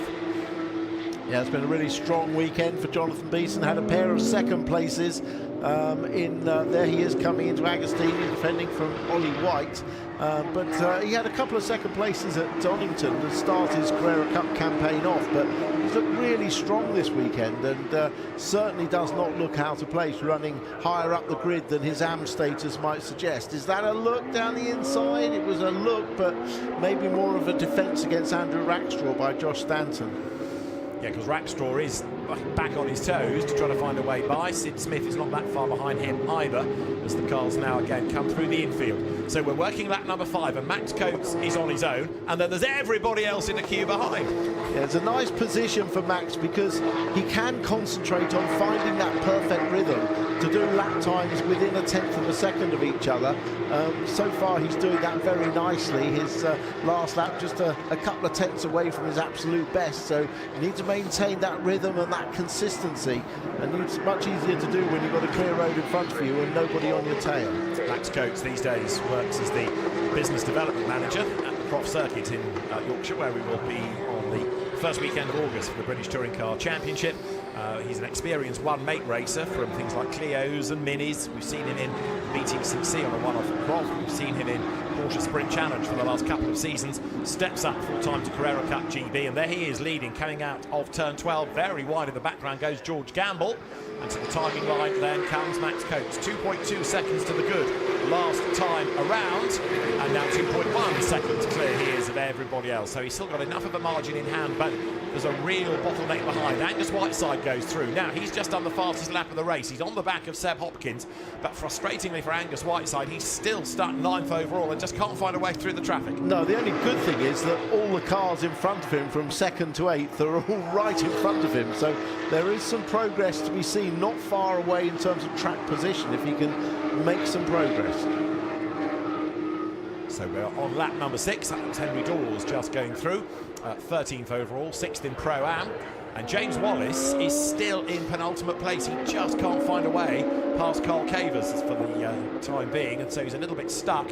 There you've got Jackson still leading this train of cars. Jonathan Beeson hanging onto his AM lead in the background. So what can Angus Whiteside do then about Seb Hopkins? Quickest man in the race thus far is Whiteside, but now that he's used that fast lap to catch up to Hopkins, he's a bit stuck. Well, we know Angus, as we saw in race 1, always goes for a gap, so he's looking for a little mistake from Hopkins to give him the incentive to send it, but we're not seeing that at the moment. Those iconic Duckham's colours carried by Max Coates, the last race winners in Carrera Cup when Dan Camish was driving with those colours, so it's been a little while. Oh, that was close then.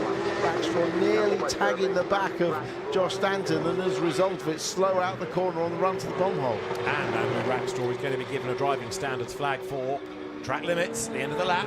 He's catching back up again, taking Smith and Gamble with him. So down they drop towards the completion of the lap. And so now Josh Stanton, having to go defensive, has fallen way off the back of Ollie Jackson. So rather different complexion to the leading group this time. You've got Coates on his own, then Jackson on his own, and then it is Josh Stanton hanging on to position with the cars all queuing up behind him now. So the driving standards flag shown for Andrew Rackstraw. 8 laps to go. Coates now 2.5 seconds up the road. Yeah, this has got the look of something's got to give in a minute, hasn't it? Yeah. It's just building up, so something's got to give. So Stanton ahead of Andrew Rackstraw. That's Pro-Am versus Pro. Now, I'm not suggesting that Josh Stanton should peel over and let them all by, as Whiteside has a go at Hopkins, but it's knowing your battle, isn't it? It's knowing whether to fight for an overall place or points in your class. Yeah, but when there's so many cars so close behind, if you let one through, you can get hung out to dry and pass by a load, and of course, then you're much closer to your other class rivals. As again, Whiteside tries to find a way through, coming out of Agostini up towards turn 5, has a look to the inside, can't do it there, drops back in, and with the cars now on lap number 7, we have Pro-Ams being first, second and third, and heading towards Bentley Straight once again. Josh Stanton there, under pressure from Andrew Rackstraw, who still hasn't been able to really unsettle him. They're going through a little bit further back, number 30, Will Jenkins, recovering after his retirement in the earlier race today. Max Coates, though, doing a really good job up front. Yeah, hats off to Matt. So far, so good. And again, keeping those consistent lap times. Last lap time 1:52.2, still just 2/10 away from his best. Absolutely consistent lapping. And interestingly, the next Ollie Jackson was a 52.6 and Josh Stanton a 52.4. So by far and away, a couple of tenths quicker was Max Coates on that lap, and the gap he's got is now 2.5 seconds. So Max Coates, Ollie Jackson come towards us then. And very wide in the background goes George Gamble. Now, we've seen that before. Drivers have to be careful about track limits here. And there you've got James Wallace on the back of Carl Cavers, who goes wide coming out of bomb hole. And that's exactly what James Wallace needs. Goes charging past and gains a place. Well, that's the easiest way to gain a place, isn't it? And your rival spears off the road. But Carl Cavers driving very well, and he's leading the AM class at the moment. So Max Coates, the outright race leader. Andrew Rackstraw still leading in pro. He'd like to get past Josh Stanton. He'd like to win the race, of course, but most important of all is keeping Sid Smith at bay, taking the points in class. Yeah, apologies to Jonathan Beeson. Of course, Carl Cavers second in the AM class. But yes, the gap at the front staying the same. I'm not sure how long Josh Stanton will withhold this pressure. It's very, very strong, and Rackstraw keeps getting close and then making a small mistake, dropping back, and then getting close again. Let's see if he can make a concerted attempt as Sid Smith locks up on the way into Oggie's right-hander on the infield of the circuit. Will Martin sitting on the back of George Gamble, looking to try to take 6th place away. And that was Will Jenkins going through onto Bentley Straight as well. Lap 8 then, currently being worked by the drivers. Josh Stanton falling back from Ollie Jackson all the time, having to go defensive against a hard-charging Andrew Rackstraw, who is potentially on target for a class win, if not an outright win.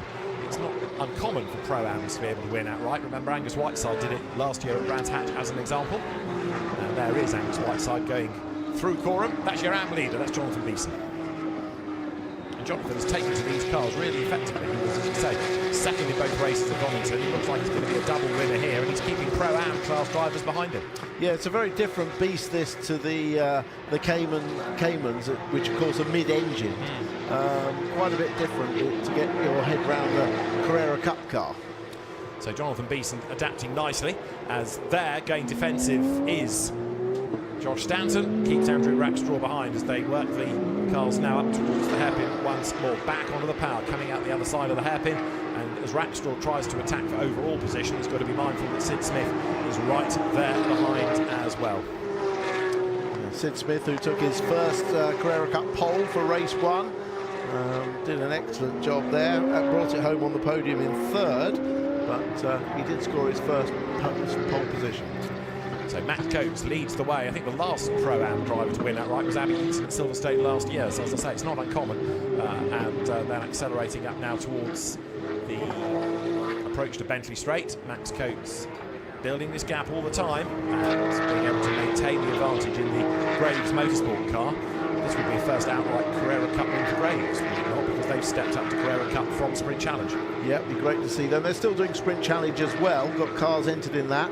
Obviously not here this weekend, but yes, combining both their Porsche Championships. Down towards the S's they come then. So Max Coates race leader, Angus Whiteside in this really frustrating position. He's done the fastest lap of the race, but just can't get through the traffic. James Wallace there goes by.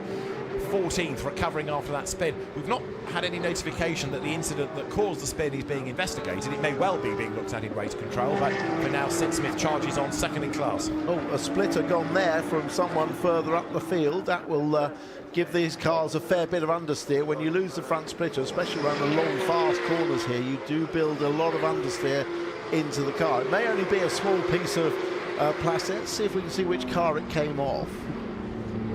That was Will Martin, I think. Yeah, I think that was Will Martin, yeah.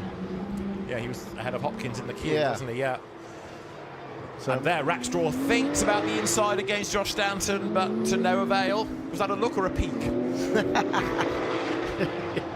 It didn't work, whatever it was. He slots back in behind, and Josh Stanton hangs on to third place, although frustratingly, given he made such a good start, he has dropped away from the top 2 in the class. Yeah, just at some point the gap has stayed the same, so I think he made a small mistake or came under pressure and had to defend a bit heavily, but the gap has stayed the same and his pace has been good enough to stay in front, but he's not able to challenge Ollie Jackson. They're all lapping virtually the identical speed.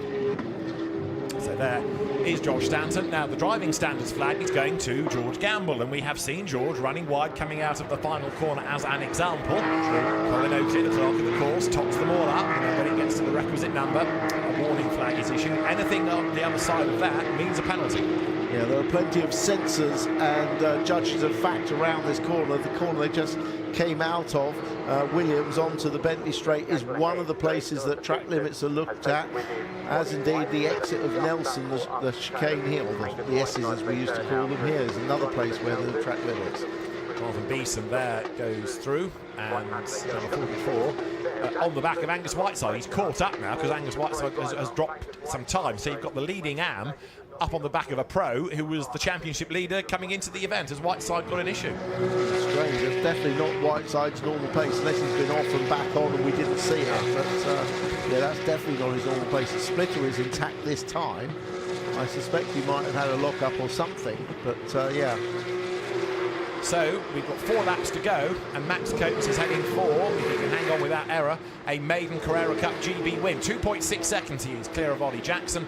Then you've got Josh Stanton in third place. Jonathan Beeson is looking for a second AM win of the season, nay, of the day, ahead of Carl Cavers. And the third of the AMs is William Paul, who had a tough first race. Will Martin in the background in a car that, if it was his splitter that he lost, he's not going to be handling anything like he would require it to. Definitely not. The gap at the front remains at 2.6. It was 2.5 last time I looked, so again, very equal.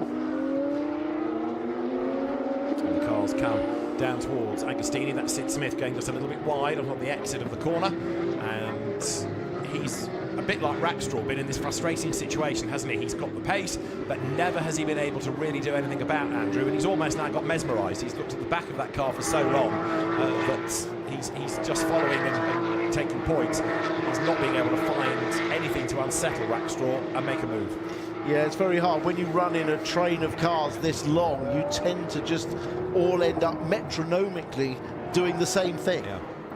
And that is where Sid Smith is at, and George Gamble behind. Will Martin trying to play catch-up then, having got himself up into 7th place from 11th. And now Sid Smith, the driver second in Pro, also being given a driving standards flag.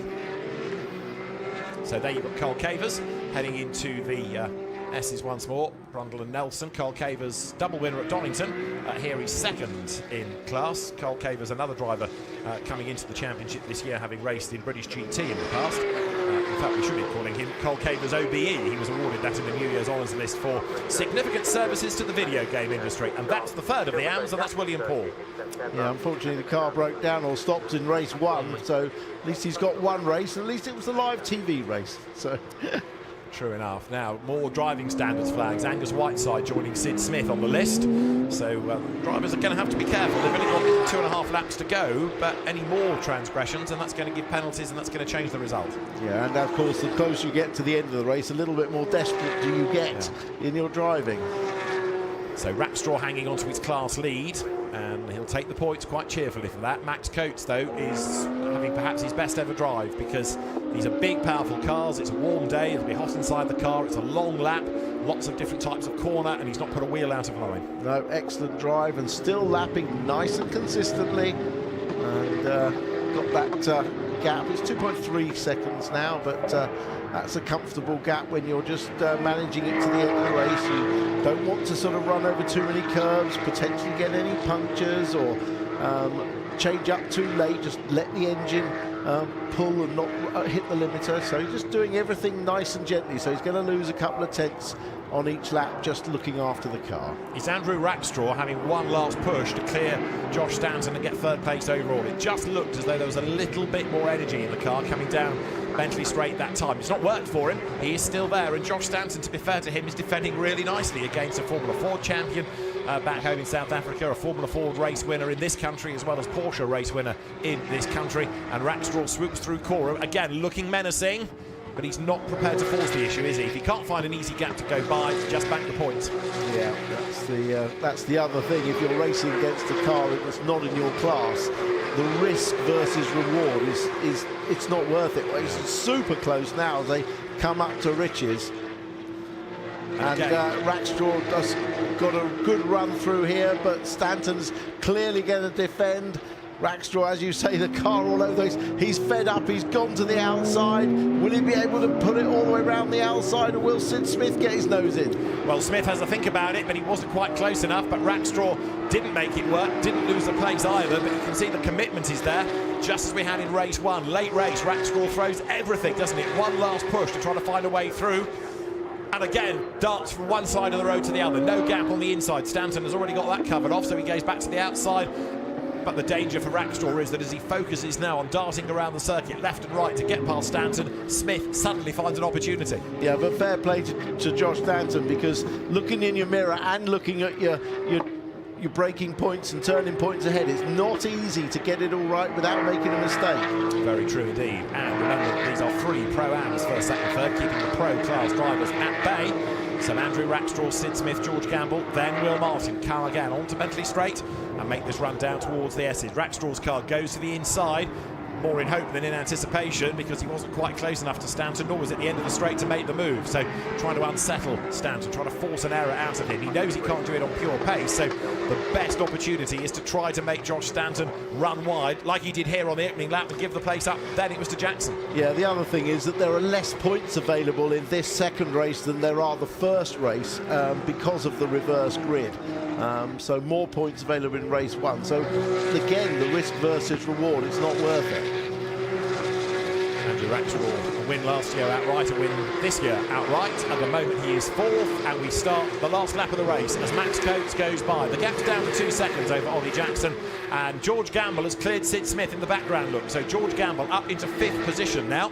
So George Gamble has made it work there. Look, the reigning champion, he's worked very hard indeed for that. For 13 laps he's been behind. Again, look, a frustrated Rackstraw tries the outside line into the Wilson hairpin. That doesn't work. Tries to get the drive off the corner. There was Josh Stanton already there. Rackstraw has to switch sides. He wants a wide in, tight out sort of approach to this, but Stanton, wise to what's going on. Josh has been coached by experienced GT and single-seater racer Adam Wilcox for a number of seasons, and all of Adam's knowledge being put to good effect, except a little mistake there by Josh Stanton. But because Rackstraw had already committed to the outside line, he's got away with it. Yeah, he has, and he didn't run wide himself, so it doesn't matter about a little lock-up on the last lap for your tyres, as long as you don't run wide. And this is super, super defensive by Josh Stanton now on this last lap. But at least we got an overtake with George Gamble getting past Sid Smith. And not only that, George has latched onto the back of his teammate Andrew Rackstraw. So George Gamble's probably thinking, I'd like some more laps now, look, because released from behind Sid Smith, he suddenly gained pace and he's up behind Rackstraw. But while all that's been going on, the Pro-Am contingent, first, second and third, come to the end of Bentley Straight, and Max Coates, who you might have anticipated on a reverse grid as a Pro-Am, would have been happy to settle for a class win, and the pros come storming by. Not a bit of it. He's driven off into the wild blue, and here he comes through Coram for the last time. Max Coates is going to score a first ever win in Carrera Cup GB, and it's been a very impressive drive. Ollie Jackson is second, Josh Stanton is third, but Rackstraw is going to have one last push coming up towards the line. Round 4 of Carrera Cup GB is going to be won by Max Coates, who comes across the line. Checkered flag flies. Max Coates is a winner. Second is Ollie Jackson. And third is Josh Stanton, just ahead of Andrew Rackstraw. George Gamble comes home 5th, and Sid Smith in 6th. Class winners are Max Coates, Andrew Rackstraw, and Jonathan Beeson, who does the double this weekend in a really interesting race. But a great drive by Max Coates, take nothing away from him. That was not easy to withstand the pressure early on, and then he had to build that gap and maintain it and not put a wheel out of line. Yeah, and Max will absolutely love it. He loves his racing, he loves winning. He drove a perfect race there. Absolutely great to see. It wasn't a Carrera Cup Classic race, but that takes to take nothing away from Max Coates' performance. He was exemplary, and I'm really pleased for him. This is the reaction coming across the line. Everyone's super happy. He is just fist pumping in the air in the car, and the Max Coates fans and supporters right behind him. Just another race. And for Graves Motorsport, a really good result as well. A team, as we said in the course of the race, new to the championship this year and already winning. Max Coates wins round 4 of Carrera Cup GB from Ollie Jackson. Josh Stanton is 3rd. Andrew Rackstraw wins his class and comes home in 4th. 5th goes to George Gamble, with Sid Smith in 6th and Will Martin taking 7th place. It's Seb Hopkins for 8th, Angus Whiteside 9th, and the top 10 rounded out by Jonathan Beeson. Oliver White 11th from Will Jenkins. Henry Dawes coming through for 13th ahead of James Wallace after a lap 1 spin. Carl Cavers and William Paul 2nd and 3rd in Am. As far as the championship is concerned, in Pro, it's Andrew Rackstraw 10 points up now on James Wallace, tied with Sid Smith. George Gamble, the reigning champion's only 4th, but he's ahead of Angus Whiteside and Will Martin, who round out the top 6.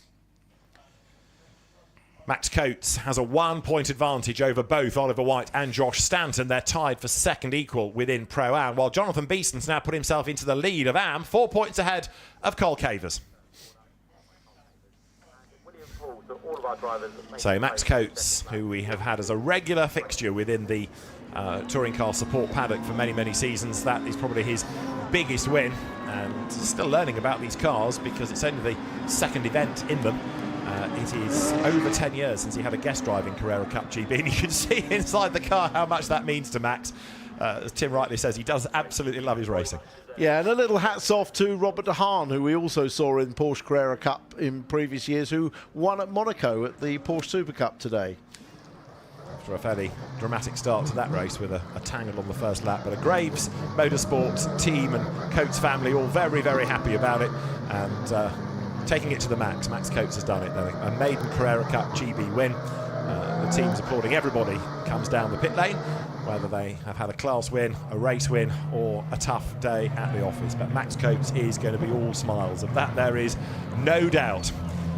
We have, of course, 2 more races still to come at Snetterton. We hope we can get those in after Max's interview, because this is going to take a while. He's a loquacious chap, a great enthusiast, and he's going to be absolutely delighted. Max Coates wins in Carrera Cup GB here at Snetterton. Door opens, he clambers out of the car. A first-time winner in Porsche Carrera Cup GB. Max Coates is a winner at Snetterton, and he will tell us all about it, you can rest assured, after the break.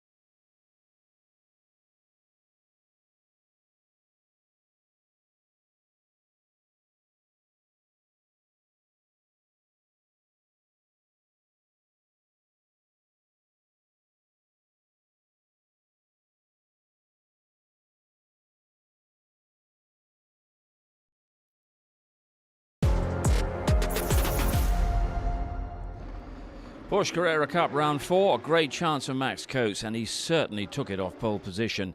Andrew Rackstraw versus Josh Stanton and Sid Smith for third was the main contest of the race, but Coates' first ever win in Porsche Carrera Cup, and a comfortable one as well. And not surprisingly, Max celebrating that one rapidly when he came in here. Well done, you. Yeah, I'm absolutely over the moon. If you'd have said to me second weekend in Carrera Cup we'd be winning the race, I'd have bitten your hand off, to be honest. So yeah, I'm absolutely over the moon with that. The nature of the win as well, because you were out front, but you kept your head down. It was just all about keeping them measured, keeping the pace up, wasn't it? Yeah, I was trying to decide whether it was a good idea to look at laps to go or not.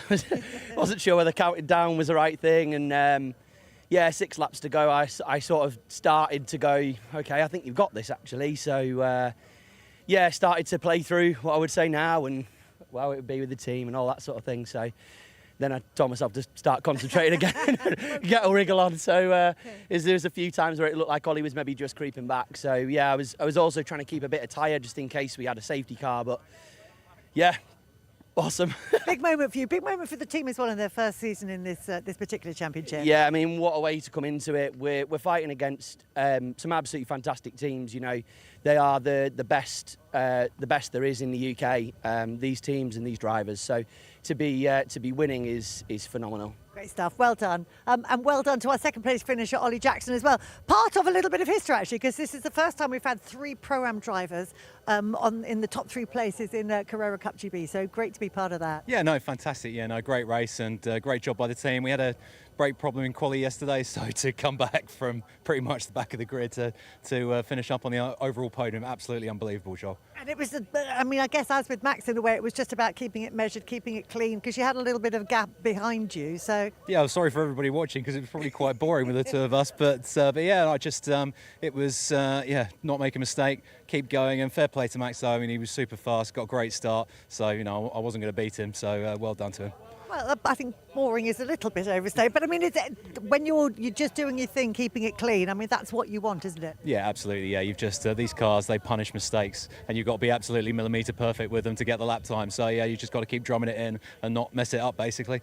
Well done. Well, let's have a word with a man who had a slightly harder job on his hands, because you were under a little bit of pressure from behind, weren't you? Yeah, absolutely. It was a heck of a race. Yeah, I had a great start and then made a mistake myself. So yeah, a little bit annoyed with that one, but I just can't believe it. We were so close to not being here this year, and I'm just over the moon to be on the overall podium.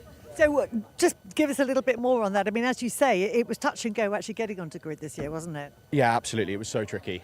We lost a sponsor early doors, and then yeah, had some amazing people come together. So I'd just like to thank them, Evolution, Grace and Pace, the Lexi May Trust. I'm enormously grateful.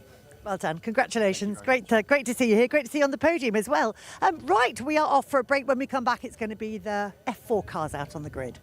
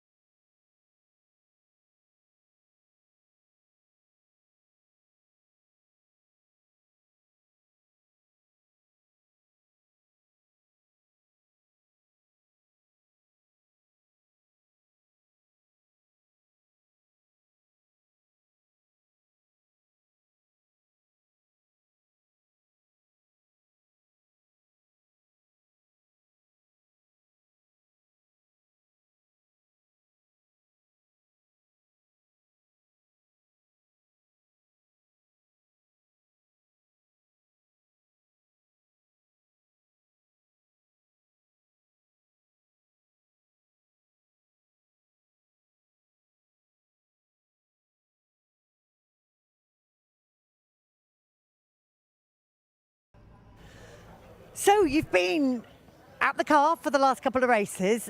Very kind of you to decide to hand it over to this one. Just tell us the story there. How come Ryan's behind the wheel this weekend? Yeah, I mean, Ryan's a good friend of ours, and obviously Josh Cook, they're really good mates, and that's how I got to know him over the last few years, and does a few mortgages and bits and pieces. So it was his lifelong dream to come here, and I was only doing 5 races, so I thought, you know, it'd be nice to let him jump in the car for the weekend and sort of, you know, let that dream become a reality. So. At his home weekend as well, and you of all people know about achieving lifelong dreams, don't you? Because that must have come into it, thinking about your own joy about getting into touring cars at an age when you really didn't expect to. Yeah, and it's just been great really working with him as well. So I've been listening to the radio, I've been really trying to help him into his weekend and mainly just enjoying it. So, but yeah, I mean, obviously with my career, I've done stuff that I'd never ever dreamt of, and it's all come good. It's nice that you can enjoy watching somebody else, because most drivers would be thinking, that's my car, stay away from it. Yeah, it is a little bit like that, but it's a bit bittersweet, really. But yeah, so it's good to see it out there with all my sponsors. Got Henderson's and Jadco still on the car, so it's all good. The original plan was, of course, that this would be a one-off thing, you'd be back in the car for Thruxton, but I understand there's been a little hiccup there. Probably why I'm not smiling as much and my usual self today, but the team dropped the ball, I think, a little bit with a regulation. And we found out yesterday that it states that only 2 driver changes in a year. And when obviously Senna's coming in and Ryan's jumped in, as we thought we were doing him a favour, but that means now I can't get back in the car for Thruxton and Alton Park, which is a big mistake. So, yeah, not great. It's also much frustration, I can imagine. Yeah, a lot of explaining to do, and, you know, we're going to have to work forward and see how it goes.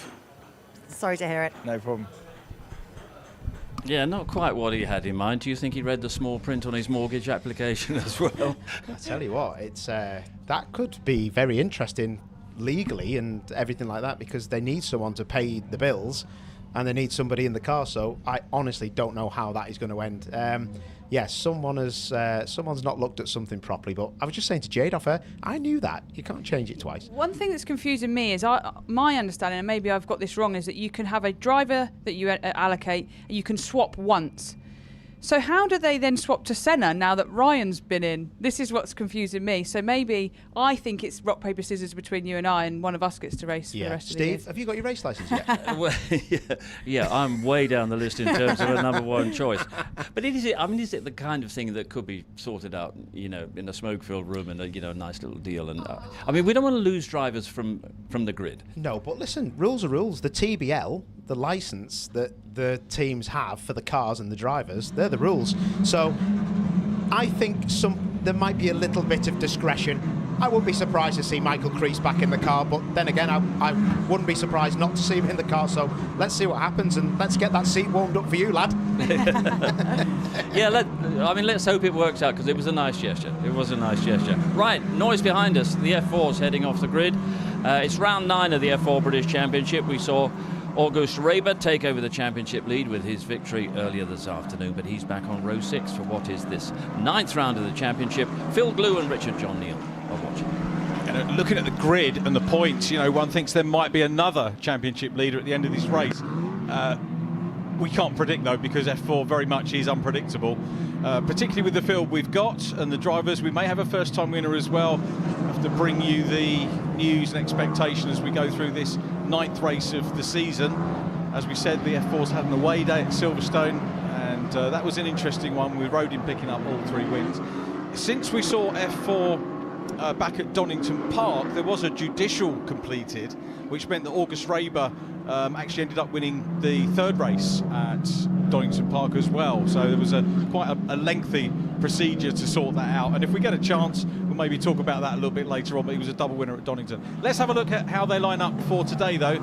And this is the outright pole position, of course, for the meeting. That goes to Fionn McLaughlin with Henry Jocelyn in P2. Martin Molnar is 3rd from Theo Palmer. Then it's Yuhao Fu, much better form in this race from Leo Robinson. Then Ethan Jeff Hall and Adam Al-Azari. Rowan Campbell-Pilling and Tommy Harfield on row 5. Joel Bergstrom and August Reber are on the 6th row of the grid. Row 7, Jimmy Pazik and Ella Lloyd. Then Chloe Chong and Xavier Avramidis, followed by Cole Hewitson and Chase Fernandez on row 9. 10th row, Thomas Behrman and Henry Mercier. Elba Larsen is next up from Esme Kosterman and Charlie Edge. So a few new names into the championship, which viewers here on ITV might not be familiar with, but great to welcome them along.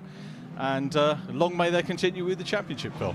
Yeah, exactly, and we're on board here with Campbell Pilling, who had a bit of an incident at the start of the race earlier in the day, but he managed to get out again for the restart, didn't he? So that was good for him, and he's starting a bit further up this time. So let's see how he gets on. But going back to your situation that we were talking about with Raber, who managed to get his win back, I think it was to do with they appealed it because it got red flagged and the result got put back a lap, as it does in the UK.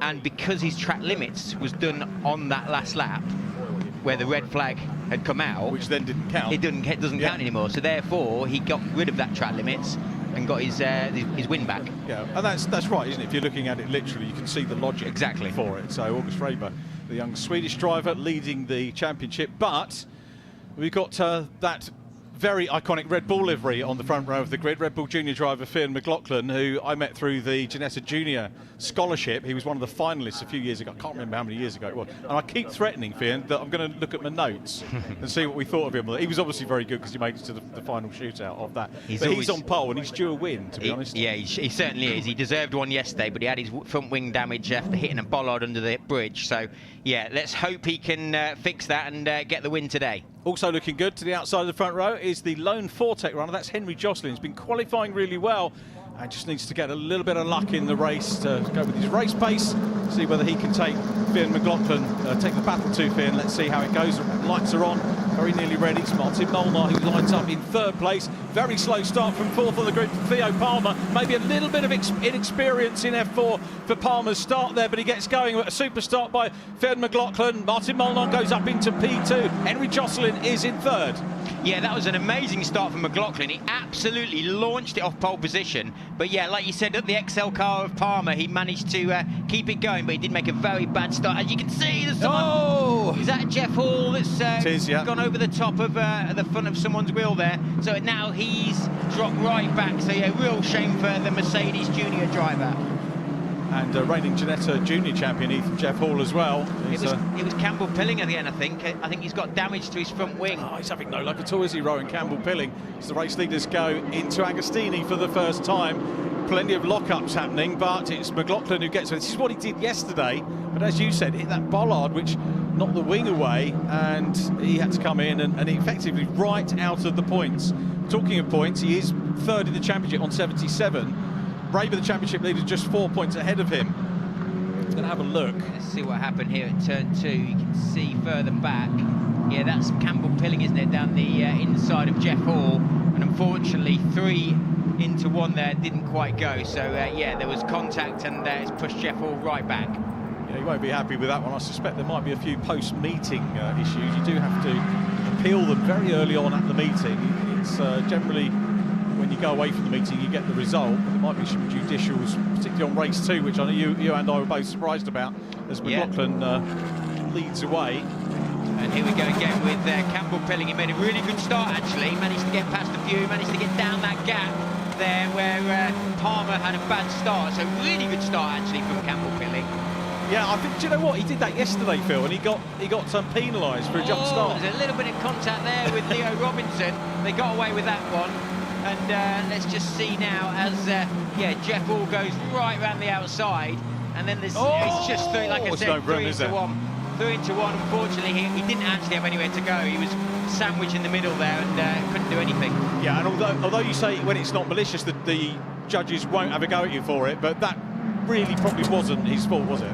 No, it certainly wasn't. And the JHR guys are going to put a new front wing on, which is actually very speedy, and hopefully get him back out again.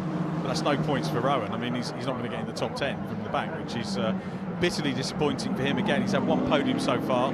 Oh, big late lunge there. Jimmy Pizzic down the inside, super move, right down the inside of Theo Palmer. Yeah, that was a good move. That it looked like he backed it in as he locked up as the back end came round as he went down the inside. But great move from Pizzic. It was. He was the championship leader coming into this round. So technically, we've had 3, 4 if you include judicials, championship leaders over the course of this year. And do you know what? I was looking at results from last year and chatting to you about this earlier on in the day, Phil. This is the only place where Deegan Fairclough didn't win a race last year. Yeah, that is so impressive, isn't whoever it? wins, you know, don't worry about not winning the championship. Just think what Deegan did last year. Yeah, exactly, yeah. But Deegan, he's carried on his winning streak as he's moved up a level into GB3. So that boy is going to be a star. We're definitely one to watch by winning the Autosport Young Driver of the Year as well. He's definitely going places. That was really nice to see that, and I know the family were really chuffed about that award, and very well deserved for him, so really good to see. So McLaughlin out front, Martin Molnar in second. We could be looking, you know, at the championship battle. McLaughlin and Molnar, both very quick drivers. McLaughlin new and rookie status because he hasn't raced cars. I mentioned about him doing the scholarship for Ginetta, but stayed in karts. He didn't get the car opportunity, stayed in karts, went right the way up the ladder, and it's his first season, so he's got the yellow background to the number. First season car driver. Martin Molnar is the reigning rookie champion as Al-Azhari makes it down the inside of Leo Robinson. Good move. That was a great move. Yeah, no contact there. He went nice late move into turn 2. Didn't have any contact, managed to get to the apex, and Leo Robinson gave him some space. So yeah, Leo's obviously going to be trying to get back onto him now. He's right up his gearbox, but Al-Zahari, he's done a great move there. It was good, and he's definitely seeing him as a bit of a charger, aren't we, Al-Azhari? So he came through and won yesterday's race, was very quick through the field in the first start of race 2 earlier today. So could be another one to watch, and I think that typifies the championship for me this year. This is only the 3rd event, but we're seeing so many drivers capable of winning. You know, there isn't anyone with the level of dominance we saw from Deegan Fairclough last year, and you can argue that a couple of ways. You can say, was Deegan that strong and the other's not good, or is this a much stronger competition? I think it's a stronger competition this year. Yeah, it does seem very close, doesn't it? There's a lot of front runners, a lot of good drivers. I mean, people like Leo Robinson, who have just seen being overtaken. He was winning races last year, so we know he's good. So maybe there's just a lot more competition this season. But Leo is struggling a little bit, to be honest. He's now got Pisique all over the back of him, so he's maybe going to lose another place to the Rodin car very soon. He could well. Still McLaughlin out front. He's got the fastest lap as well, the young Irishman, looking to grab a first win. As we look at Robinson, there goes Molnar in blue out of shot. Henry Jocelyn in the white and red Fortec car. Yu Hao Fu having a good run here, Phil. In the 69, he's up into 4th place. Had a torrid race too, because he had a grid penalty, and then he got involved in the turmoil of the first start, but thankfully for everybody, not thankfully, that there was a problem with the circuit infrastructure, with the electronics or whatever, and the race had to get cancelled, but we did get everyone back in for race 2. But some good battling going on here. Pisique now having a go at Robinson, so Pisique in the 93. It's almost like the weekend has finally come to Jimmy P. Yeah, it certainly does look that way, doesn't it? He's all over the back of Leo Robinson. I feel like he's going to make a move soon. He tried to go on the outside into turn 2, but that wasn't going to be the move. But let's see if he can go for a late lunge like he did before into turn 4 at the hairpin. But no, Leo saw that one coming. What Jimmy Pisique's got to be careful about is the drivers behind him. He's got Tommy Harfield, who is running, I think, 4th in the championship at the moment, 4th or 5th Tommy Harfield, with Chris Dittman racing. Had a decent result, podium in the reverse grid race, so he'll be looking to apply a little bit of pressure to him as well. And with him as well, Theo Palmer in the 23, the XL, which is the white, red and blue livery of XL Racing, but it's Rodin, the black and white 93, busy chasing the car of Leo Robinson at the moment. There goes Yu Hao Fu out of picture, followed by Al-Azhari. You can see Leo Robinson's trying to break the toe there as he's weaving down the straight. It kind of worked a little bit because Pisique didn't follow him. But a big lock up there from Mercier. Raber. Yeah. Championship leader coming into this one, the 47 car, qualified 12th, so that's how he was on the front for the reverse grid race, and struggling to get points in this one is August Raber. There is Molnar up ahead of Jocelyn. We can see Jocelyn grab a podium, and Molnar has been so consistent so far this year. The youngster, very personable last year, won the rookie championship, got into the lead on the last round. Here we get the battle for the lead, for this position. Robinson cedes it. Jimmy Pisique goes through and makes it up into 6th place. Yeah, he managed to get a good run off the last corner there, clearly, because he was already past him before they got to turn 1. So Leo Robinson's definitely struggling. Unless he's on his worst set of tyres, he does seem to have a bit of a problem, if I'm honest. Yeah, that could well be it. I think he was closer to the front, wasn't he, in the reverse grid? So he's got Tommy Harfield crawling over the back of the car behind him, which is Theo Palmer. Theo, a new driver into the championship, did a couple of races with us at Silverstone 3 weeks ago, and his debut, ex-Carter. He's come with the change here. Tommy Harfield down the inside of Theo Palmer. About to tell you that Palmer started racing at the age of 9, as many of them do, but he's had a long relationship with the Excel team and translates that now as Harfield goes through. Super stuff from Tommy Harfield again. Yeah, and Bergstrom as well, he's in the mix, isn't he? He's around the outside now. Make sure there's no contact with Palmer. And you can see also, Raver there as well. He's managed to get down the inside of Palmer. I think you called it about right with Robinson. It must be the tyres, mustn't it? Because you have to manage the tyres over the course of the meeting. And the likelihood is you're going to throw your best tyres on for your best chance, which was probably race 2. This is all good jostling stuff here from F4. Some typically great races. One of the better circuits, in my opinion, for F4. Oh, there's a bit of contact there with Fernandez as well against Palmer. Fernandez now on the outside as he's going through the bomb hole. Let's see if he's got enough speed. No, he hasn't, and that's bringing Ella Lloyd into this mix. She's now gone down the inside of Fernandez, so great bit of driving from the McLaren Junior driver. Yeah, first look at Ella Lloyd in this meeting, and good to see her, the race winner in F1 Academy a few weeks ago. And nice to see her racing with Rodin this year. It's got Chloe Chong as a teammate this weekend as well. Welcome Chloe back. As also get a look at Esme Kosterman, but leading that group is Tommy Harfield, who's got to try and chase down Jimmy Bezique. There is August Raber in 47, the Argenti runner leading the championship at the moment. Race leader just going out of shot, Finn McLaughlin. Second position, Martin Molnar. McLaughlin still with fastest lap. Last lap's both 1:49s. McLaughlin 7/10 quicker than Molnar on the last lap, so he's still gunning it at the moment. Yeah, the fastest lap is McLaughlin, like you said, 49.2. There's a lot of drivers in the 49s, 49.8, 49.7, 49.6. Here we go. Leo Robinson again trying to defend from Palmer there and Ella Lloyd. So he's doing a good job to keep them both behind, but now that brings Ella Lloyd into this, trying to get a run on Palmer. As you can see, Leo's in his mirrors massively, isn't he, as they're coming into turn 5 and 6. Palmer was actually quickest for a majority or quite a bit of the qualifying session yesterday, and there was some very definitely some raised eyebrows saying, no, welcome to the championship, young fella. You know, it's one thing you can do a bunch of testing and everything else, but to do the performance he did in his first BTCC meeting was absolutely remarkable, and I think notice that we can expect to see him amongst many other winners. He's still working hard, Palmer, trying to get on terms, make up another position. Still loads of lockups happening. So go through. Jeff Hall's still going, and the 25 car goes through. So the gap, first to second, 2.5 on the last lap. They go across the line. Martin Molnar still in second. Henry Jocelyn still in third. The gap goes out another 0.3. That's a quick lap, 48.9 he's done. So that's the only driver in the 48s. The others are doing low 49s and 50s. So yeah, you can see. I thought Jocelyn was actually catching Molnar. He's a little bit nosed in the same lap time as Molnar.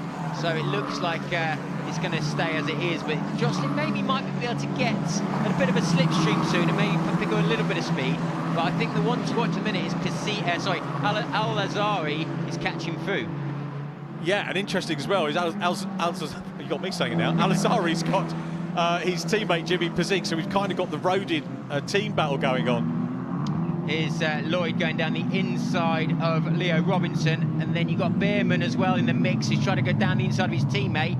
They've given enough room for each other, but I think that means that Beerman's going to be on the outside for turn 3. Yeah, Beerman's going to be picking up some handy rookie points here. His dad David was saying to me that this year, first full year in single seaters for Thomas, and very much rookie championship is the aim, much as they would like overall wins. Look at this battle further back, so a big lock up there for the Xavier there, who's managed to still make the apex in with a lockup. It's very easy actually in these F4 cars to have these lockups and still make apex. They're not getting too damaged either. They need to learn not to have so many lockups the further up the ladder they go, because it's very easy to damage your tyres in GB3 and F3 and F2 if you have too many lockups, but you get away with it in F4 a lot more, which I suppose being younger and they're only learning is important that they do get away with it.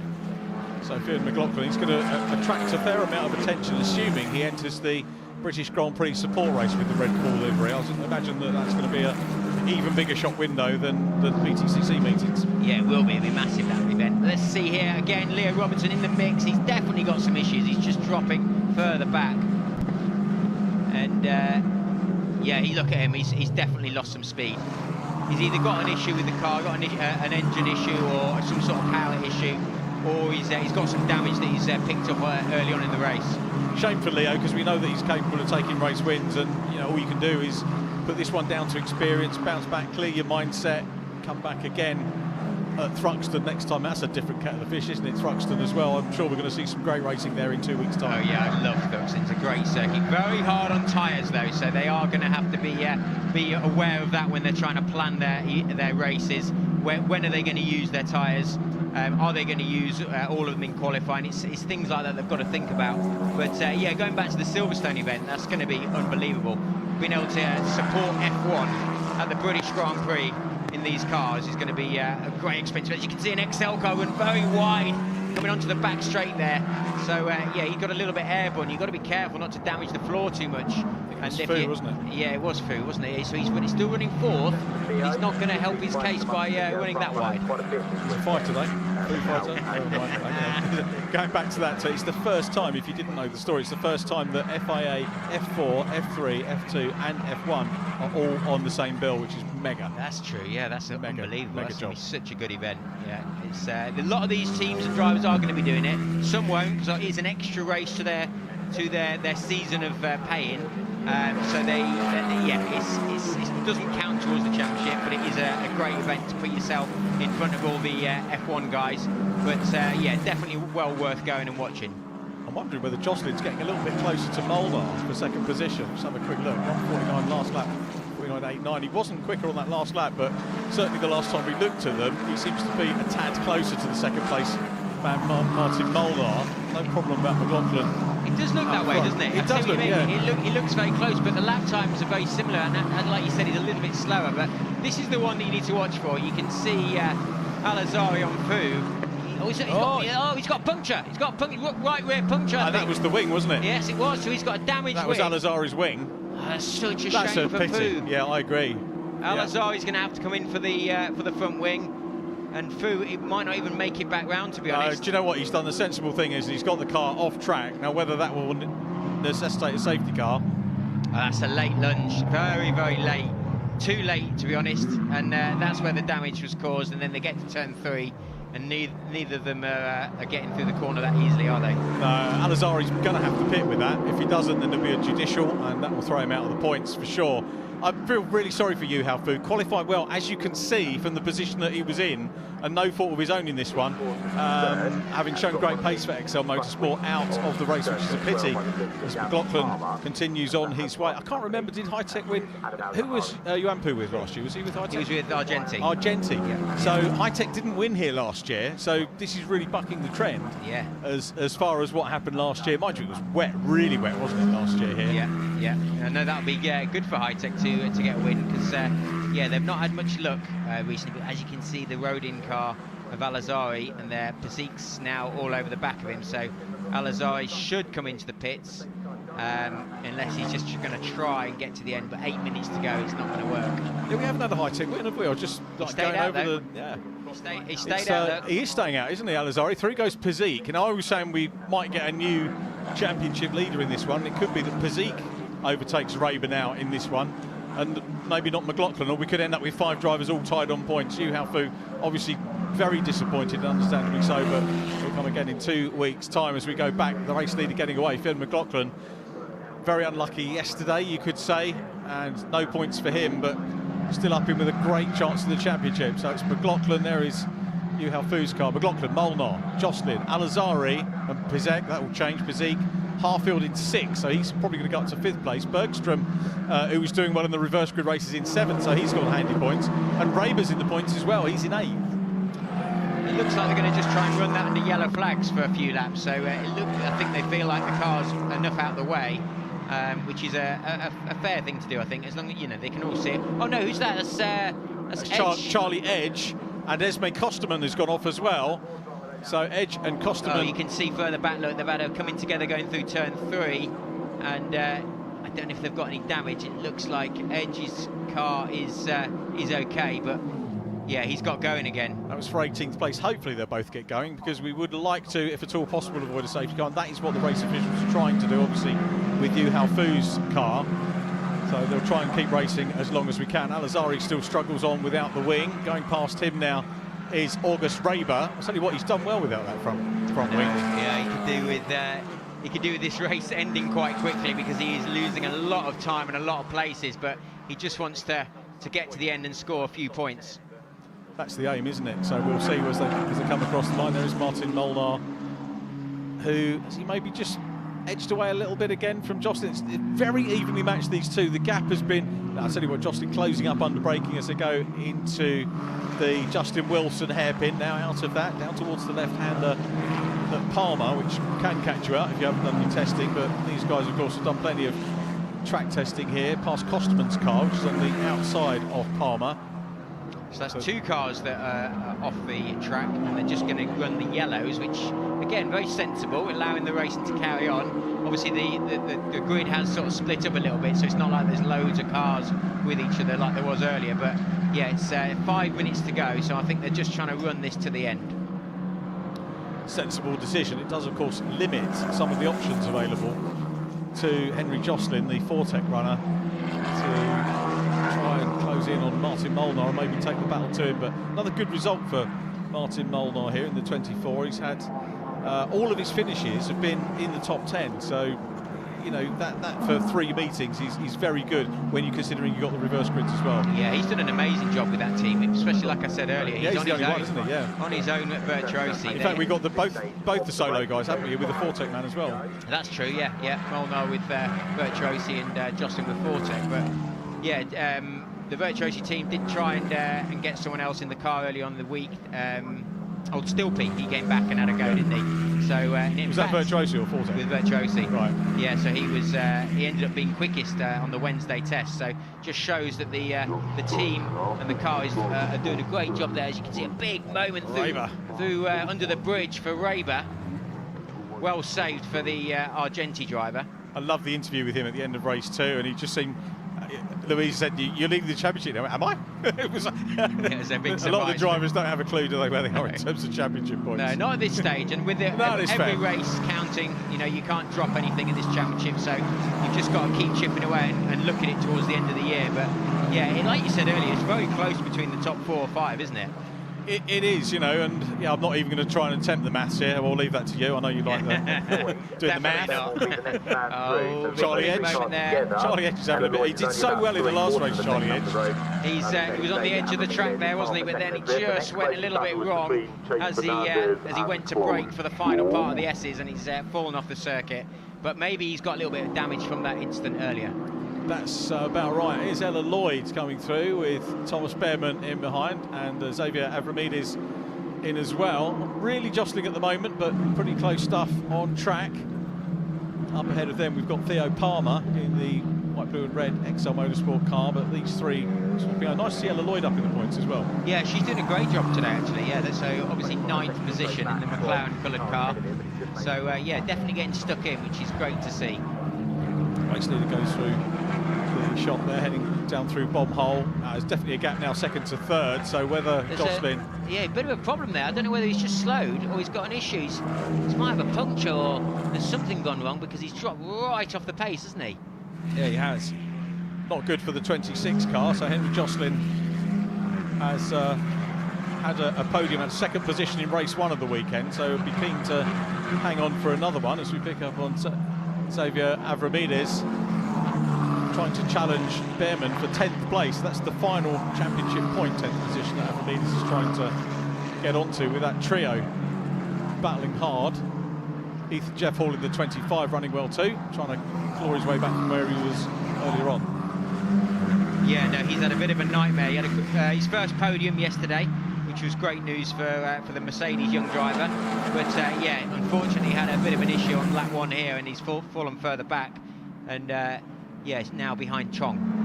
Here's Elmer Larson coming up, having a look on the inside of Henry Mercier in the 13 car, so the 2 blues, and the Danish lass is going to try and go through on the inside. Oh, That was close, that was. They're still running closely together, but that means Mercy's now going to be on the inside for turn 3, so he just needs to keep it there and defend, and that's going to keep the position. Yeah, good stuff. Elba Larsson, really good addition to the championship, and looking to, I think, do the non-academy weekends, again, like many of the drivers, which will qualify her for the championship, the challenge trophy, as we have a quick look at our race lead. Still with fastest lap, 3.7 seconds clear. Martin Molnar is still there in third and having great fun on his way down into the S's. Goes Henry Jocelyn. Yeah, I'm not sure what happened on the lap before. He was running wide through the bomb hole and a little bit wide through Coram as well. So I'm not sure whether he managed to get a lot of pickup on his tyres from the S's, and that's why he's not got the grip that he had before. But definitely looks back on it now, doesn't he? He does. I wonder what it'd be like if he had a teammate who could share regular race data with. He's coached by James Gorman, former touring car driver, former mini champion, of course. He's obviously doing a good job with him in the car. See Jeff Hall now all over the back of Chong. He's managed to get a better exit coming out the S's, but then she covered it off before the bomb hole.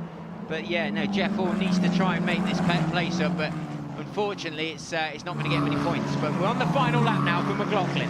It is, so well, this is going to be the first win, assuming he hangs on to it, for Fionn McLaughlin, but he's absolutely dominated this one, did a super start, and then has built the lead over Martin Molnar, who himself has done a good job defending from Henry Jocelyn in third place. Jimmy Pazik has come through into fourth, which I think is an amazing drive, because he started down in, was it 12th or 13th place on the grid? Jimmy P was outside the reverse grid part. Yeah, did in fact qualify 13th. He did, yeah, but managed to get to 12th because Fu had a, someone had a penalty, didn't they? So yeah, he did start 12th. But yeah, great driving from Pazik. It's really important for his championship attack there to get all the way up to fourth. Sets up nicely, doesn't it? We've got this high-tech roading battle that's beginning to develop with the high-tech man here leading this one, Fionn McLaughlin. Finn to some people. Apparently Fionn is the dad. You know, when you're an angry dad, you've got this to come. and you call your child by the Fionn, apparently is what Fionn's dad calls him. I think if you say the Fionn quickly, that's probably what everyone calls him Finn, but how he goes. But he doesn't mind either way, Fionn McLaughlin, and he is leading this one. It's going to be a maiden win in the championship for the young Irishman. The 17-year-old is leading this one well. Martin Molnar's done a sterling job as well in second position. Here we come out of Murray's corner for the last time. A little bit of a wobble from the number 5 car, but it's nothing to worry about. He's done the hard work along centre straight, and there's the checkered flag. Fionn McLaughlin takes the win. Martin Molnar will be in second. We wait for Martin to come across the line. Last year's rookie champion. Then it was Henry Jocelyn. Jimmy Pazik's going to be a way back. Remember, he's come up from 12th, 13th on the grid. Pazik, let's wait and see. Here he comes. Jimmy Pazik takes 4th position. Tommy Harfield is next up, and Joel Bergstrom will complete our top 6 here at Snetterton. Fantastic race for the 2025 Wera Tools F4 British Championship. Racing continues. Henry Mercier busy challenging as well, but it's Chase Fernandez ahead of this group. This is for 12th place, outside the championship points. Fernandez not a rookie either, so won't get the rookie points. And Rowan Campbell-Pilling working his way. He's in 17th position. Elba Larsson, if we could see her, would be the car in front, but we're going to get a run to the flag with the man who was one of the top rookies in last year's championship. It's fair to say he's had a frustrating start to the 2025 campaign, but we've seen plenty of Sheffield steel from this man over the course of the last couple of rounds, and he will keep on challenging. And as Phil said, it's a full 30 races this championship, and Rowan Campbell-Pilling will use every one of those to try and claw his way back into the championship contention. So after taking a trio of second positions, it is Fionn McLaughlin who takes it, his first win, and one suspects is going to be the first of many. The high-tech boys absolutely delighted with that, and they've broken their duck. The team duck for the year has been broken. Round 9 of the Wera Tools F4 British Championship here at Snetterton is won by Fionn McLaughlin from Martin Molnar and Henry Jocelyn completing the podium. Jimmy Pazik comes 4th from Tommy Harfield. Then it was Joel Bergstrom and August Raber. Second in the rookies was Theo Palmer. Ella Lloyd takes 9th, and Thomas Bierman again completes the rookie podium in 10th. 11th goes to Xavier Avramidis from Chase Fernandez, then Ethan Jeff Hall ahead of Chloe Chong in 14th. Henry Mercier 15th from Elba Larson. Then it was Rowan Campbell-Pilling and Charlie Edge. Adam Alazari struggled home for 19th, out of the points sadly. Then Esme Kosterman recovered for 20th. And issues sadly for Yu Hao Fu, Leo Robinson and Cole Hewitson.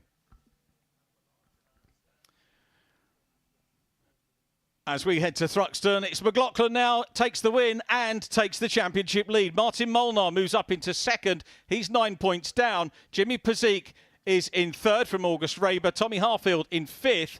Then Adam Alazari, sixth from Henry Jocelyn. Ethan Jeff Hall, Thomas Behrman in ninth place. And Rowan Campbell-Pilling completing our top 10.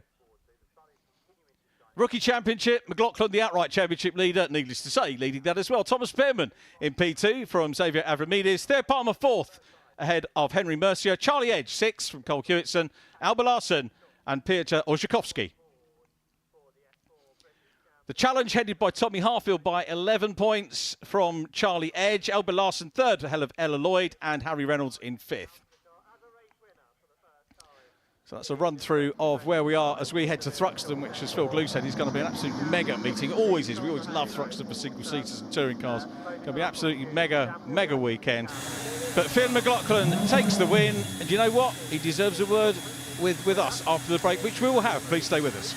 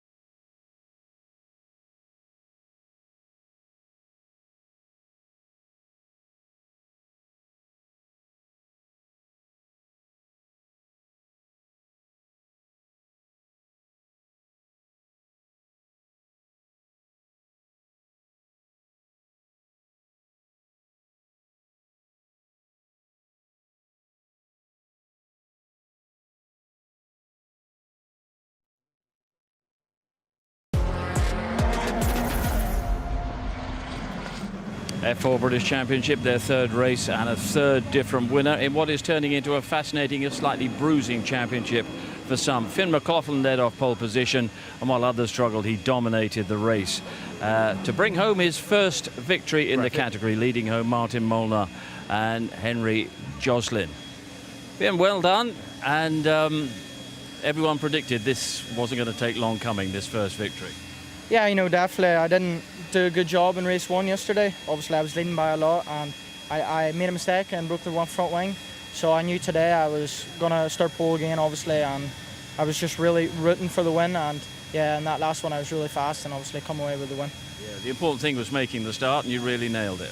Yeah, definitely. You know, that's the main thing in F4 is getting a good launch. So I did a good start, and from there on, just drove off. What did it feel like when you got a race like that under your control, under your command? You know, I think every racing driver loves that race where you're always on your own and you have a big gap behind. So the stress was low, and yeah, just try to manage the gap and yeah, stay calm. This your kind of circuit, because we're heading to Thruxton next, which has its own challenges.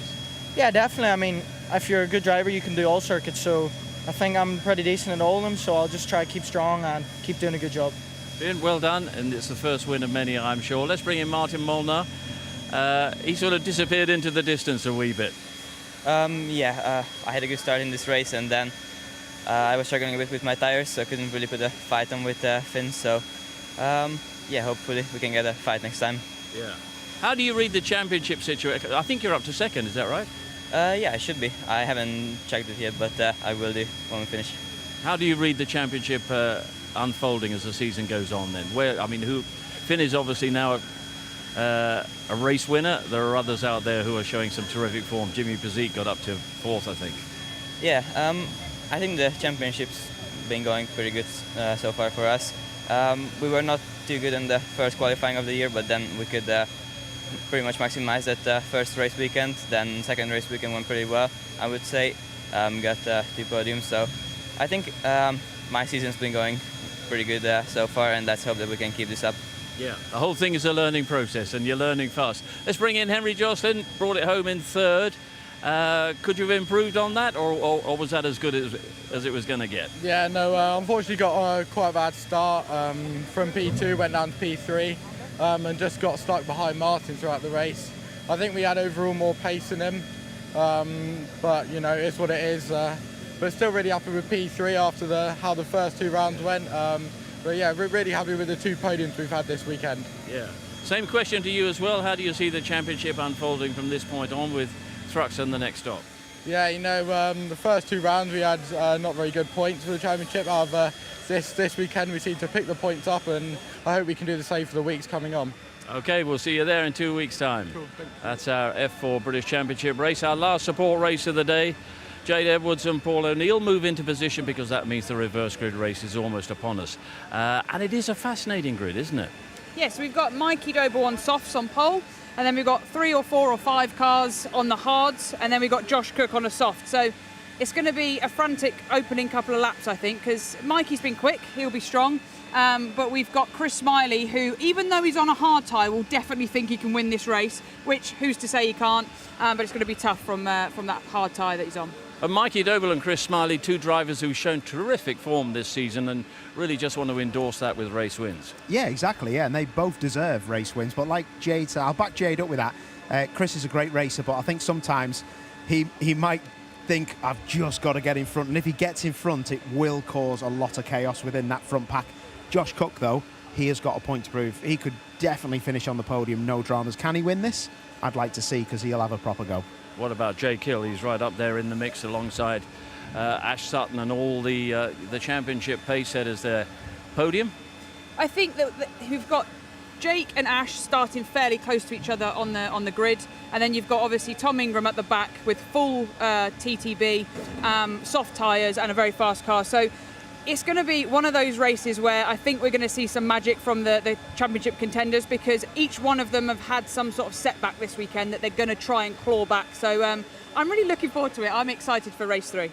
Yeah, we must mention a further reflection on the victory by Dan as well. I mean, he just rode off his chances in race 3, and he's done enough for the day in his mind, or so it seems. Yeah, exactly. You know, he's got a lot to do in this last race, but nobody deserved that race win more than him. I'm so glad he's done it, and it really does kick his championship off. I think it's fantastic for him. So, yeah, let's see what he can do from there. The other thing with Doble was, do you remember what Tim said at the beginning of the weekend? He said, why is he starting on the hard? I actually thought the same was a bit. That's a big gamble to start 4th position in qualifying on the hard tyre. Drop back only 4 or 5 places. He's on reverse grid pole now with a soft tyre with 5 people on hard tyres behind him. It's good effort. Yeah, and in really great shape. Absolutely. I mean, we've seen Doble start from pole before. He had a little bit of a mishap the last time he was on pole at Silverstone and did 2 green flag laps. He then led the race at Alton Park and then got Jake Hill on the last lap. So he's still fairly new to this leading a touring car race and going for his first win, but he's a lot more experienced now than he was back then. So he'll be strong. but there are a few names behind him that will really want that result over him as well. So it's going to be a tough battle throughout. Yeah, one of those names is Ash Sutton, who we mustn't forget is still leading the championship. He's on row 5. Yeah, exactly. Row 5 is quite a bit far back, but I have never seen someone start so well in 2 races today. He's been doing everyone round the outside, went from 6th to 3rd, then he went from 3rd to the lead. So fair play. I'm really looking forward to this. And Ash has had a good weekend, but he knows that Ingram is going to struggle to score a lot of points now. Will he push as hard? Does he want damage? Let's see, because them hard tyres, when he gets to the hard tyre people, that's going to be hard work, because they'll be like a block. Yeah, so many storylines, so many possibilities. Going to be fantastic to watch. The reverse grid race coming up in just a few minutes' time. Cars heading out at this moment. We'll be out there on the grid with Louise in just a few minutes' time.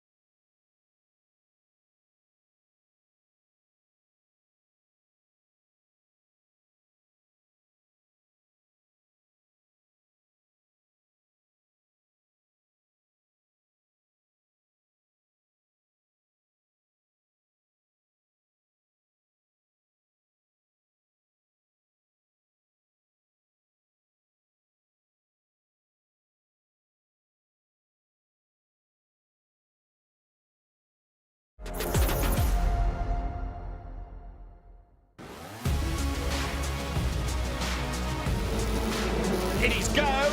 Good start by Camage. And Ash Sutton's already up to 4th, and he might be 3rd, in fact, round the outside of Robo as they come off turn 1.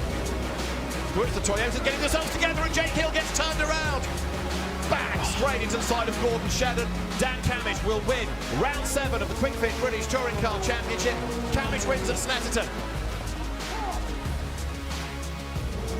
Away they blast, and a good getaway by Sutton. Sutton has hit the front already from 3rd on the grid.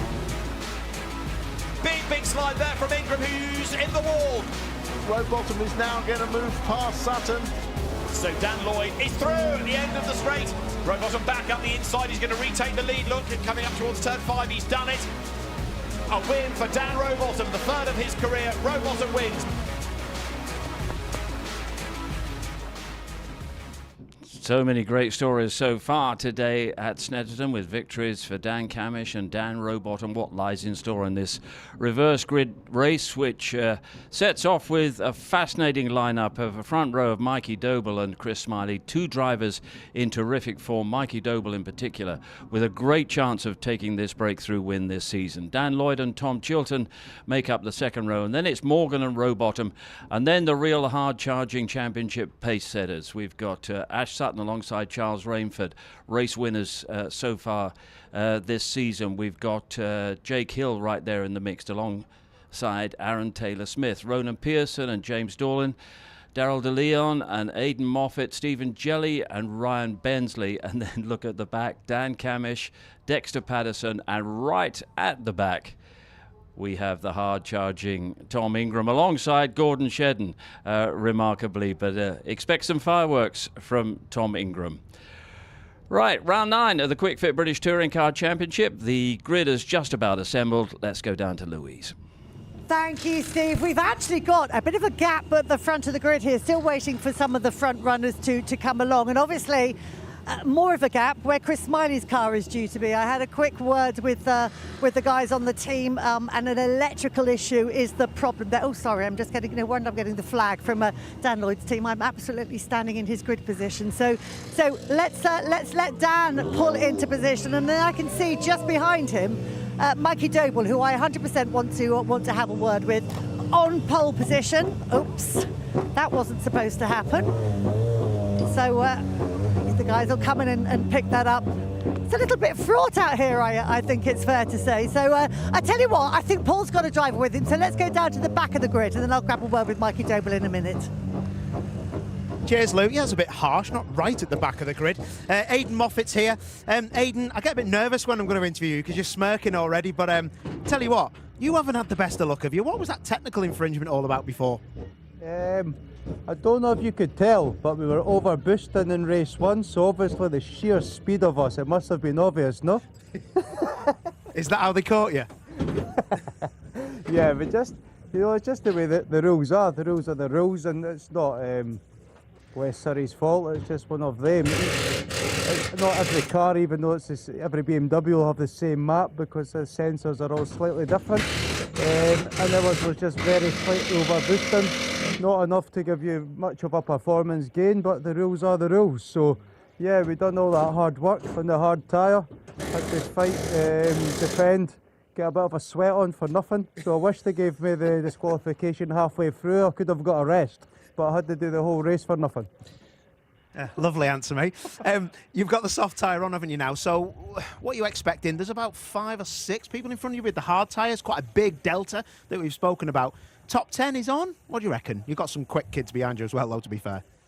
I just want to go home. Yeah, I think it's been a very difficult day. Race 2, trying to come through the grid, we got picked up a bit damage. We've got a slightly shorter set of gear in the car, we'd like it a bit longer, it's making life difficult a bit, but it's not there to fit, but that's a different story. So it is difficult, we'll get our elbows out, we'll give it a shot. It'll be nice to try and get some points from a pretty disappointing Sunday when, the car's not had great pace, but I feel like myself with Colin Turkington's helping me out, as you know, and I feel like the driving's actually been okay, which sounds crazy coming from the BMW performance at Brands Hatch to this, so it's hard to say what we'll do, but we'll definitely give it a roll. It's touring cars, mate. That's the way it goes, isn't it? Right, you're going down, fella. Not you, but I'm sure you'll be fine. Your mechanics are saying that you're going down. You'll be sound. Right, OK, let's go and see James Dorling. Follow me. Sorry, that was probably like a satellite attached to your screens at home. James Dorling is one of the better drivers on the grid. Sorry, guys. That was very rude of me, wasn't it? I'm very sorry. Bit of a tyre cross going on here. Am I okay just to get you out the way? Sorry, mate. I thought it was Josh Cook. My word. Better looking than Josh Cook. Better looking than Josh Cook. James Dorling, how are you, Captain? Under the radar at the minute, but one of the super fast front-wheel drive drivers. I go on about you a lot, mate. You're a proper peddler. You've got to have some good luck soon, haven't you? Yeah, I think we've been missing something a little bit up to now. Made some good progress yesterday, and I think the tyre strategy we went for has put us back a little bit in race 2 and obviously to now. But yeah, we're on the right tyre to be on for this race, so it's going to be full attack. Enjoying yourself, mate, because you're used to Clios, you're used to historics. We've had a pedal together, haven't we, in older cars, but this is good fun, isn't it? British touring cars is where people like you should be. Yeah, it's proper. I mean, the racing in everything I've done so far has been good. Obviously, I love driving cars, that's what it's all about, but yeah, it's just a different arena completely. I absolutely love it, and huge credit to all the team behind the scenes that make it possible. But yeah, hopefully now we'll get some results to make it all worthwhile. Top man, good luck. Lou, who you got? Well, I am at the front of the grid with Mikey Doble, and I think at the moment we've just seen a shot there of Mikey Doble's tyre, and that really is the ace up his sleeve, because I think some people, and to be fair, I was one of them, slightly questioning the decision to run on the hard tyre in race one when you were so far up the grid. But you now have the soft on, and you're even further up the grid. You are in a very, very good position. Sorry, are you talking to the team? Yeah, did you hear me? Yeah, so my plan was to obviously get the hard out the way early, but still get a good finish, because I know that a lot of people use the hard in race one. And my plan was to get me exactly where I am here. So if I can do the job from here, then it's the mission complete. But just to get here in the first place and to strategise the day to give me this opportunity now, whatever happens, happens. We've seen that you've got the pace in the car, but boy, it almost went horribly wrong in race two, didn't it? When with that little trip across the grass, that was a really good save. Yeah, it was traumatic. It was a bruise in race two, but I needed to fight hard to stay in that position so I could guarantee myself a chance of a reverse grid, and here we are. How tough do you think it's likely to be from here, bearing in mind that you've still got some reasonably hard charging cars behind you? Yeah, it's not going to be easy, it never is, but we have got some hard shod cars just behind me, so the goal will be to try and get a gap early and then just try and manage it from there. Good stuff. Fingers firmly crossed for you. Hope it goes well. Right, I think I've got time, and you can see that gap on the grid still where Smiley should be. Let's just dive in and grab a quick word with Dan Lloyd. So Dan, obviously you're having to carry the hopes of the team with you with the problem with Chris. What do you reckon from here? It's going to be tough on the harder tyre, isn't it? Yeah, obviously a big shame for Chris. I think they've had to replace a crank sensor at the last minute. But yeah, it's going to be tough on the hard tyre, but there's a few hards behind me. So it's going to be a little bit of damage limitation, but we've made some big improvements to the car, so I'm still going to be pushing. Couple of independent wins already as well, another one potentially on the cards here. Well, he's going to be quick on the softs in front, but if we can come away with another strong points finish today, it's just mega turnaround from the first two rounds. So yeah, we'll see what we can do, but I'm really happy. Good luck, have a good one. Right, we're off for the break. Final touring car race of the day when we come back.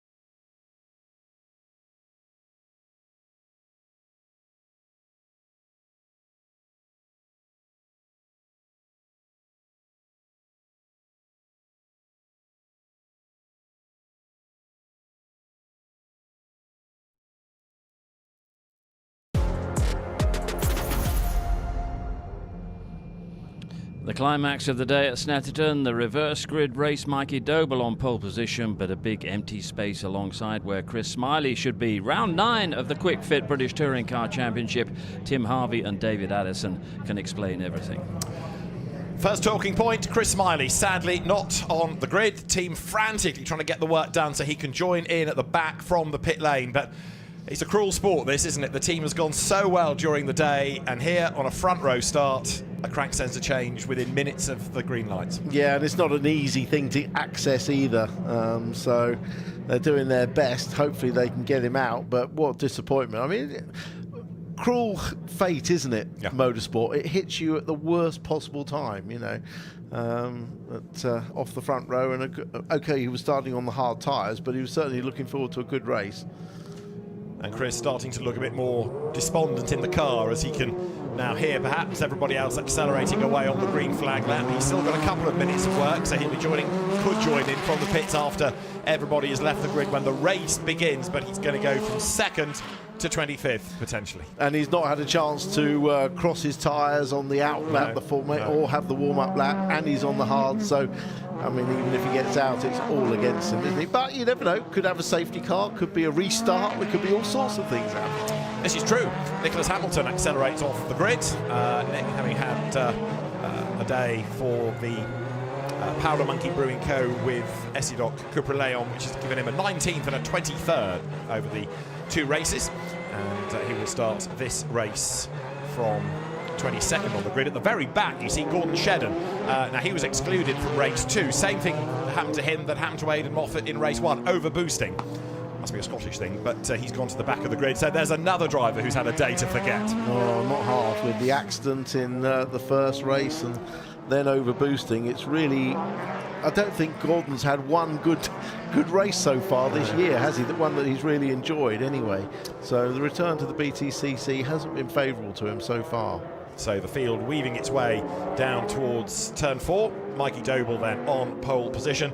So now, as we get to the end of the day, we kind of understand the decision at the start of the day and why he was on the hard tyre earlier on. Yeah, but you know, that, I mean, okay, it worked out, but there's no guarantee that he was going to get that reverse grid or be in that position to do it. But certainly the reverse strategy worked out fine for him. He drove exemplary race in race 1, finishing 9th, the first car on hards, and then made progress in race 2. So yes, it has worked. Let's have a look at the grid then, based on that result of race 2 and the reverse grid draw. Mikey Doble on pole position. Chris Smiley should be alongside, but we'll start from the pits if he starts at all. Dan Lloyd then 3rd, but he's on the hard tyre. Tom Chilton is on the soft. Remember, he won race 3 at Donington. Adam Morgan and Dan Rowbottom then, both on the harder tyre, are on the 3rd row. You've got Josh Cook next with Sam Osborne for company. Next up, Charles Rainford. Ash Sutton is alongside him. 1 and 2 wins they have. Jake Hill on row 6, race winner this year. Then Aaron Taylor-Smith ahead of Ronan Pearson and James Dorlin. Daryl DeLeon, a race winner as well, starts 15th, and 16th is Aidan Moffat. Stephen Jelly and newcomer Ryan Bensley on the 9th row ahead of Dan Camish, now a race winner this year. Dexter Patterson alongside him.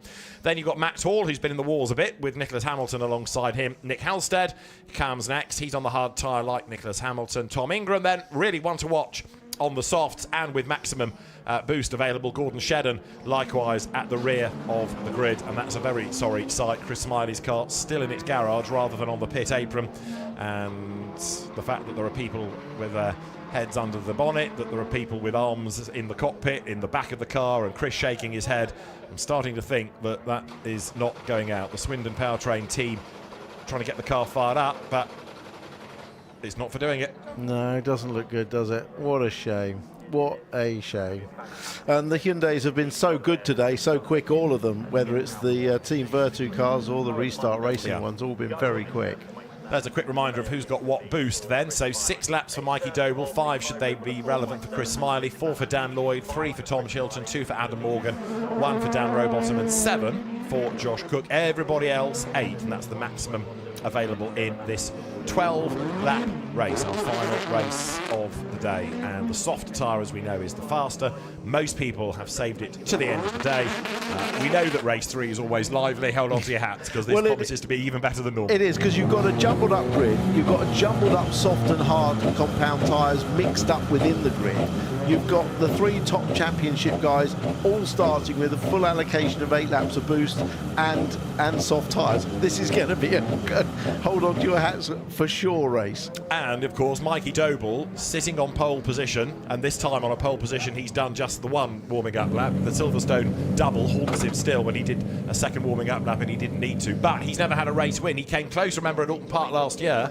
He lost the lead to Jake Hill at Hislop chicane, which was what, 1, 2, 3, 4 corners from home on the last lap. He desperately wants a race win, and this could be it. This could be a really good chance. If there's some kerfuffle behind him, he's definitely got the pace to get this job done. No question about it. We're almost good to go then. The last car slotting into place is that of Gordon Shedden. The medical car, Abby Eaton at the wheel of it, slots in behind there. The green flag is shown at the back. That's the indication that the lights will now be turned to red.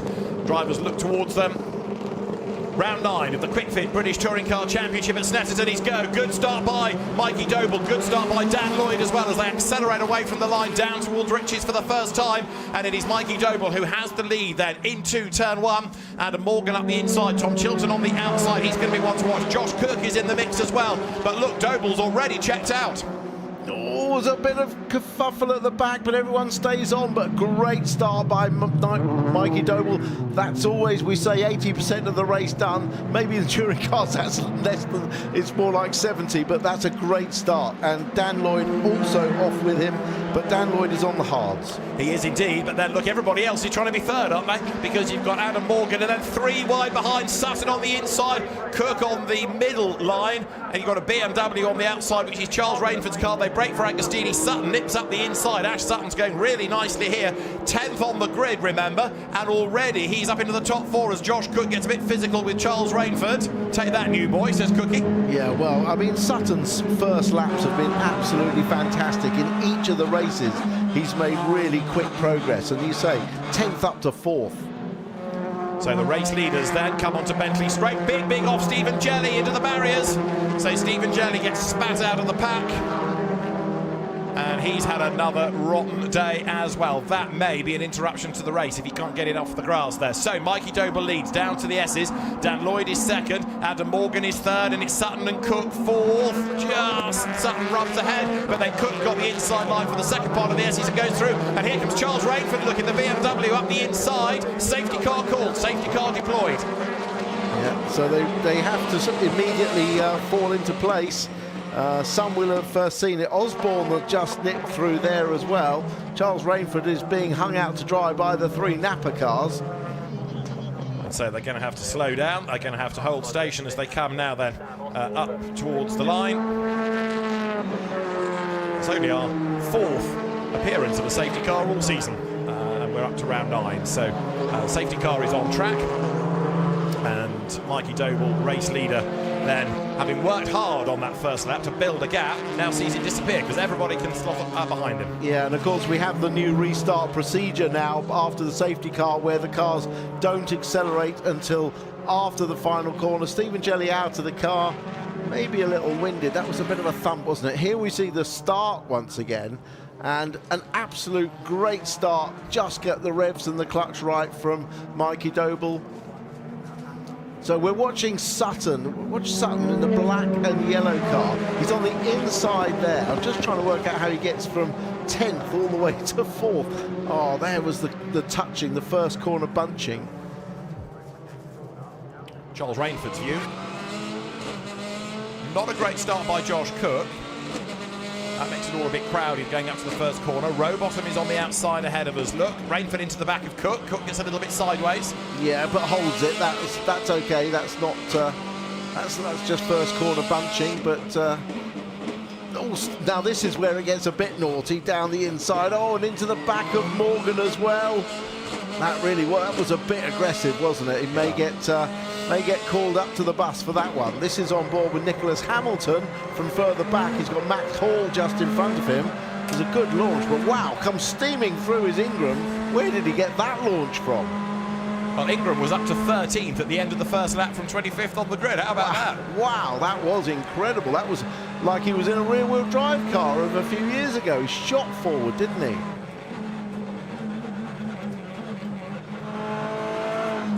This Dan Camish's view as well, going up to the first corner. See the BMWs ahead.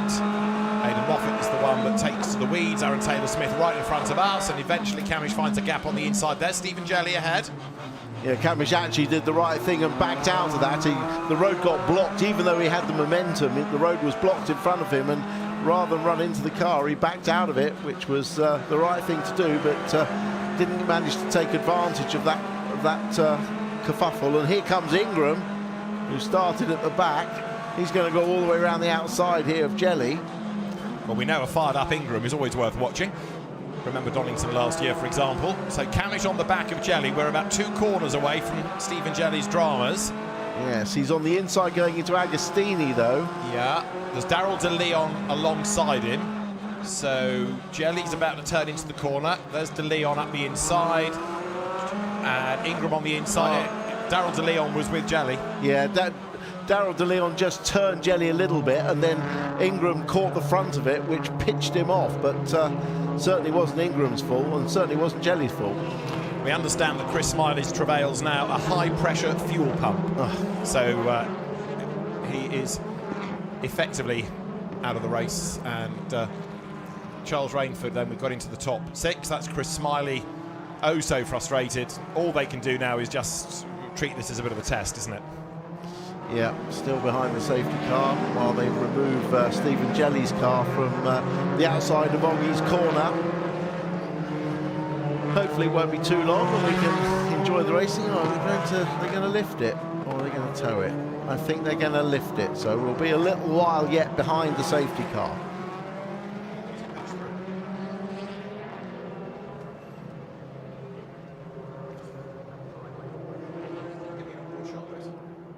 So there, Charles Rainford, who is 6th behind the safety car. Let's see if we can drop in and have a word with Charles while he's busy warming up the tyres. Charles, commentary box calling here. Hello again. That was a fairly physical start to the race, wasn't it? Gosh, you're telling me, yeah. I mean, I'm enjoying this touring car racing. I'm still learning so much, but gosh, as we go past, hope Jelly's all right. That looks a bit nasty. Yeah, so enjoying it, thank you. Yeah, really enjoying it. Especially always a pleasure talking to you, especially in the middle of the race. So that's great. Well, 9th you started, 6th you are, so you had your elbows out, and it was always going to be busy with that mix of drivers on the hard and the soft tyre, wasn't it? That's it.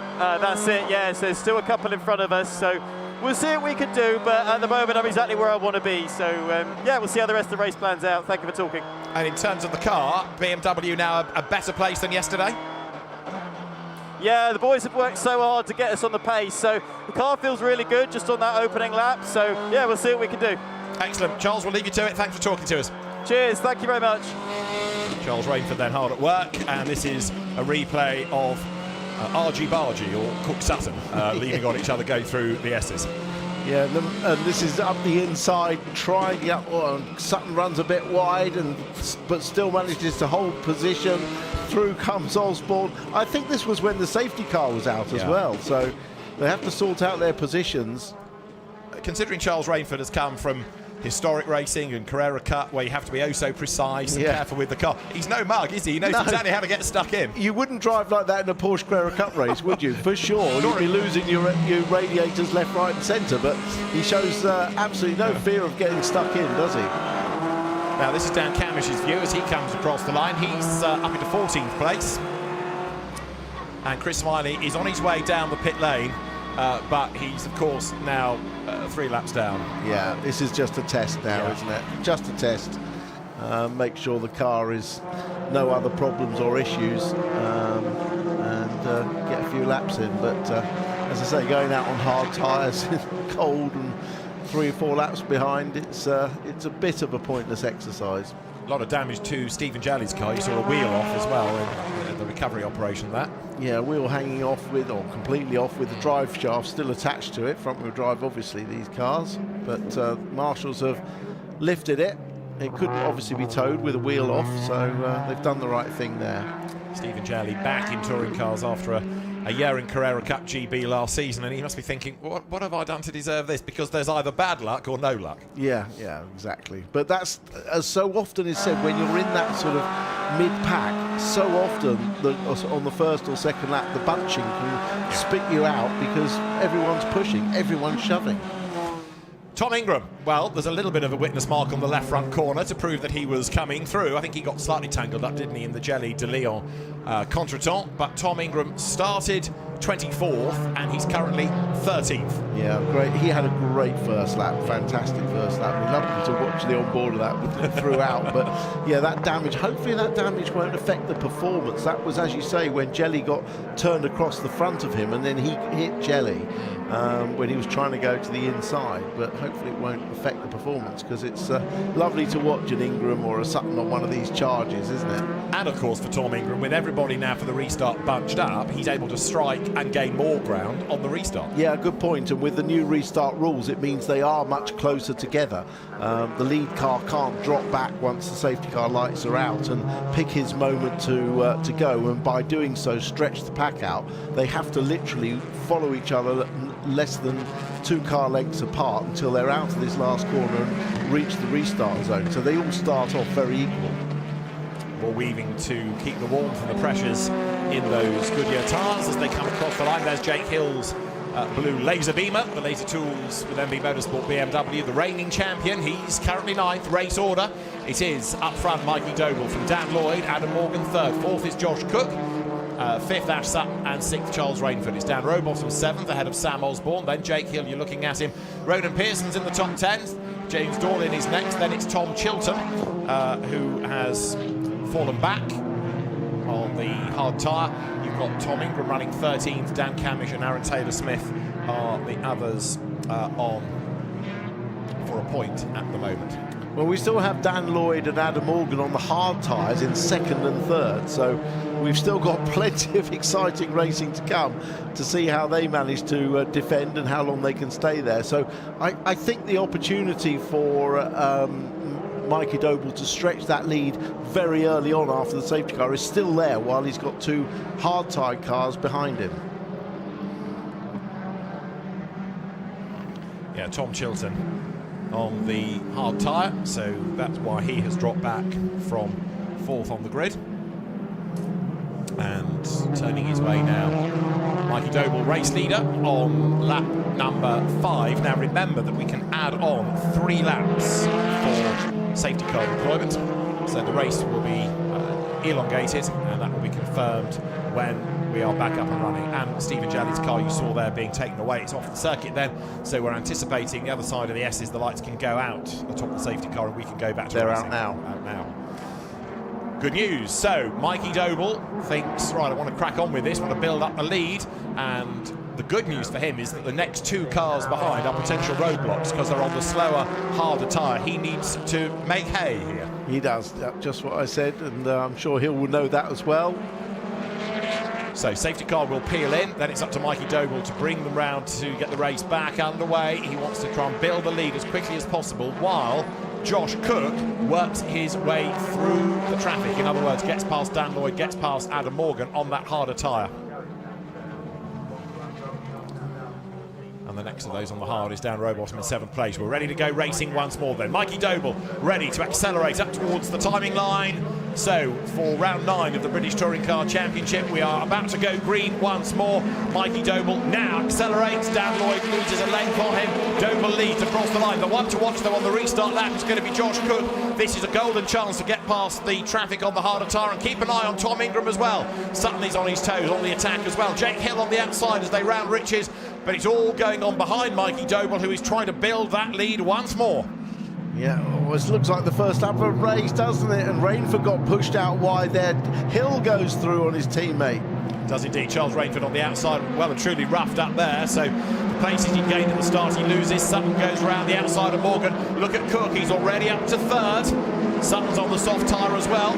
So Josh Cook accelerates with 7 laps of the boost, but Sutton has got more. So Cook on the attack, gets past Lloyd up to 2nd place. This is the highest we've seen on one Motorsport Honda this year, but Cookie goes wide and Lloyd fights back and retakes the place. Yeah, just what Mikey Doble wants, isn't it? This sort of scrapping behind him. I mean, Cook knew that he was on the softer tyre and Lloyd was on the hard, so he just sent it up the inside and hoped the car would stop. Unfortunately, he ran on a bit wide and allowed Lloyd to cut back underneath him. Matt Hall on the back of his teammate Dexter Patterson there. Replay of the opening lap. Charles Rainford looks like he's gone wide, but we know that there's been a bit of contact that put him wide. Yeah, I think there was an assist there on the way in, wasn't it? He didn't choose the wrong side of the road to go. Delicately put.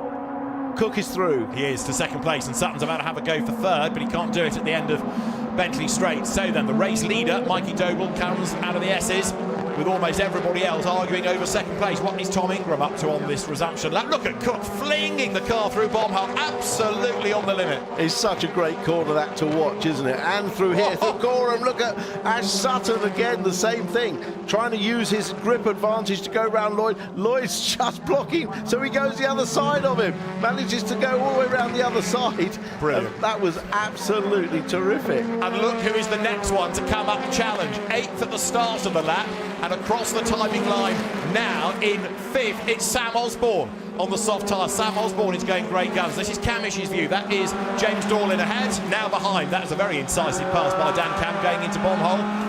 So it is Mikey Doble leading, chased by two of the most spectacular drivers, Josh Cook and Ash Sutton. Doble's got the fastest lap and leads by 1.6 seconds. So it is the Motor Parts Direct with Power Max Racing, Vauxhall Astra in the lead. Josh Cook's One Motorsport Honda Civic is second. The Napa Racing UK Ford of Ash Sutton in third.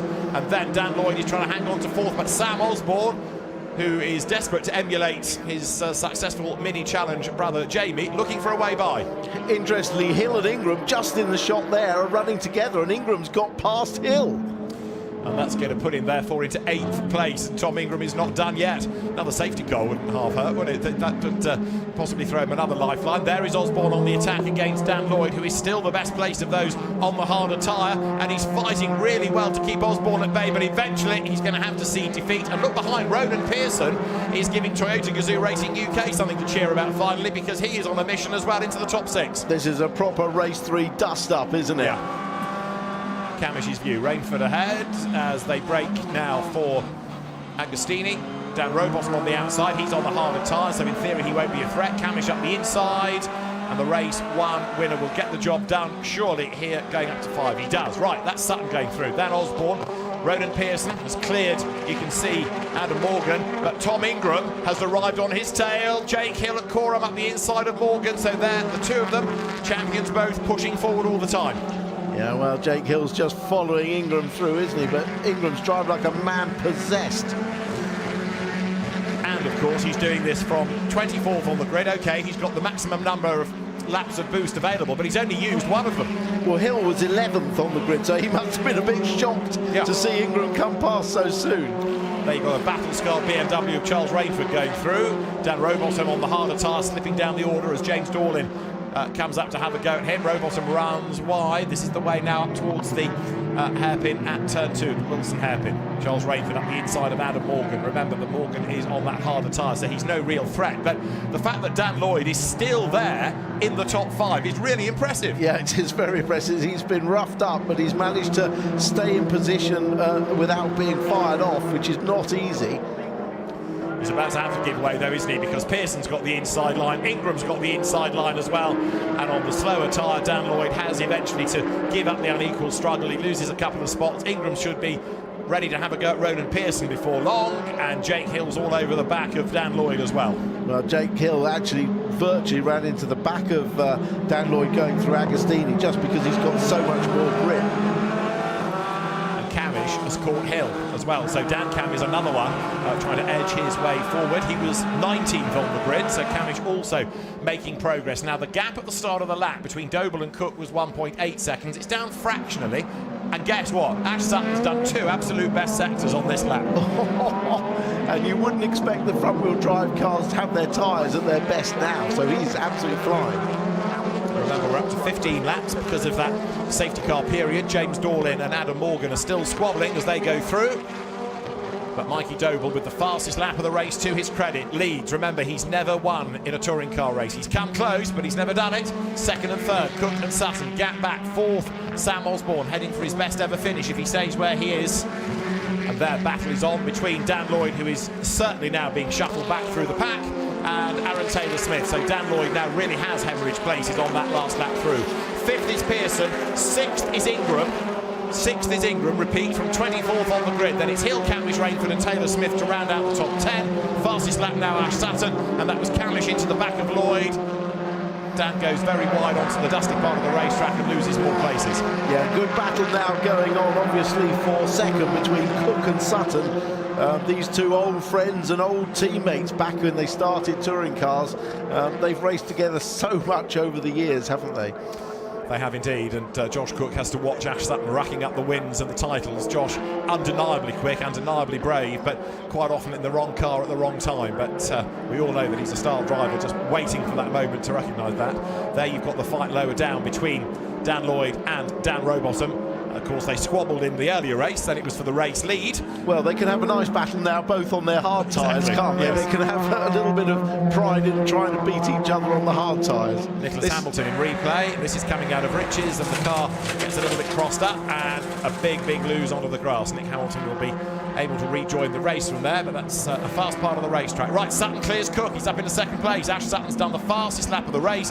Now he's into second position. Sutton's got 7 laps of boost remaining. He's got more than the leader, significantly so. Now, the gap was 2.2 seconds at the start of the lap, Doble to Sutton. Mikey Doble is on borrowed time. Well, you have to say that, don't you? Because if you've got a man who's like Sutton, who's set the fastest lap already and who's got more boost chasing you down, that gap of 1.7 is going to shrink very quickly. Yes, indeed. So Ash Sutton up into second place. He was 2.2 seconds back when it was first to third. Now he's in second place and he's cleared Cook. Therefore, the margin that he's got to eradicate is already down to 1.6. So from 2.2 to 1.6 seconds between Doble and Sutton. And on that lap, another just under 6/10 pullback. Sutton's on a mission and he's got time on his side to do this. Yeah, and Ingram in 5th place as well. Absolutely superb, but 1.6 seconds behind Osborne. Can he get himself onto the podium, Tom Ingram? That would be a really impressive way to round out the day. There is Mikey Doble going through. I'm just going to give a shout out to Ryan Bensley, who's subbing for Michael Crease this weekend at his local track, the man from Norwich, the mortgage advisor and absolute lover of this sport, has been a backer of Michael Crease and others over the years, and it's an absolute joy to see him make his BTCC debut at his home track, and he's really held up his end very well. He's not been overshadowed by any means in this meeting. He comes from TCR racing, but the TCR cars are very different to BTCC cars. And it would be good to have him back. I know Michael Crease wants the seat, but if Ryan Bensley going to carry on and do another couple of meetings and build on what he's learned this weekend, he'd only get better and better and faster and faster. Yeah, well, the other upshot is that Senna Proctor, who was earmarked for that car for the second half of the year, is obviously waiting in the wings and could be parachuted into that car a couple of races early if Creasy actually can't come back. But you're only allowed 2 changes of driver, so it's got to be one of Bensley, Crease or Senna Proctor that drives that car for the rest of the year. Dan Camish staring at the back of Jake Hill's BMW. 8th we are currently on board with Dan Camish. Up front, sector 1, Sutton quicker than Doble. Sector 2, Sutton quicker than Doble. Look at this gap. It was 1.6 seconds when they started the lap. At the end of it now, as they cross the stripe, the gap is 1 second. Sutton is on for a win here. Yeah, he is. He was some 0.6 of a second quicker on that last lap alone than Mikey Doble. So I think your on borrowed time is correct. But if Sutton doesn't get past Doble quickly, Cook will get a sniff of the back of Sutton's car again, and that will give him make the opportunity for Sutton to pass much harder. So it could be that for the second successive event, we have one team winning all 3 races. WSR did it at Brands Hatch. Napa Racing could do it here. Dan Camish, Dan Rowbottom, Ash Sutton, perhaps unexpectedly, but the way that Sutton is going now is looking as though it is when, not if, he catches Doble, and then we'll see just how wide Mikey can make that Vauxhall. Yeah, that's very true. I hadn't thought of that. Yeah, it could be a repeat, couldn't it, of one team taking all 3 races. So back on board with Dan Camish, and there's that lead gap in the first sector alone. 3/10 pull back by Ash Sutton. So Mikey Doble will be very, very conscious indeed of the gap coming down, and still bear in mind Ash has got more boost available to him. 5 laps to the 4 of Mikey Doble, and we've got 5 laps to go. So Sutton now can use boost all the way home. All the way home. But on the other hand, if Mikey Doble can stay in front for another lap, then they'll have parity. So he'll be able to use it to defend. We talk about the amount of laps that the drivers have, but of course, not only is there a sliding scale of laps, there's also that sliding scale of the speed at which you can deploy it. So the limited amount of boost you have comes in at a higher speed anyway, so you have to be going quicker before it can kick in, whereas somebody else with a few more laps can deploy it at a lower speed. There are all these extra things for the drivers to factor in, but right now the leaders are virtually nose to tail. 1 second is down to 1/10 in the space of a lap, and now Mikey Doble with 4 laps to go has kept 4 laps of boost. Sutton's got 4 laps of boost. They've got parity there, but look how much quicker Sutton is. He is all over Mikey Doble like a rash. Yeah, that last lap was Sutton's extra lap of boost, and he used it to close down. But as you say, they now have parity. Every lap they can use the boost to defend and attack. So the battle is really on now. If Mikey Doble can hang on for another 3.5 laps, he will have really earned this race win. But Ash Sutton is determined to find a way past. And bear in mind that Josh Cook is not falling away. He may have lost the place to Ash Sutton, but Cook is staying pretty much in the mix. He's not close enough to attack, but he might be able to if Sutton and Doble delay one another. And it might even be that the net result of this is a win for Sutton and second for Cook. Could well be. The other thing to remember is this is the longest lap we visit all year. So with 15 seconds of boost, there's a lot of places you can use it on the lap, and one driver doesn't know when the other driver is using it, apart from what he can see physically on track. So if one driver is able to save up some boost for later in the lap and use it all in one go or in a couple of goes, he can catch the other driver unawares. This is Camish up behind Hill, and that looked like very much like a boost pass, didn't it? And that was for 7th place. Dan Camish, the race 1 winner, goes through. So Ash Sutton is our only double winner of the year. He could be a triple winner the way that he's going. Not to try to suggest Mikey Doble's not up to the job of winning this race, but Sutton's pace is just outstanding, and he's got himself onto the tail of Doble. Now he's planning the move as we get a replay of down at the S's side by side. Camish getting up the inside of Ronan Pearson. That all got a bit ugly. Well, having got past Jake Hill, he then clattered into Ronan Pearson and gave that position back to Hill. So that was a little bit messy. Race leaders start lap 13 of 15. Mikey Doble's Vauxhall has got to grow in width here to keep Sutton at bay. A typical race 3 dust-up means there's debris all over the road, look, heading towards turn 2. Mikey Doble leads, but Ash Sutton tries to tighten the line. He's not able to attack coming off the corner. The Vauxhall then still leads the way, but Sutton is bearing down on him. Yeah.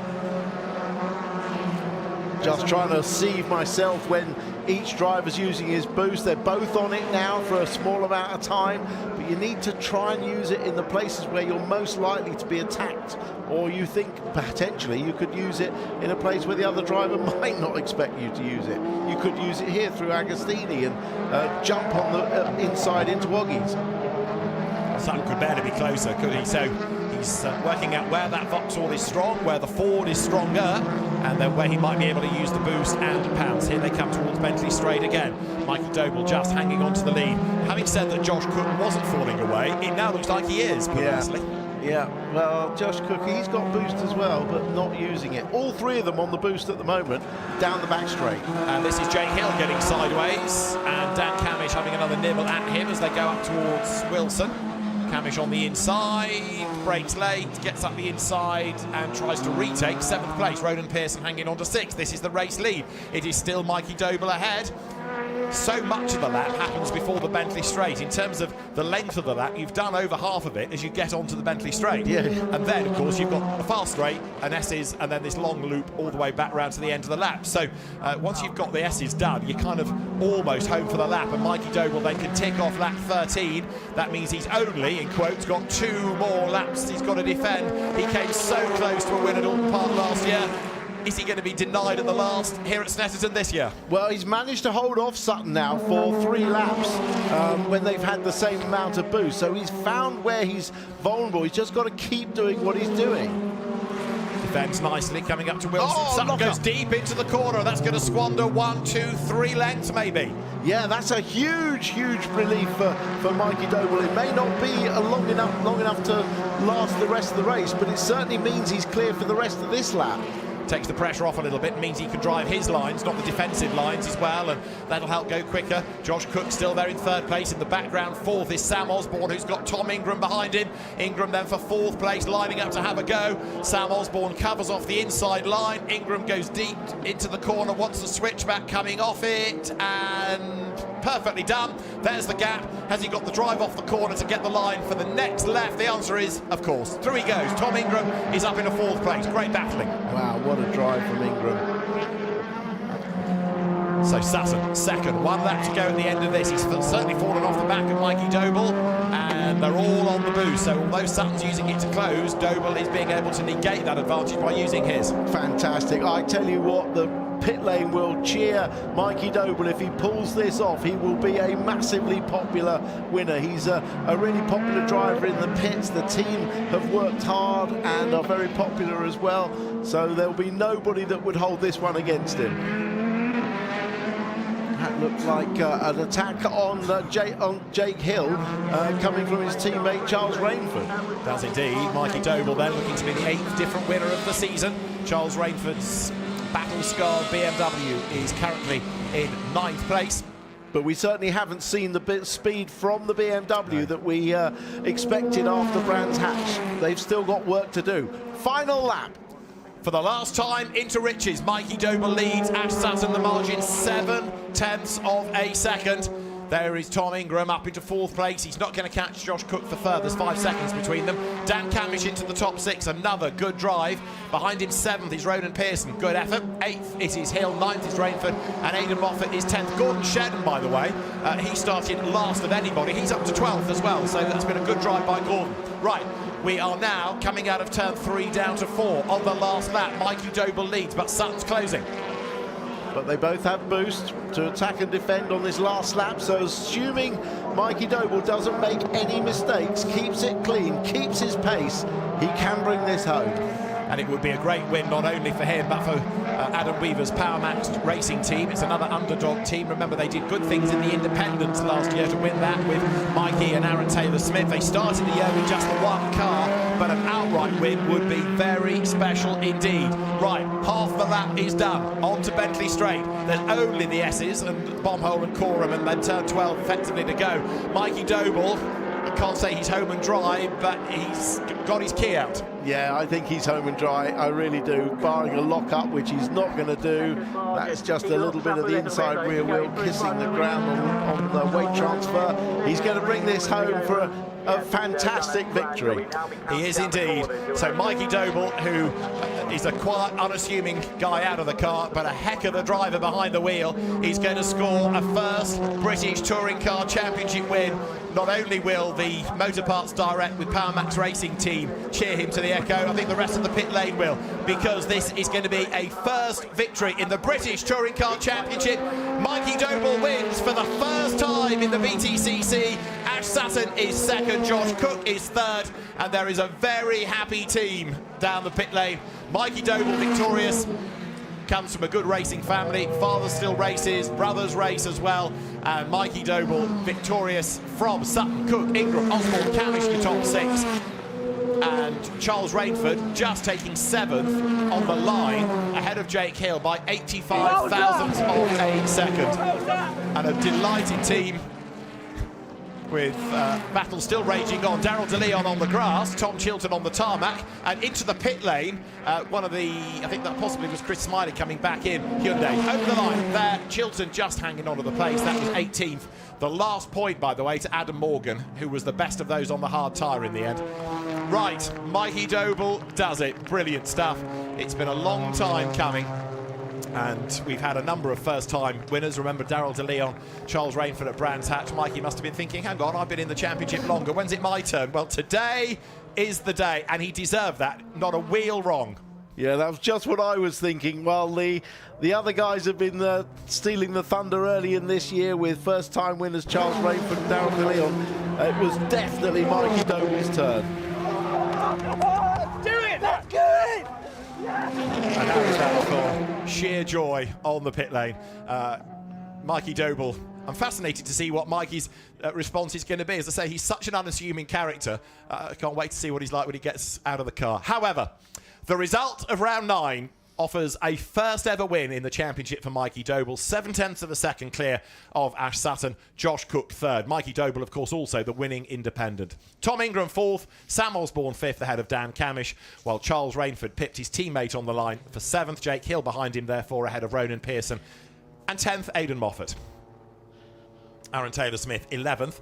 Then Gordon Shedden up to 12th from 25th. Dexter Patterson 13th ahead of Max Hall. Good effort by both in their Rocket Racing with Unlimited Motorsport Cupras. Adam Morgan takes the last point ahead of Dan Lloyd, Dan Rowbottom, Tom Chilton, Daryl DeLeon and Ryan Bensley in 20th. 21st, Nick Halstead from Nicholas Hamilton. We lost James Dorlin.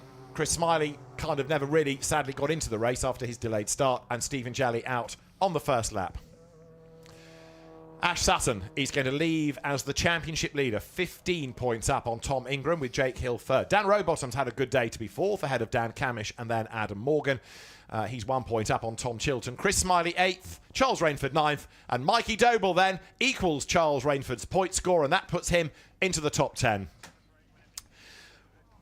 Mikey Doble then is a race winner in the championship for the first time. He can't wait to talk about it, and he will do so after the break.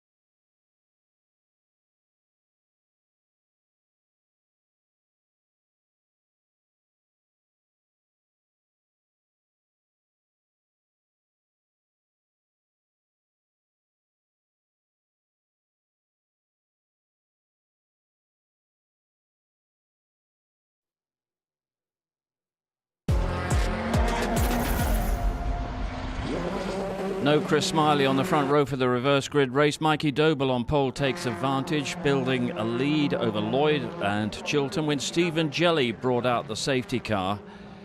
And Doble on the restart had to rebuild his lead. Ingram got into fourth, Sutton got into second, had a boost advantage over Doble, set off in pursuit of the leader, but Doble stayed strong and held off the four-time champion for an extraordinary first touring car win. While we're waiting to hear from Mikey Doble, Paul O'Neill, quick reaction to what you just seen. Absolutely made up. You know, the boy, he was on the softs, he had it all to do, but Smiley didn't turn up on the front row with him, and he had a massive opportunity. But I've got to say, that will feel like a proper win. To have Sutton behind you on the same tyre, all that going on, absolutely brilliant. I can't wait to see his reaction. It was stunning. So fair play. Alongside Mikey Doble is Louise. Louise, it's all yours. Mikey, what a fantastic win. I don't think there's a person in the pit lane who wasn't happy to see that one. I guess you're right up at the top of that list, mate. Yeah, well, my plan worked, didn't it? Hard in race one. Lost for words, really. You know, my last potential win got taken away by a deserved champion in Jake Hill, and I thought, who else to then try and take my second one away in Ash Sutton? But no, it was a fantastic race. Yeah, everyone deserves it so much. Just so many people to thank, you know, like my family, my dad, the belief that's been put in me. You know, we're a racing family. We go racing as a family. You know, this is massive just to be in the championship for us, let alone, you know, be here as a BTCC race winner, and to bring PMR their first win since JP in 2019. It's been long overdue. It's been a long road to get here, but we're here. And I think everybody would be really well deserved as well, because you just drove a sublime race. I mean, intense pressure, as you say, from a multiple champion. And actually, he was the one who made a mistake. Yeah, yeah, I didn't expect to see that, but it gave me enough of a break. And, you know, I knew that he'd be quick in that race, even coming from P10. I didn't really start believing it was going to happen until probably the penultimate lap. And then I'm just like, well, if I don't make any mistakes, then we're going to win this. So, yeah. What is this going to do for you and the team? I mean, the motivation and everyone's just going to be through the roof. Like, you know, everyone who works on this car, you know, they put their heart and soul into this. And, you know, this is the fruits of their labour. So, just mega pleased for everyone. And everyone's mega pleased for you as well. Congratulations, well done. You go over and see the boys over there, and let's dive in and grab a word with Ash Sutton. I mean, that's the moment, isn't it? And much as you would have loved to win, I'm sure you're thinking what a great moment for him as well. Yeah, mega. Well done to Mikey and Power Max for that job. But yeah, really pleased with that. Obviously, would have liked the win, of course, but we just picked up a little bit of damage on the right rear from, I think it was the opening lap. Me and Josh had a little touch on. I think Rainford made a bit of impact, so kind of just hurt the balance. I then worked the tyre too hard trying to get through. So yeah, really pleased. Perfect way to round out the weekend. It's considering we come here with 1 second of hybrid in qualifying, it's not been that bad. So I'll take that. I was going to say, it's been a really good weekend, hasn't it? And put it in context of where the other guys who were battling against you for the championship as well, who maybe haven't had such a good weekend.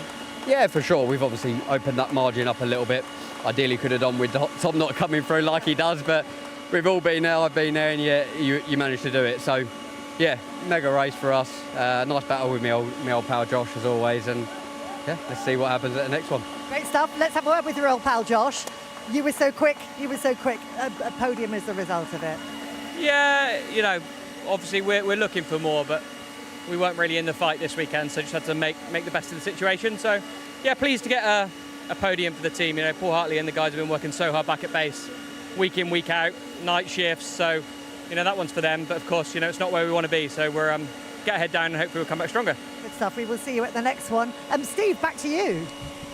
Thanks very much indeed, Louise. Quick confirmation of how the championship stands as we leave Snetterton. Let's not forget that the main championship challengers, Ash Sutton and Tom Ingram, also had a pretty good day. Ingram fighting his way back into fourth. Sutton still has that championship lead. Top three, Sutton, Ingram and Hill. Quick word, we've heard from Paul O'Neill, Tim Harvey. If you're going to win your first race, you do it in that kind of style. Well, you know, and that's absolutely, he will remember that race forever. You know, his verse, it wasn't gifted to him. He had the right strategy for the day. We questioned at the start, but he had the right strategy. And to win a race like that under pressure from a champion closing on you, and it was the champion made that little mistake, gave him the breathing space. He drove beautifully, and I'm so pleased for him, as the whole paddock is. And he also made the point that in a previous season, Jake Hill put him under similar kind of pressure when victory beckoned. That must have been in his mind quite significantly. Well, you know, as a driver, unfortunately, you do think of all the things that can go wrong, and he will have thought about that, but he held it together and held it to the end, didn't make a single mistake, and matched on the boost Ash Sutton so that there was no way Ash could get through. In championship terms, Ash Sutton reasonably satisfied with the day's work. I think probably ecstatic, and the Tom Ingram problem has made him a little bit more ecstatic in the second race, but obviously he's looked in his mirrors and he's like, where's he come from? So you've got to say Tom Ingram has had a stellar third race. I thought it was absolutely fantastic. But yeah, Ash has been great. I still can't believe Tom Ingram hasn't won a race yet this year. Crazy to think that, isn't it? Yeah.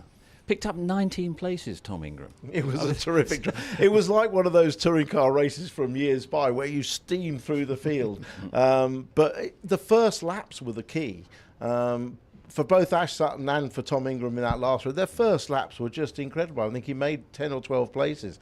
Absolutely fantastic. But when you see, that's when you see the class for champion, when they carve through the field like that in basically equal machinery. Yeah, quick thought on Thruxton, where we're heading next. Tyres, a different kind of issue there. Always hard tyres at Thruxton, no alternative, no option, just hard tyres for all 3 races.